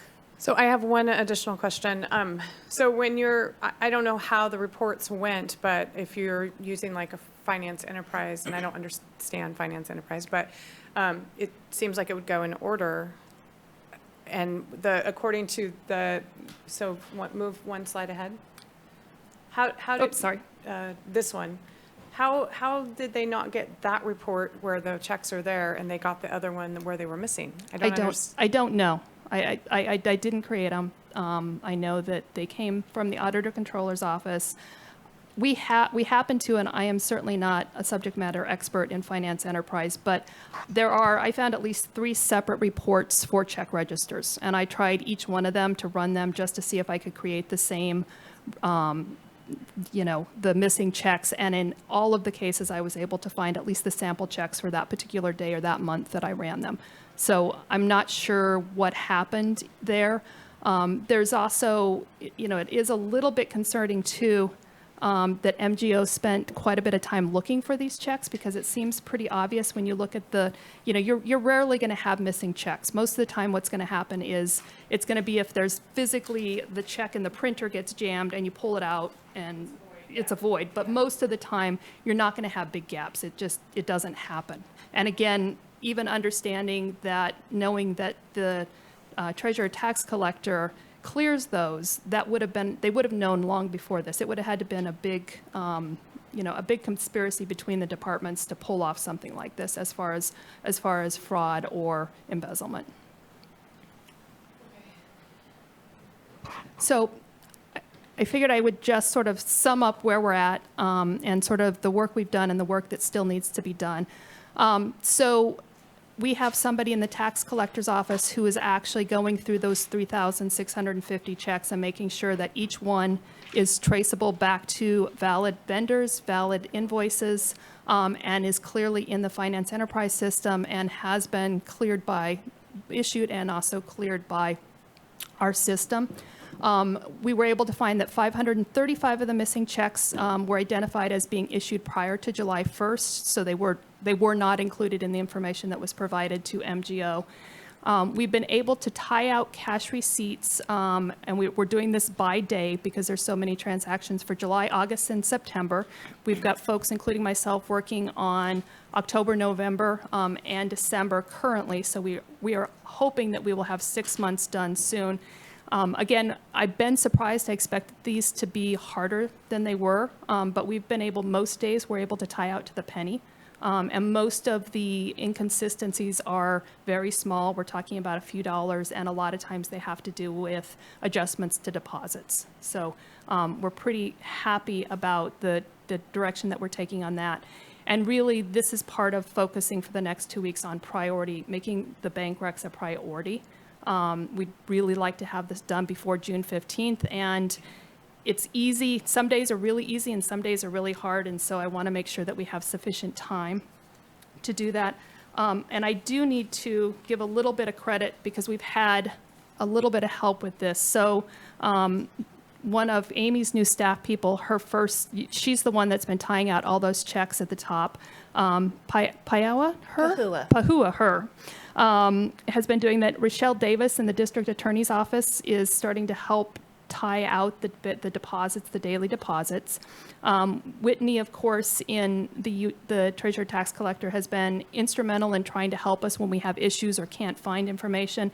And Sarah Moisier in revenue recovery is also helping with tying out all of the deposits. And we're doing this strategically to kind of meet the intent of that government code. So because the treasurer tax collector is the one that does the banking and all of those deposits, they are not tying out any of the daily deposits. We're outsourcing that to departments that don't, or staff that do not have any interaction with that, and they're dealing with the checks because those were, of course, issued by the Auditor Controller's Office. And with that, I'm willing to answer any questions. And again, what we're really trying to get today is the approval or the direction from your board to push out adoption of that final budget until September or late September. Supervisor Bushnell. Just thank you for the presentation and answering my questions, and I'll make a motion that we push out the date until September. What I would ask is that we comply with government code, which requires the final budget be adopted by October 2nd, on or before. I'll make the motion that we comply with government code, that our budget will be adopted by October 2nd. Second. Okay. Looking on here, I don't have any hands up, but you're telling me that I cannot see it. Auditor Controller Paz Dominguez is on Okay. Zoom and has raised her Okay, I hand. see the blue hand now. It's in color. All right, well, welcome. Good afternoon, everyone. I'll lower my hand. Thanks. I'm a little under the weather, so I apologize that my voice sounds different. Otherwise, I would be there with you. I have watched this presentation, and there are some items that I'd like to clarify because I think it's important for your board to understand exactly how it is that we got to this point, and I want to be very clear about the efforts that the Auditor Controller's Office has made to get this progress done with the cost plan. You know, I'd like to thank the staff and the Auditor Controller for finishing the work on the cost plan and moving that forward, and also for working on the GAN limit that you will be seeing on June 7th that will allow for the CAO's budgets and budget schedules to be sent to the State Controller's Office.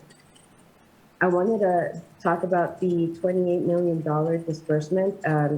You know, if there had been any engagement with my office beyond one meeting, if you know this was if there was an attempt by the CAO's office to collaborate on this presentation with us, we would be avoiding the situation that we're finding ourselves in now. Because I have to clarify that those reports that were sent to MGO are system reports. These are the same reports that we send to our external auditors every year and have done so for at least a decade. These reports never had any problems before, and I suspect that it was that forced hotfix that was implemented untested that probably generated some of the issues that we're seeing now with the reports that we have grown to become dependent on. There are other reports available to us, except they're not available to us because they're part of a software called Cognos that the county purchased, but is not letting departments use. And we have invested in training as a county, but nobody currently working for the county really knows how to use it. This Cognos software that we already own and that we've already paid for would allow our county to have good, reliable reports. There's also the issue about deposits. So I appreciate that the treasurer tax collector is there today because maybe she can answer to some of these issues. We have not had deposit information timely in the Auditor Controller's Office because we do not receive it timely from the treasurer tax collector. For example, just today I'm checking and we have not received any deposit information since April 28th. So it makes it very difficult for our office to even attempt to reconcile the bank statement anywhere near 10 days after the end of the month. And with regard to clearing checks, I need your board to know and understand that all of April, the entire month of April was cleared just this morning. This morning while you're sitting here in this meeting is when all of April was cleared by the Treasury Tax Collector's Office. And all of January through March was cleared yesterday. And I know this because I can see it in the system. I can see the jobs that are being run. Prior to that, none of the checks have been cleared. What this means for the Auditor Controller's Office is that in all of calendar year 2022, since January until yesterday, we had no record in the system about checks that were cleared because that task is not being performed.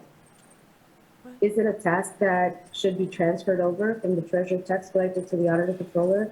It's unclear to me whether that should happen, but I do know that that needs to be prioritized and completed so that our office has a chance to do these reconciliations timely. It has also prevented us from issuing what's called the Outstanding Check Register Report. One of the services that we want to provide the public and people across the county, all taxpayers, is the ability to go on our website and search for outstanding checks that may have been issued to them that are still outstanding, that haven't been cleared. It's also, you know, some people call it as unclaimed property, but we can't post that report because we don't have any accurate information about which checks have been cleared and which ones haven't. So maybe she can speak to that, and I would love for her office to reach out to my office or vice versa so that we can settle on a schedule for when we can expect deposit information and when we can expect checks to be cleared in the system. I also want to point out to this board that a lot of the information that you've heard today is not new, and this isn't the first time that it has been expressed to your board or even to the CAO's office, specifically with audit adjustments. Every year, the county receives audit adjustments from our external auditors that were never posted to the books. I brought this up to our external auditors and to the CAO several years ago. And there's an intention to do it, but because the accounts are so inconsistent with what the State Controller's Office recommends in terms of what a chart of accounts should look like, that's been incredibly challenging. It is also unfortunate to hear that the CAO's office is struggling to figure out fund balances, because in previous years, I've been led to understand, and I have received communications in writing about it, that the fund balances that were presented to your board in the budget process were created in Excel by the CAO. So I'm not sure why now there's a change to expect something different when historically it's just been created and made up in Excel. I think that one of the recommendations I would make to your board to consider is that what you're talking about right now, the outstanding transactions, it's all part of a central service that is not being invited to the discussion or to the table, or whose input is not being taken. I received notification of this item through an automated FYI without any of the documentation. And a lot of the information here, I could have clarified very easily. I could have provided additional information so that there wouldn't be any speculation. I think we could provide better services to the taxpayers if there's better collaboration and a good faith effort on all departments' part to actually collaborate with the Office of the Auditor Controller, at least when it comes to items that involve our office so closely. So I'm here if you have any questions, if you need any documentation, and if possible, I'd like to request that NGO be invited to present to your board so that they can speak directly to the experiences they had in receiving information and being able to clear these transactions for you. Thank you. All right, thank you. And so if there's questions, I know you're there. Any comments before we go to public comment from anyone up here? We had a motion and a second, correct? I didn't hear the seconder. Thank you. Yeah, okay. So we will go. I do want to, Okay, so and then I would like just some clarification from if either Tabitha or the CAO or Amy can clarify or address what was just said.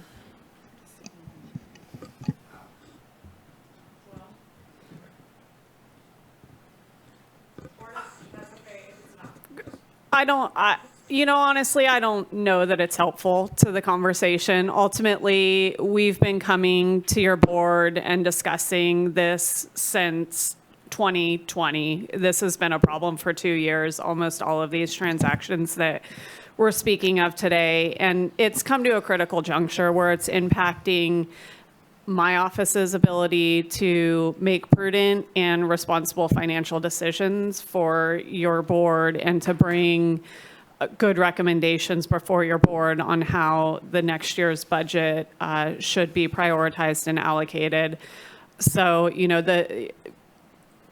that's the crux of the conversation today. We are challenged and we are asking for some additional time to focus our efforts on the audit where we believe that is the most urgent item, and the bank reconciliations so that we can have better data to develop a good budget for you. Okay. I appreciate that. It's hard to dissect it all, for sure. All right, well, we will go. If you're listening to this and you wish to comment on this item, you should press *9 to raise your hand. We will go to those in public first. Welcome. Well, I also want to confirm that I've heard the rumors that Tabitha works way too hard.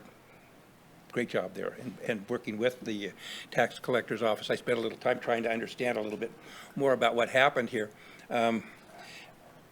Nobody seems to be able to explain exactly what happened, why it happened, or whatever, but it happened, and the main thing is to fix it and to move on with, getting our budget balanced and everything else along that line. The process, I don't know, there's something flawed in the software or something there that made it go to the point where somebody with Tabitha's expertise specifically going after it was the one who could generate the reports. And you're very lucky to have her, in my opinion. That being said, we've had an awful lot of, I think the biggest thing to come out of this was if you listen to Tabitha and take her advice, that this is a system of checks and balances. This is why I was extremely irritated when the board attempted to go ahead and take those two offices, combine them into one office, and make it an appointed position. And that was done, as far as a ballot measure, that was done, what was it, 6 years ago or 8 years ago? And so this is imperative that the voters understand the need for checks and balances. And that happens by having independent departments that overlook each other's process and where people can't do something wrong. And I think that's absolutely necessary, that the position, especially for those two positions, stay to be elected positions. So strongly support you going ahead and moving forward with what you have on the agenda today. And hopefully, at one time I thought maybe the end of this month, but it sounds like the 15th. But you have a schedule, and as long as you meet your schedule, I don't think you're going to find there's all that many repercussions or problems out there. And as long as your staff keeps working as well as it sounds like they are. And it would be interesting to get a little bit more input from your outside firm MJO someday to exactly what they felt what was wrong.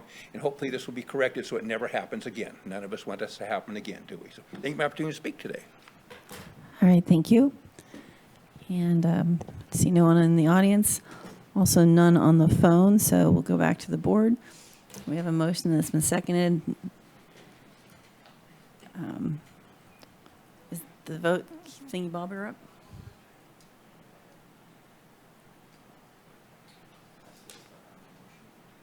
I think it's telling us it needs a 5-minute break like I do.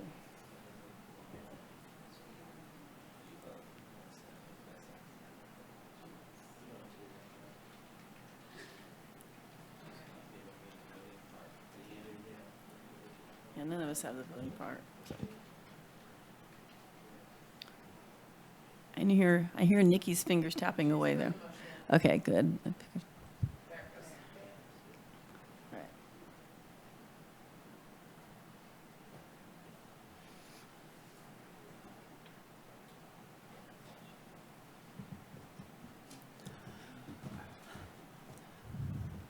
Motion passes 5-0.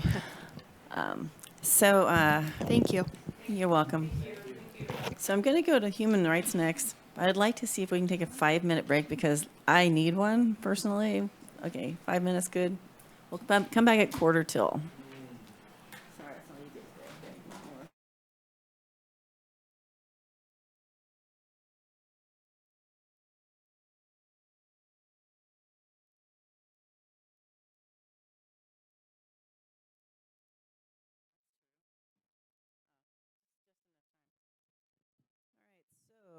Thank you for everyone being so patient. Well, at least it looks like everyone's being patient. It's hard to say. But we're going to move to the special presentation that was originally on for this morning. We knew it was going to end up in the afternoon, just wasn't sure when. So I'd like to invite the human rights folks to tell us about the survey they had, and Jim and company. Been sitting too long. Well, but we totally understand that. I'm sure you can relate. Good afternoon. My name is Jim Glover. I'm the Vice Chair of the Humboldt County Human Rights Commission. Since the mid-1960s, the Human Rights Commission has sought to be an additional set of eyes, ears, and occasionally conscience for the county when it comes to basic human rights. In lieu of an annual report to the Board of Supervisors, we are here today to present the results of a months-long survey on human rights in Humboldt County. We believe this can and should be a recurring project of the Commission because if we are to advocate for citizen rights and to recommend board actions, we must understand the issues around us. This survey will be part of our future work. To that end, our survey report today is presented by Ellen Murphy, who the Commission chose to do all the work. She will welcome any questions that you have along the way or at the conclusion. Ellen recently received her master's degree in social work from Cal Poly Humboldt and has a Bachelor of Arts degree in anthropology from Sonoma State University. Ellen loves to help people through service. She will soon start working as a senior rehabilitation counselor for the state of California as a beginning to her social work career. The Commission is extremely grateful to have had the assistance of this focused and caring individual. And the rest is up to you. Well, yeah, nice, Jim. Welcome, Ellen. Thank you, Jim. I appreciate that. You might want to get a little closer to the microphone, or you can Is pull that it better? towards you. Yeah. Thank you, Jim. Can you put up the slide, please? Okay. The Humboldt County Human Rights Commission and I conducted a survey entitled Humboldt County Human Rights Community Survey. The commission was created in 1975 by the Humboldt County by the Humboldt County Board of Supervisors to address human rights concerns, and its purpose and scope were expanded with Senate Bill 381 in 2001. The function of the commission is to, quote, aid in the eradication of discrimination in housing, employment, education, public accommodation, race, religious creed, color, national origin, ancestry, physical disability, mental disability, gender, marital status, gender, sexual orientation, socioeconomic status, civic interest, or other factors. First, we would like to express our gratitude for the generosity of all the people that took the time to complete the survey. This research is community-based, and it would not have been possible without the community's time, consideration, and efforts, so we thank you. We feel responsible for accurately and respectfully sharing results. This data belongs to and should benefit our community. The survey started in December of 2001 and ended on March 15th of this year. A total of 366 residents responded to survey questions from all over the county. Both adults and teens were included. And the broad question we asked was, what is the awareness and understanding of human rights among residents of Humboldt County? The commission aims to better understand residents' lived experiences to make recommendations to the Board of Supervisors. It is hoped that policy recommendations will increase diversity, inclusivity, and equity. The evaluation method was an 18-question survey with both qualitative and quantitative questions. 34 teens and 332 adults consented to complete the survey. This survey was primarily conducted on Google Forms. However, some surveys were on paper. The qualitative approach to inquiry was phenomenological in that it examined the lived experience of residents and how they interpret and experience human rights. It was also a critical ethnography in that it examined the shared experiences of living in Humboldt County and our intent to advance human rights. Based on demographic information collected during the survey, participation was roughly representative of county demographic makeup in terms of race, gender, and house status as reported. For example, about 5% of those that participated identified as indigenous versus 6% as calculated by the Census Bureau. In addition, self-identified females represented a plurality of participants with 45%, and they make up just over 50% of the adult population. Regarding house status, 2.5% of people who completed the survey reported that they were houseless, about twice the percentage reported in the point-in-time count in 2019. However, this percentage is argued by some to be an undercount of total unhoused individuals. When addressing a definition of human rights, community members primarily identified human rights as freedoms from or the right to, often correlated to written laws, frequently mentioning the Universal Declaration of Human Rights. In addition, a significant portion referenced equity and equality, often referring to basic human needs such as housing, healthcare, and education. A smaller number of participants mentioned the innate quality of human rights, making comments like, I consider the Declaration of Human Rights by the United Nations as my guidepost, and the safety, wellness, and dignity we all deserve while living in this world together. For me, human rights includes freedom, security, particularly from state powers, and access to basic human needs such as food, shelter, healthcare, education, and other aspects related to the quality of life. Human rights are innately held by all individuals and communities and are not granted, but are self-evident. Additionally, human rights implicate an inherent shared responsibility to one's community. Human rights can be understood as collective, emphasizing the importance of relationships between individuals, communities, and their environments. For example, Indigenous communities have the human right of sovereignty. When asking whether or not community members felt that human rights were adequately protected, about 14% of teens and adults believed that they were protected. However, over 50% of adults indicated they did not think human rights were adequately protected.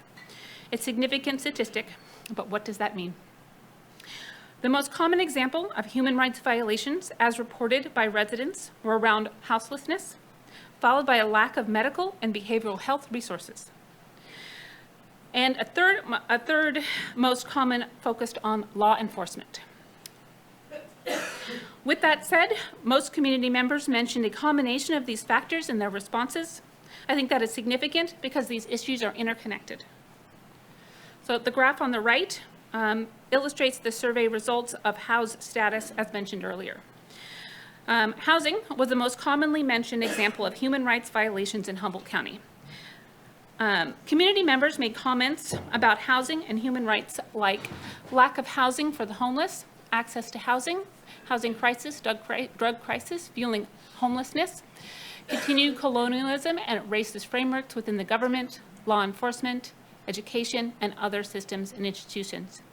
Inequity and equality in legal and housing processes, and access to food, housing, and medical care.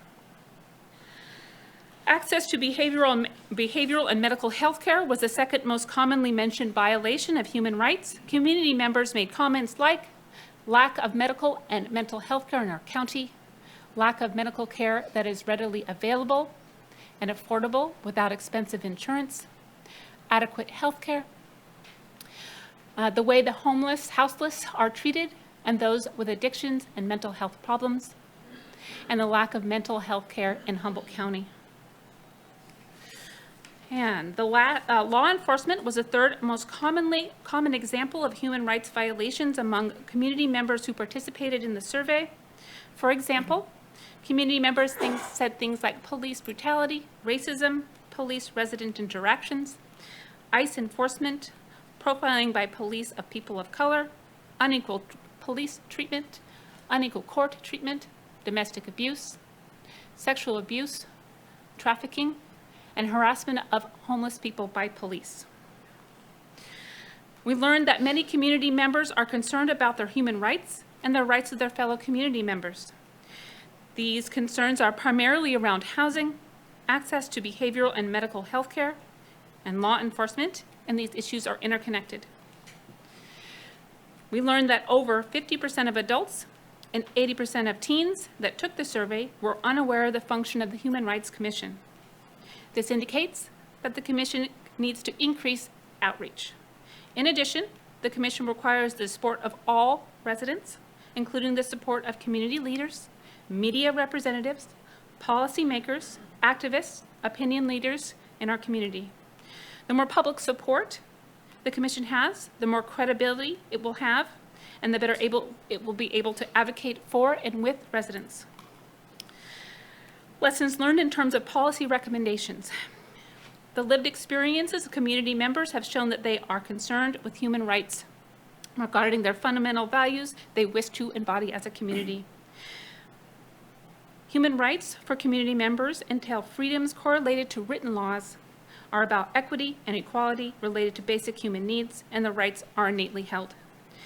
Violations observed and experienced are around housing, behavioral and medical health care, and law enforcement. These issues are not separate and are highly intertwined and interconnected, and this fact should inform policy. These issues are not new and continue to cause harm.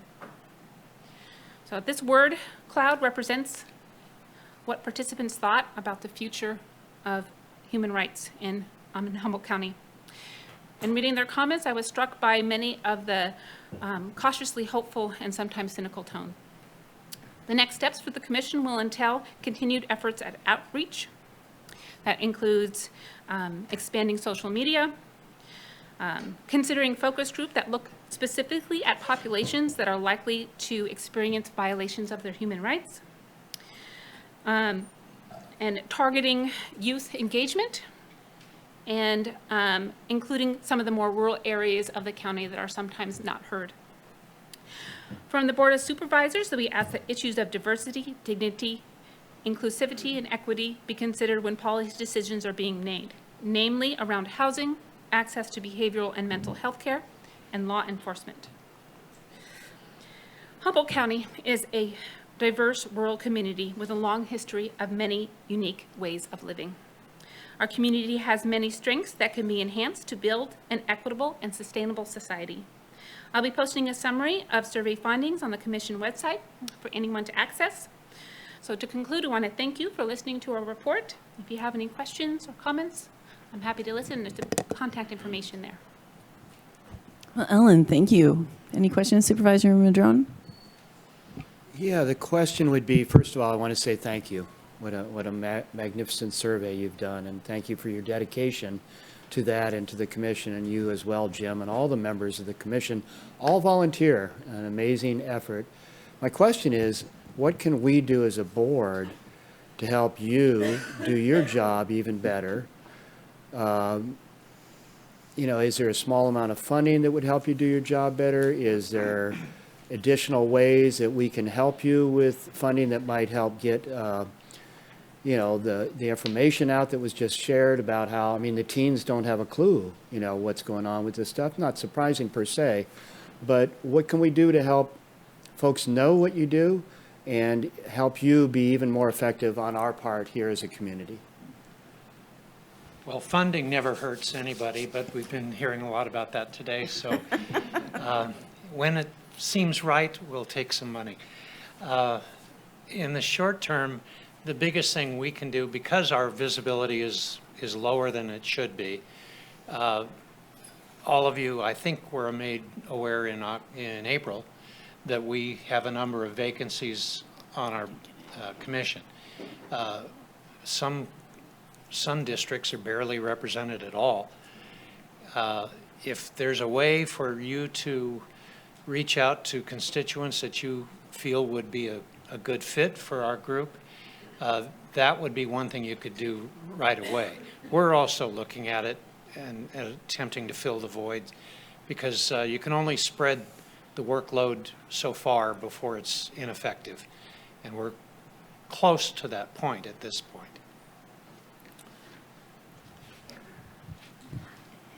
Any other questions?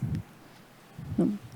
Go ahead, Supervisor Bushnell. I just wanted to thank you for a very great presentation and very thorough, and all the work that the Human Rights Commission does.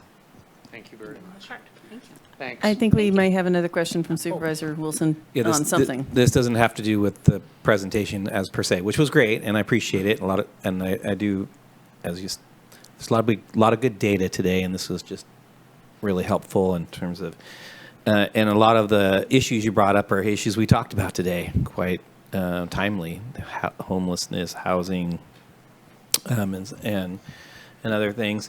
The question I have is more with relationship to the participation on the committee itself, and the structure right now. Can you just go over the structure of the committee currently in terms of the number of members and how many open seats there are right now and where we're at with that? Okay, well, I'm not going to remember specific districts and representation. That's fine. But it's a 15-member commission if it's at full capacity. It hasn't been at full capacity for quite some time, and we're down to 9 members at the present time. And I think the fact that we are so low is putting a strain on the remaining people to share that workload that I was talking about a minute ago. Is the fact that it's low having an impact on the ability to get a quorum for that, or is the quorum? Well, the quorum is, I wasn't around when it was set, but the quorum is set at 5. So we're still able to function that way. But we have an opportunity to elect new officers next month. and you have 9 people running for 4 offices, it's not spread very well at all. And I will say, as a board member here, and I probably share this experience with my other board members, where, this isn't the only committee we're trying to recruit from. There seems to be some, I would say, committee fatigue within the community in general, and especially with relationship to the last 2 years and those sorts of things. Is the 15-member set up the way it is now? Is that set up because is that by statute, or is it just by us as Humboldt County, as our version of it? I believe that number was arrived at by the board many years ago. Probably when we had less committees. Probably so, yes. Right. I appreciate that. I would hope that also when you, in the future, if you guys are thinking about it, if there's other committee structures that you feel like might make your work more sustainable and those other things, under the understanding that, I put this out on Facebook like probably every few months or so, like, hey, anybody want to be on the, on this committee, and it's just not a lot of response necessarily. But that's not just because of this, but it's also the other committees as well. It's just really finding people that are in the headspace to engage in this way is getting difficult, and I just want to acknowledge the dedication of the folks that are really there, because it's actually, you're right, it is becoming much harder, and the workload is confining down to less people. So anyways, I just putting it out there. If you guys have ideas in the future about how you might structure it different, how you might suggest that we structure it differently, or other methodologies we can make to kind of make it better, please feel free to suggest those. And I'm Not sure right we now. will do that. Okay, thank you. Well, what I would say is it would be helpful for me if perhaps you've got people who are interested in what you do. They show up at your events. They call in on Zoom. It'd be nice if you had a list compiled of people that you think would be good people to have involved. It would help me then know, that I don't want to, let's see. I had one experience one time where I should have, apparently I learned now I have to go through and look at Facebook and look at everything to see anyone that might have an issue going on. So I got a little gun shy. So, but if you have folks that you think, would be great serving, bring them to us too, because I want to get someone who's a good fit. But I'm not always sure where to look for that person. And neither are we. Oh, fine, thanks. Okay.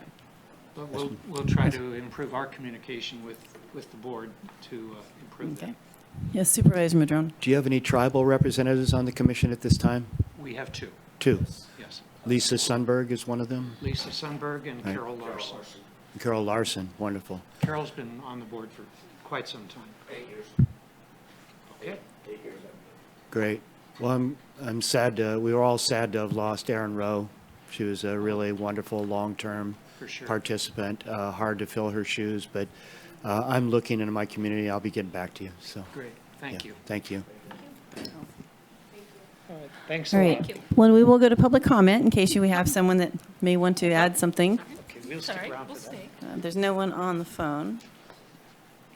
Welcome. Ken Swansky, yeah, it's hard to get people out there. I guess to recruit people, do they have a hybrid so people know if you can do it from home? I know a lot more people are more likely to do that if they Zoom into the meetings, and that's a recruitment tool, so maybe they will want to answer that. And of course, going maybe down to 10 people or something, I know it's really hard to fill those positions. I did want to thank them for the presentation. I think it was wonderful.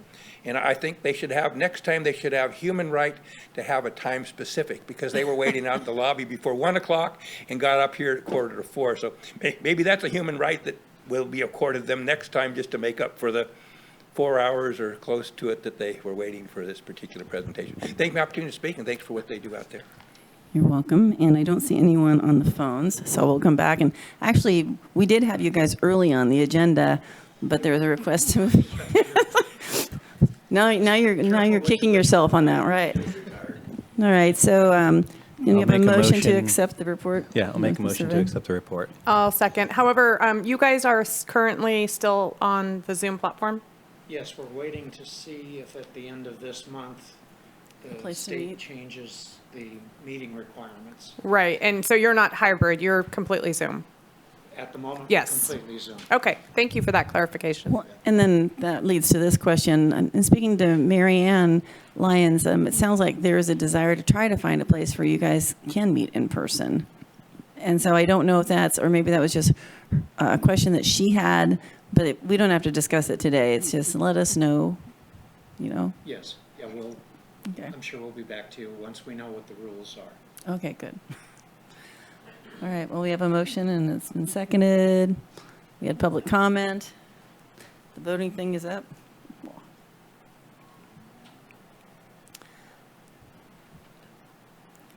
The suspense. No. I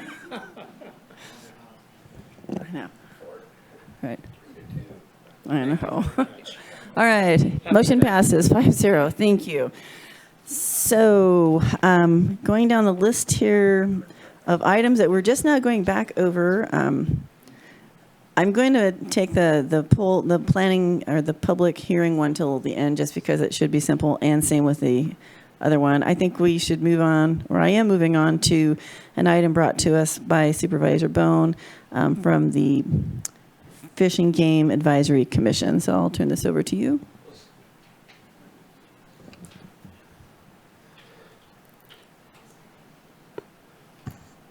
Well, speaking of commissions, I wouldn't say it did come through me. This is from the Fish and Game Commission. This is one of the commissions that we asked to report to us, and then they have to come to us and ask us stuff. And probably one of the reasons some commissions don't get filled is if we don't follow what they come back with. But with that being said, I don't have this. I don't know where it's at. Oh, shit. I got it somewhere in here. Yeah, is Kenny Priest on? Since we told him it would be this morning, then we told him it'd be 1 o'clock and everything else. I imagine maybe he went fishing. Through the chair, I don't see him on. Do you want me to, would you like me to see if we can find him and I can do the film commission in the meantime? Yeah, why don't we do that? Okay, so if someone can try to track down Kenny. Cassandra, are you there? I know you're there from the film commission somewhere.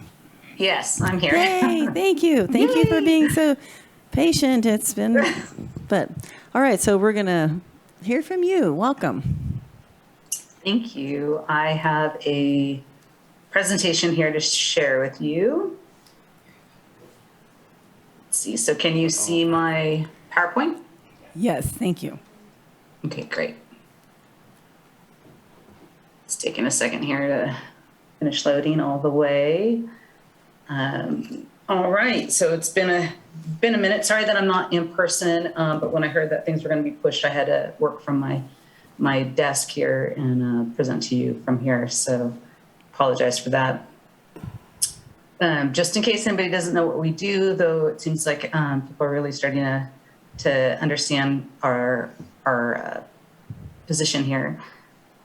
We are the liaison between productions and the county, and in this case, counties that I represent, or that the office represents. We help market the area for filming, and that's marketing to the world, basically, for any type of filming that would be here, whether it's print ads or reality TV, commercials, indie feature films, and studio feature films.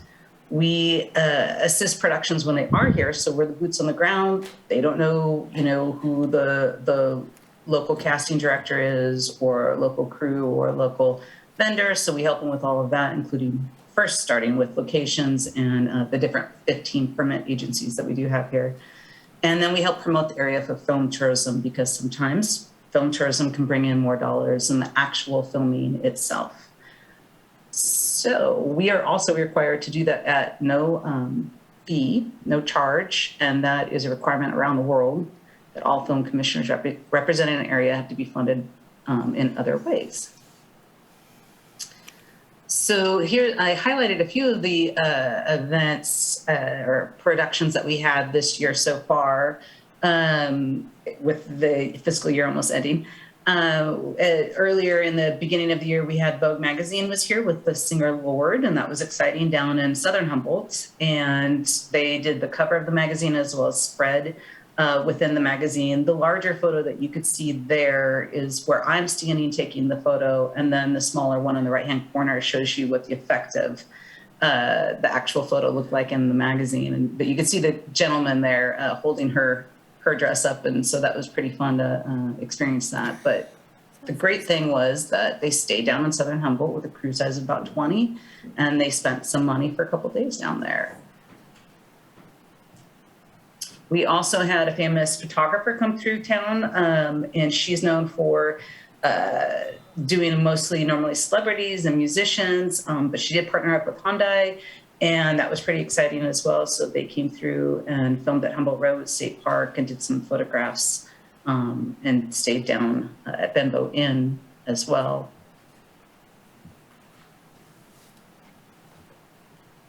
And you probably heard about the Craftsman that came out, which, you know, is definitely one of our nice little gems that has come out this year. They've done a lovely job with this particular episodic television show. Not only do they really make the area look beautiful and showcase the beauty of the parts of our area that are just stunning to look at visually, but also they really capture the humanity of Eric and Viviana's family and all the good work that they do. And it's truly just a lovely TV show. So I'm really honored that they picked them to do it, and the crew was great to work with. And we are getting a rave review about the TV show. So that's really nice. And then recently we also had Nature Valley's granola bar. They came as well and stayed a couple days with a crew size of 50, which then can, you know, brings in a little bit more money because you got 50 people put up for a couple nights in a row, besides location costs as well as dining and any other expenses that they do. But they did write us a letter without us even asking for one, so it was lovely. I thought I would just throw that in there. I'm not going to take the time to read it, but just basically the scenario was they got snowed out at their location. They were going to be up in Neeland, and it happened to snow that one day in April, believe it or not.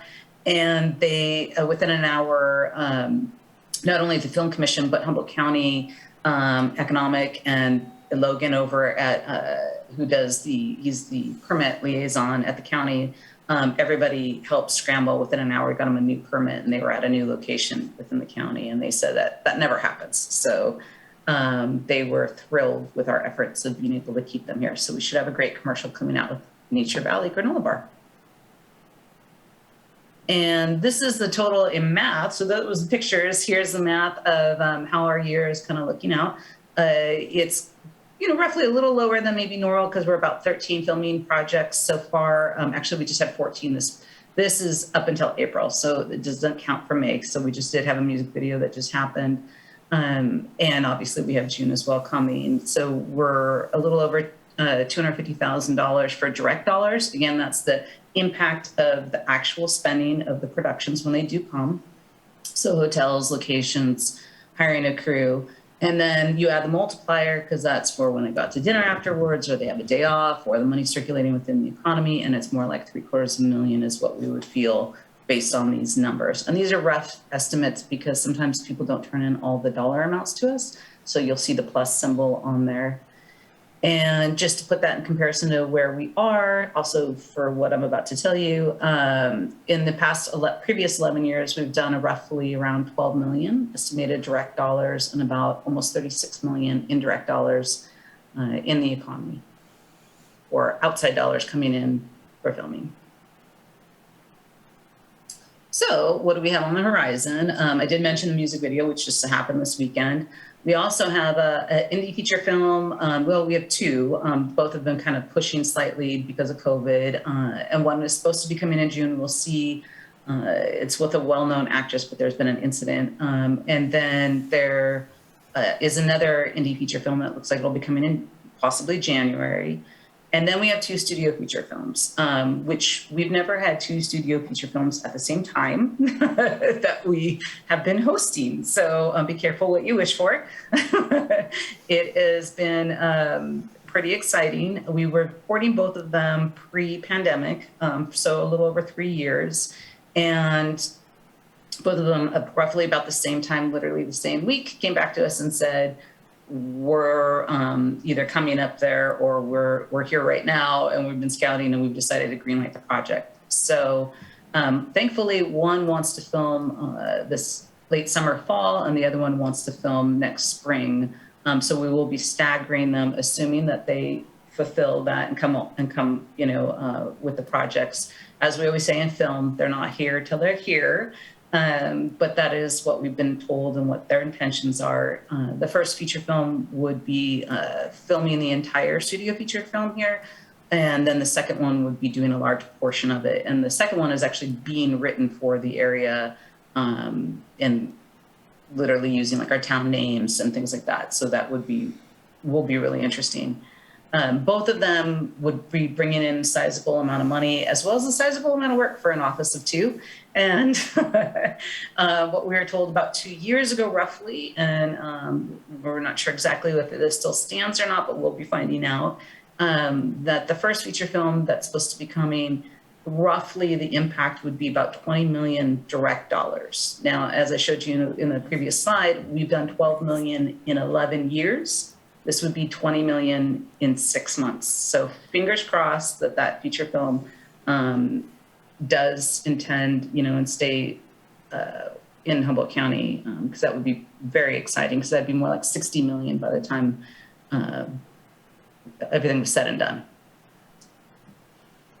And here's a case study of a movie that shot last year but came out this year, as well as one thing that was really exciting is it was the first film or project that we were able to get them to acknowledge the area that they mostly shot on was Wiat tribal land. So they gave a shout out and the thank yous to the Wiat tribe, which was very lovely.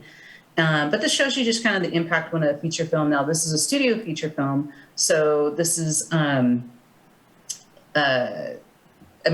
a studio, independent feature film. So this is a little bit smaller of a budget. It was 2.1 million. I might have showed you this last year, but it's just a nice reminder again to see where do the dollars go. So you can see 230,000 went to location fees, $750,000 went to lodging. This shows you a couple of the hotels and the amount of nights that they had from it. 425,000 went to vendors. So this, again, just gives you kind of an idea. And this is all without even including the caterer spending on groceries. So this is just impact on us, not any other spending. And this was last year too, because a lot of it, the money that comes in is impact on hotels. So this shows you a little bit of last year's, we haven't done this year's, last year's breakdown of some of the impact on some of the bigger hotels and what they received from filming.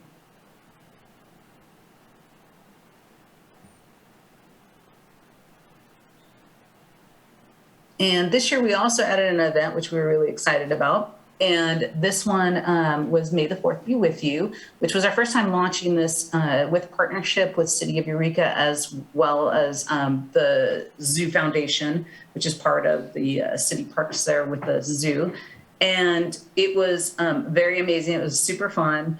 As you may know, that Humboldt County and Del Norte County were basically planted indoor for Return of the Jedi. And the 40th anniversary is coming next year. And this has been a goal that we've been having for a while is, could we do some type of festival by the time that 40th anniversary was coming? And we were excited that we were able to do this mini launch. Finally, were working on something like this pre-pandemic. And then the zoo reached out to us and said, that they were interested in doing something. And so we collaborated and we were able to put this together within about 4 or 5 months. And it was a baby launch. So it was nice to see, what can happen with the family side that we did at the Sequoia Park after school program. And then we had the 21 and over at the zoo side. And both of them were great. We had a gentleman who played an Ewok in Return of the Jedi. He came, as well as we had costumers that were approved by Lucasfilms that came up, dressed up in different costumes, and they attended the event for us and were part of the entertainment, as well as we had a symphony group that was made up of high school students and adults in the community, and they played a lot of the songs from Star Wars. So there was just a lot of lovely parts to it, and we're really excited to now see how can we grow that county-wide and then within both counties and really make it some type of film destination, film fan type destination. So that's the goal. And the zoo liked working with us. This is a letter that they had made out to Humboldt Lodging Alliance in regards to the event, but I thought I would share it with you as well, just that they had a great partnership with us and they loved working on it. This is from Lee at the Zoo Foundation, and it was a great collaboration. So we look forward to doing more in regards to that.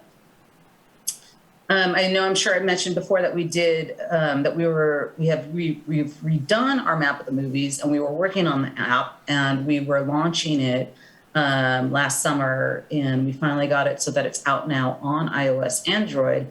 And in the app, we've added hotels and restaurants that are near these film locations where filming has taken place within Humboldt County and Delaware County. And as far as we know, we are the first tourism app locally. And I don't think that there's another app like this for any other film commission in California either. We've been trying to look and see, so we might be the first to do something like this. But it definitely focuses on film tourism. It shows you the highlights in the special places where filming has taken place. It takes you to the trailer, the IMDb, the poster. It tells you a little bit about the filming in our area, where you can go find the marker. And then it also, as I said, tells you where you can stay near that marker or that location and where you can eat. So it encourages the film tourism and them spending outside dollars in the area. And it was just featured on May 4th in San Francisco Gate. So we were pretty excited about that, where they featured how Planet of Endor was up in this area, and then they feature our map of the movies and how you can find the app. And part of our other collaboration, I was asked to do the Napoleon Dynamite event that happened here in Humboldt County, which was really fun. So those are the two actors from Napoleon Dynamite, and I helped introduce them and do the Q&A. So we love doing any type of collaborating with other organizations here, and that was a fun one. And since I saw you last, I know that I had told you about Meet the Experts. We added a few more. We hope to add more to it. Depends on with our workload right now. But this is a great video series that we created that has gone to the Humboldt Office of Education so that it can be showed either college level, high school. Locals can see it on our YouTube channel. And it's basically how do they get into the industry and what is it like to be in these different departments, and what does it mean to do it. And so these experts spoke with us and spoke specifically on how can locals break into the movie industry. And we actually have another Headwaters grant that we are hoping to do a FAM tour, but we have had to postpone that. There's been a lot of, some of these slides, you have seen some of this before, but this is a reminder of all the other things that we do besides helping with filming. But some of this we've had to actually put now on hold. Part of that is we have just, with our workload and the fact that we're only a staff of 2, which we're hoping that we can expand on at some point with a bigger budget. We've just hit that tipping point where we're having to put some things on hold, like movies in the park. We will be showing one movie, but not our whole movie series. Local filmmakers night, a lot of those things that we've created, we're having to put on hold so that we can focus on these bigger projects that want to come. And including we're putting the FAM tour on hold, but we hope to get that again, or start that up again, since we did get the grant, in order to bring location managers up here to show them in person what great locations we have for filming. We also, since I've showed you these slides, these are the things that we had accomplished in the past 10 years. We also, I was able to speak on a panel for the Emmys. So they do an education component, and they asked me to moderate the panel for filming in California. So I was pretty honored that I was a representative for California with producers and directors that were part of the Emmy group. So, and then again, just a long list of all the other things that we do. Just shows you how much more important just to see that there's tons of words, and that means tons of activity that we do. And again, that's with an office of 2. We do have a board of directors, and we have interns and volunteers, which we rely heavily on and appreciate so much. We have advisors, and we do have community partners that we really appreciate working with. So that is the basic part of our presentation. a lot of work and efforts. Any comments from, sorry if we're not as energetic as we might have been earlier today. Any supervisors have any, I mean, it's a lot of information to take in. And Supervisor Bohn? When was the fishing or the Is his microphone off? I hit it. When was the film commission set up? What year was that? Well, it depends on which portion you're talking about, because in the 80s, it was originally set up, went back down in Ferndale, but then it went through a couple of different renditions. But as a nonprofit, it was set up 11 years ago. And when it was set up in Ferndale, was that for Outbreak, or what was that for? Do you remember? Yeah, I believe it. Yeah, Outbreak. It was Outbreak or Majestic. I'm blanking out on which year, which one was first, but it would have been down during that time. And then there was an office down there, and like I said, it's gone through a couple different forms. It was through the CBB there for a while, and then it moved out of the CBB. Small Business Development Center was the umbrella there for about a year until it became its own nonprofit. Anyone? Thank you. Yeah, I think your work's very much appreciated. I remember back in the days that the people, the vendors that did business with them ended up being the resource for all the connections for them. So I remember we did a lot of work with them back then, and I remember because everything was run by generator and things like that. So yeah, it's great, you know, because we had a lot of big films here before, and now we're in position to get even more. So I think it's great. Anyone else? Or at the, yeah. I Supervisor move Wilson? that we accept this report. Second. And what I would say too, I know sometimes when you talk about financial stuff, obviously this year we're not even looking at budget till September. So as long as, thank you for not asking during this presentation. No, she already knows it. Okay, we'll go to public comment, and we don't have any on the phone that I see, so we'll go to the in person. So through the chair, I didn't hear in the presentation, maybe you could ask, it'd be nice to know what their budget is and their source of funding. Now, they mentioned Headwaters as far as a grant goes there, but they're doing a heck of a lot of work. I know when you were talking about your TOT change there, which I'm strongly against, but if you were to bring that back in November election, and you were to say a group like this was going to get a significant amount of money, it sounds like our return on investment as far as TOT going through. So they do get some of it, but I'd like to see them get more. I mean, this is a fantastic return on investment. So I that's why I was asking the question what their source is and how much do they get from TOT. And again, if you want to market a TOT tax increase rather than a last minute thing with a little head thing, I'm happy to back some things. Like we had all kinds of artists there. The ink people wanted money, and you know, we had them. They must have had 12 people lobby for that on the TOT from what I remember. But this one group here, I think I would lobby for personally as far as the return. I think probably the moteliers, everybody's going to be in favor of the amount of money that they bring into our economy here, and they should be continued and compensated. If you get another person, if they get 3 times the money or 1/3 more money than they're getting now for the county, I think that'd be a phenomenal investment. Thank you for the opportunity to speak. All right, thank you. So I don't see anyone else coming up. Just a little bit of a comment. They do receive funds from TOT. They also have a seat at the table for discussion on the committee we just formed to, if that measure passes, where those funds will be directed to or could be. Yeah, that's why I was going to mention that. And I don't know, Cassandra? Yes. Sean, did you have anything, a simple budget? Yeah, so our Okay. funders are Humboldt County, Del Norte County, Humboldt Lodging Alliance, City of Eureka, City of Arcata, Fortuna Chamber. I hope I got them all. And then when we have grants, Headwaters Fund. I think I got them all. And so, yeah, we roughly, you know, it just depends on every year. Slightly it changes, but at our best, we are roughly in the 220,000 range. I think this year we're operating off of 180,000-ish. I want to say without having it right in front of me, so I apologize for not having the numbers right in front of me. We did have the past 2 years, we were hit hard in regards to losing some of our funding, but it seems like we're back up to where we will be next year, back in a better position. And so the goal will be to just continue to maintain, to take care of staff, hopefully bring in new staff, and to be able to, function appropriately with all the work that's coming in that we're excited about. Thank you. All right, well, we have a motion and a second.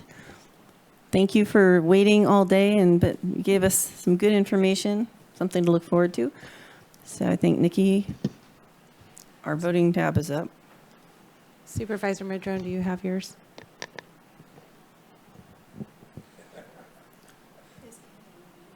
Thank you.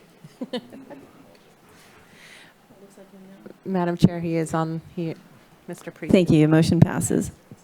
So, all right, so now we're going to go to the other item, well, the one that we started hearing about from Supervisor Bohn. We're going to go back to you. Well, I think we've chased down Kenny, and I think they've redrawn the letter to a different standard. But I'd love to talk to Kenny from our Fish and Game Commission. I'm here if you can hear me. Yes, we can. And we might even be able to see you. You can't see me because I don't have my camera on right now, so you kind of caught me off guard here. So as long as you can hear me, we should be good. Okay, but it's funny, there was a picture that had your name underneath it, but maybe it's not you. All right, well, welcome. That was not me. That's a guy named Nate. Oh.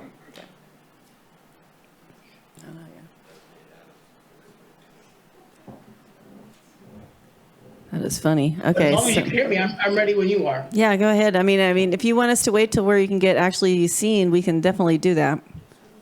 No, that's okay. I better just proceed. Okay. If it's okay with you guys. Yep. Okay. So what we started last time, and I kind of want to just move away from the letter aspect of what happened there. What I really want to talk about is what's going on with the topic at hand. So I don't have all the months straight in my head anymore because it's the end of the day, but the Fish and Game, the California Fish and Game Commission has approved some additional low flow closures onto our North Coast rivers. So they have the Mad River. What they did is they extended the dates of the low flow closures. So basically what that means, if flows are under a certain CFS, they close the river to angling. So that includes the Mad River, the Van Dusen River, the South Fork of the Eel River, the main stem of the Eel River, and I believe Redwood Creek. I think those are all the ones. So they also added another low flow closure to the Eel River estuary from the mouth of the river to Fulmer Road. That was never included in any of the low flow closures prior. And I will say that, the groups that I represent, we have no issue with the other low flow closure extensions. That's to protect the fish. We get it, not an issue. But we had an issue with the Eel River estuary as far as low flow, closing that during low flows. That's not really affected by the drought from Fulmer Road to the mouth of the river. It's all tidal dependent. The drought does not affect that area. So the fish that are in the river then are actually, they're not being, harassed by a lot of anglers. The water is not warm. They're not, not being snagged. They're in good shape down there. So that's what I really had an issue with, is just that section of the river being closed to angling. Okay. Supervisor Bohn? Yeah, thanks, Kenny. And I think the rewrite on the letter is better, and it just is able to let the California Fish and Game Commission know what our local Fish and Game Advisory Commission, how they stand on it. Supervisor Wilson? Yeah, and I was surprised to see this on the agenda, as I thought we voted on it already, that the Fish and Game Commission could send their letter to the Fish and Game Commission of the state, and they can do that on their own independently. I kind of want to stand by that. I think it was a decent decision on our part. I still I did have a chance to talk to one fish and game person, and which none of them could be here today to talk to us about this. So I think that's. We got one. Is there a fish? That's Kenny. No, I'm talking about fish and wildlife. Excuse me, fish and wildlife. Fish and wildlife. Pardon me. State Fish and Wildlife, who's making these decisions, and the perspective I got from that was that this is an extreme condition. We are under extreme drought conditions, and it is true that there are some better conditions relative to fish in this section of the river. But that's one of the reasons why they're focusing on this as refugia, as a place of refuge for these fish. And they were trying to limit additional stressors on the fish that are in that space, because they're not in the other places in the river because of the low flow situations. And so that's, and the anticipated low flow situations. So they did have their reason to do that. I also will note, and I'll ask Kenny about this, I did see in the letter to us that the Wiyot tribe had weighed in on this, but the email that I saw was that it was a Wiyot tribal member, and I just want to make sure that we're not saying in our documents that the tribe has a set position based on one tribal member's email, and I just want to confirm that. That's correct. Yeah. So we did. I was able to hear back from, I think his name is Alan. I don't know the gentleman, but he did send the advisory council an email on his stance on this issue. But you're right. I mean, that's just one voice. So, but just backing up a little bit with the folks from Fish and Wildlife who we met with, the thing about these closures is, there's no science to back this up. We're doing these closures on feelings. If there was science that said we're catching this many Chinook salmon during this time frame and we're seeing this percentage of mortality, we would all be on board. But there is none of that. There is absolutely zero data. They can't even tell me how many fish are caught. So how do you close a fishery because you're worried about stress if you can't tell me how many fish are caught? Okay, so I'm glad we're confirming that the tribe has not weighed in on this, and I appreciate that. And I would say that likewise on the other side of that equation, without data, I think that's really what the Fish and Game folks are saying, is that without data, they still have concerns because they don't have data that shows that this, that their concern isn't valid. So I'm just gonna have to weigh in with their concern on this. That being said, I wanna to be really clear. I think Kenny Priest and the work that he does and that of the commission is really valid and very important. And I would have to say I really highlight Kenny's work in terms of his advocacy with relationship to fishing, and I have to say I'm a huge fan of his articles that he puts in the paper, and I use them often for my own fishing adventures, I would say, and so I just want to make sure that I want to make sure that Kenny, and I think maybe Kenny might even be one of my appointments if I didn't. Maybe she's your appointment, Virginia. I can't remember. But anyways, I'm happy that he's there. I just disagree with him on this particular item.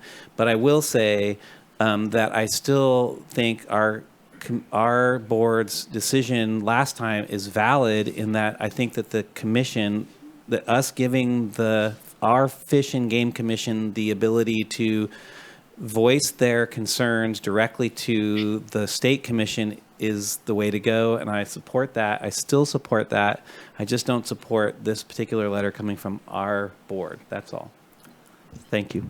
Okay, thank you. Supervisor Bushnell.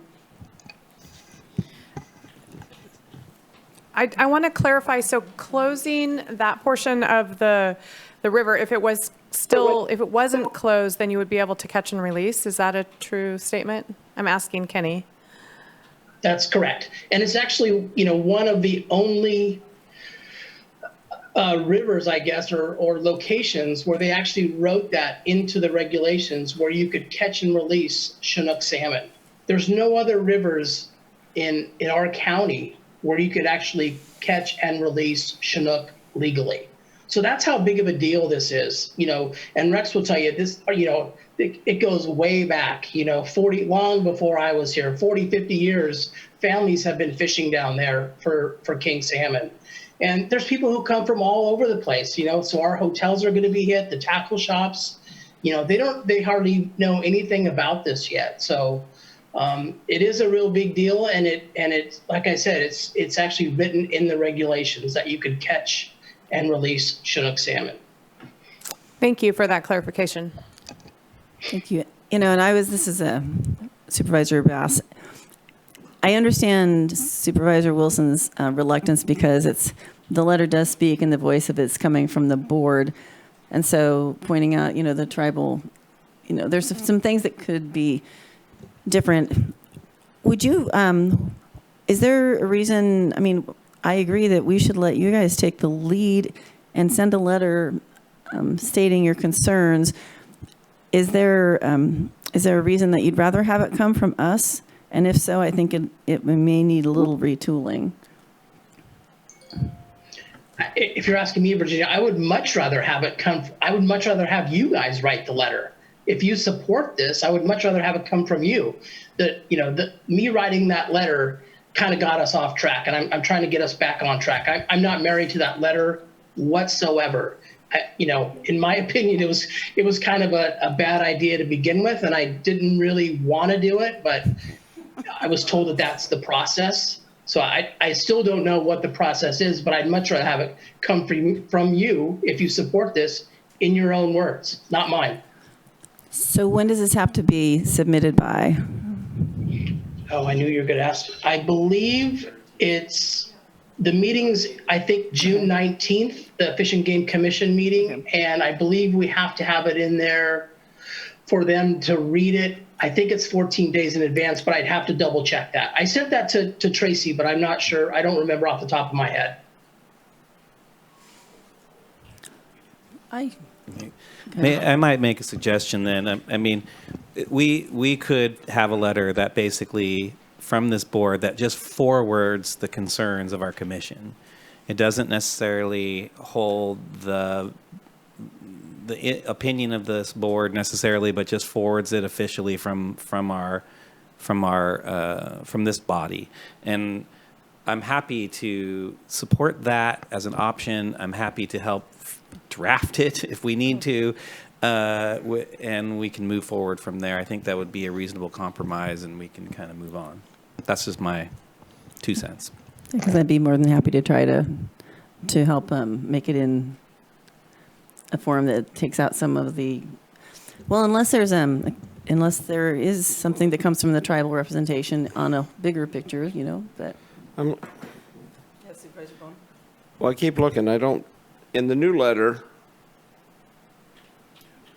are the Wheats mentioned in the new letter? Are the tribes mentioned in the new letter? No, it's just in the letter that comes to us from the Fish and Game Commission. Okay, so we got that clarified. Okay, so that's not in there. So it's not in the letter. Basically, we're writing you today with significant concerns that have been raised by our Fish and Game Commission about the proposed, is that, I don't, you're going to wordsmith it a lot more than that, but I think it's accurate. But we are writing you today with the significant concerns raised by the Humboldt County Fish and Game Commission. Through the chair, there is more to that letter that I'm not comfortable putting forward under my name or my whatever. Could you let us know before we vote on it? No, because I think that the drafting of this letter from this board would basically be saying we're forwarding the concerns. Here they are. They can give it to us on their letterhead as the way they want it, and we can basically put a memo on top of it. Says here it is. I'm happy to have that be done, I don't really want to spend a bunch of time wordsmithing at 4:48 in the afternoon when we've had a cumulative breaks of maybe 15 minutes over the day. I'm just not there for that right now. I can't do it. Well, I'd make a motion that we send this letter forward as written with, we're writing to you today with significant concerns raised by our Humboldt County Fish and Game Commission. Excuse me, Madam Chair. Sorry, I apologize, but Deputy Clerk Tracy D'Amico is raising her hand and asked to speak. I don't, okay. Okay. Not saying it. Yes, please, Tracy. Hi, I just wanted to clarify about the timeline, and I think the issue of urgency is that that meeting is scheduled for the 15th of June.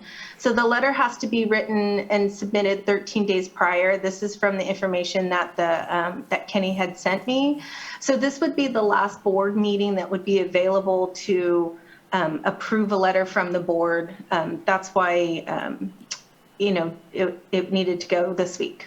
So I just wanted to clarify that. Okay. Supervisor, yeah, no, again, I'm just going to start picking. My question, this is Michelle. Hi, Kenny, again. So I'm curious. So 2 meetings ago, we authorized, we received the letter and we authorized or said, go ahead and send it from your commission or committee. And maybe I missed it, and I apologize if I did. So you guys are wanting it to come specifically from the board and are opposed to sending it just under your letterhead? Not at all. What I'm looking for, we'll send it. We'll send it from our advisory council. So you guys approve that. So we'll send that from the Humboldt County Fish and Game Advisory Council. So that's one letter. So what we're looking for is just the Board of Supervisors support. So if you could support us, if you choose to support us, to write a separate letter or support that letter, that's fine too. But we're just looking for support. We'll do our own thing. You approve that, we'll send that, and away we go. That might be the simplest right now. Well, I also, without having Fish and Wildlife here to, Kenny, can you answer, like when you specifically asked them why they included this section for low flow closure, what was the response? The response was just what Mr. Wilson said. So they're worried about the fish being stressed. They're worried about mortality. They're worried about all things drought. I mean, just, you know, like we're all worried about the drought in other parts of the river. We're all worried about that. But it just seems without the science and without the data, you know, our fisheries are getting closed left and right. And, you know, how about you study it first and then make a decision based on the data that you have rather than, hey, let's hit the fishermen, let's hit the anglers. We'll just close it. And there's no study that's ever going to be done on this. There's no money. They told us there's no money available to study this. So it's basically, it'll be closed permanently. We know this. We know living in California, this is how it goes. So, you know, I suggest that you think about this because once they close a fishery, you don't get it back. I know. Yes, thank you. Yes, and we know there's public comment here. I was just still making sure we had this done. But I'm just curious because the conversation is around the drought, not a permanent closure. Is that correct?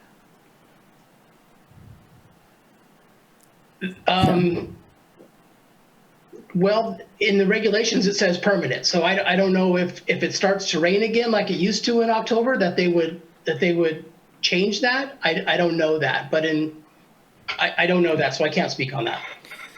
Thank you.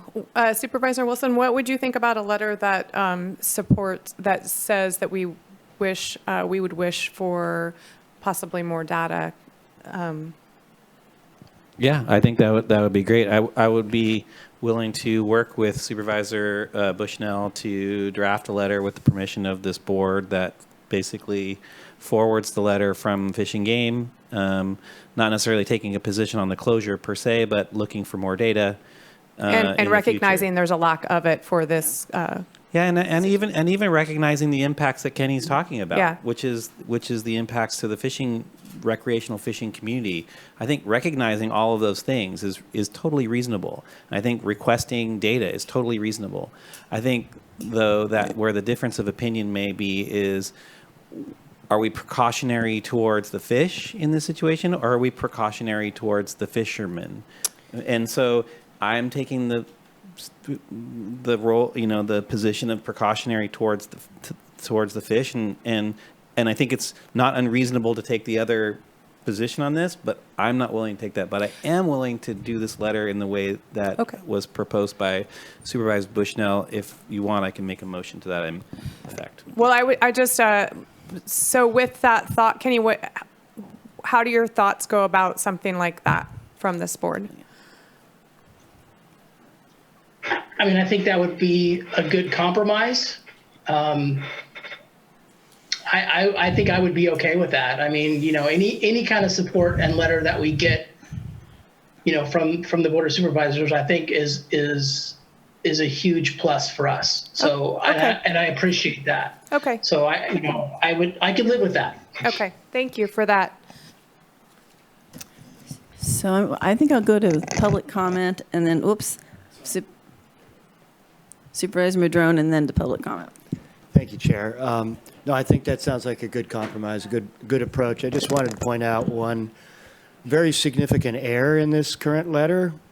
It says adult wild salmon and steelhead are not confined to pools of cold water. The fish can go back out to the ocean if warm water conditions become evident. Once adult salmon enter the river, they cannot go back out to the ocean. They do not. It's steelhead that have the ability to go back and forth, actually several times in their life history, and spawn and then go back to the ocean and come back. But salmon do not do that. Once they're in the river, their only choice is to stay there. And when you're under low flow conditions, it's absolutely true that this becomes a refuge for these fish so that we actually have a population in the future to fish for. So I think that Supervisor Wilson's brought up some good points. I like the compromise that's been recommended. Please clarify that scientific fact there. Thank you. Excuse me, Madam Chair. Mr. Priest is raising his hand. Okay. So that is actually not true. In the tidal areas, the salmon and steelhead could go in and out of that tidal area. So they'll come in the river, and if conditions aren't right, they'll go back out. So what you're referring to is once the fish go upriver to spawn, they don't go back out, and that's correct. Once salmon spawn, they die. But in that tidal area, close to the mouth there, they go in and out based on the conditions that they're feeling. If the conditions aren't right, water temperature's not right, they can smell their creeks upriver. If they're not right, they'll go back out to the ocean and hang out right there at the mouth. Okay, I'm going to go to public comment because I know we do have. I think that's like 6 times you said. It's your exercise program. Welcome. I'm Johnny Jump Up. No, that's my understanding is they haven't technically left the salt water in some of those areas down there if they're near the mouth, and technically they're not in strictly fresh water, but I could be wrong on that one. I would personally, if I was up there, I would second Rex's motion and take the vote and let it land where it lands. If you don't get enough people, you can take to vote that. If you don't get 3 votes for that, then go ahead and go back and go do the compromise kind of thing. You can always take a second vote on that one. But I do strongly support the need of balance, and I'm one of the biggest people in favor of the fishery. But if we alienate the fishermen out there that are doing a good job and they're the stewards of this fish and don't have their back when they ask us to have their back on something this important, then I think you're doing more damage to the fishery than you're doing help, because those people are needed to help protect the thing. And the biggest thing we have to do, obviously, is get rid of those stupid dams on the Eel River. I mean, let's work on that one and not worry about a few little words and semantics as far as protecting our local people who enjoy fishing. I don't fish that, so I don't have a dog in the fight, but I do know it's important for those people to have a place to go. And I'd hate to see, and I totally agree that once the government puts something on regarding drought, the chance of you ever unwinding that is just about non-existent. That's just not how it is. It doesn't ratchet back the other way. So thank you for Kenny's presentation here. Really appreciate him taking the time and hanging in here for this long day. Thank you for my opportunity to speak. All right, thank you. And there are no speakers on Zoom. So we're back to the board. I'm ready to make a motion, if I may. If I say no, yes, No. please. So it's okay. And it seems like we're moving in that direction. So I'll make a motion that the board allow Supervisor Bushnell and myself to draft a letter that brings attention to the letter that will be sent by the Fish and Game Commission to the State Fish and Game Commission, emphasizing the issue of the lack of data, emphasizing the issue of the importance of the fishery from an economic perspective and a recreational perspective, and I'm going to add on to that, we haven't talked about, but actually alerting or voicing concern about the potential permanence of that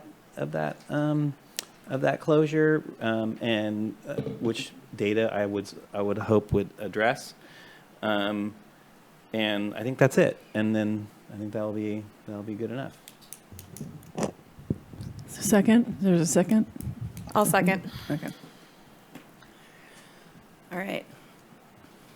I also want to say thank you to Kenny. It was very helpful to have you here and answer all the questions, and I really appreciate it. Yeah, I'm going to say once again, I'm a huge fan. Yeah. So just for whatever that's worth. I'm just like. All right, so we have a motion and Thank a you. second. And I don't see the vote thing hasn't popped up yet, right? No, because I'm just need clarification. So I have receive and file the presentation, authorize Supervisor Wilson and Supervisor Bushnell to work together to draft a letter to the California Fish and Game Commission. Okay. The State Fish and Game Commission. State. Are they still fishing game or are they fishing wildlife? I think they're fishing Fishing wildlife now, yeah. okay. California State Fish and Wildlife, okay. For more information? clarifying. The need for. Clarifying. A need for scientific Data. data.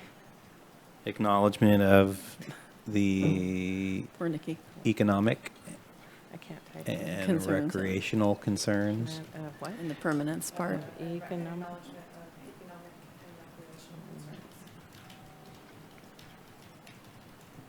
Which actually the permanence falls. And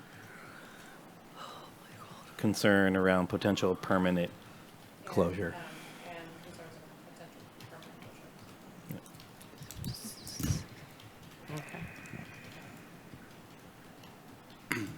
So just for clarification through the chair, Yes, please. it is still the California Fish and Game Commission. It is true that the department has changed to the California Department of Fish and Wildlife, but it is still the State Fish and Game Commission. There you go. They're just trying to be confusing.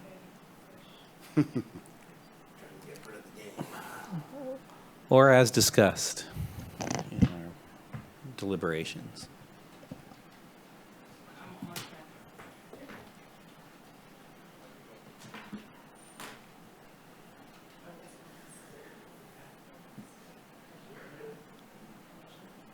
Steve, you know that, like 100% that fits the fishing game? I just checked online. Okay, thank you. Yes.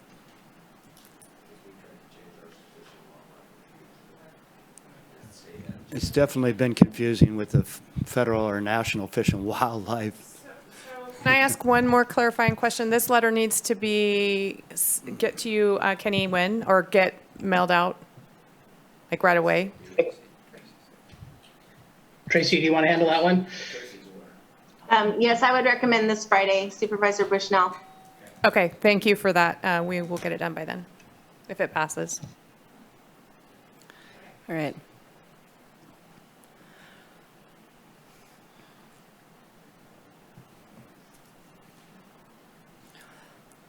Do we have votes from everybody?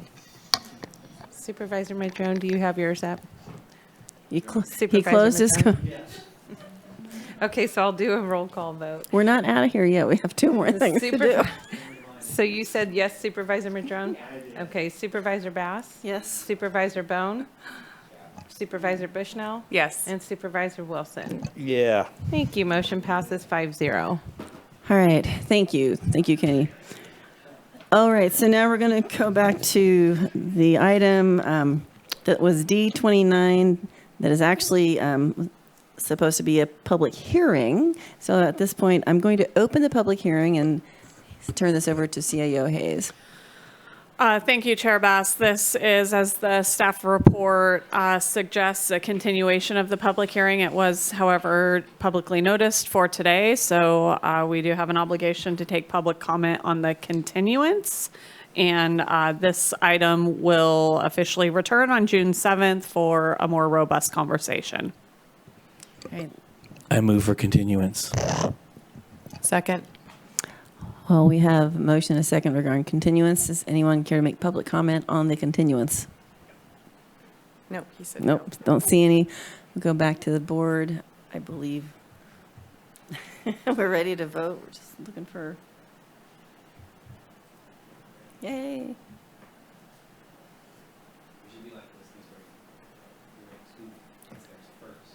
Right. It's like a ding, ding, ding. Is it easy? Do you just want me to do a roll call? I voted. Okay. Steve? Yes.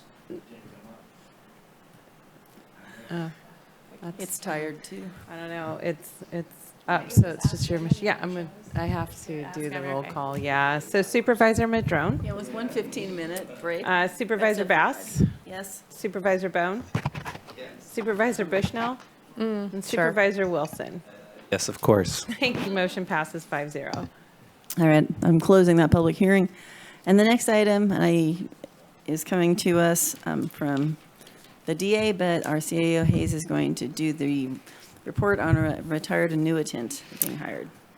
Thank you, Chair Bass. This item comes before your board as a procedural requirement for a retired annuitant. I make a motion for staff's recommendation. Wonderful, thank you.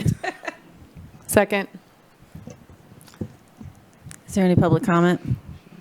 Okay. We have a motion and a second. And here. Yes. Yeah. Yes. I have to go through it, though, because you didn't do it I in your know. mic. Sorry. I'll do it fast. Supervisor Bass. Yes. Supervisor Madrone. Yes. Supervisor Bohn. Yep. Supervisor Bushnell. Yep. Supervisor Wilson. Yep. Thank you. Motion passes 5-0. All right. So before everyone leaves, we are adjourning in memory today of Brian Tripp, and I'm going to ask Supervisor Wilson to take over from here. Okay. So we are adjourning this in memory of Brian Tripp. If you don't know who Brian Tripp is, then I'll just let you know a little bit about him, which is he is a native artist that has been plying the trade of painting and sculpture, song and design, and all things Karuk and Eureka for a long time. He died just recently after a long time in hospice. I'm going to have to say the reason he is important to me in particular, or for me anyway, is through his brother Amos, who was the attorney for United Indian Health Services for years, through many years, and that's the lens that I got to know Brian through, and really understand him as an artist. And I want to say that one of the most important things about him in that way is I would use this term.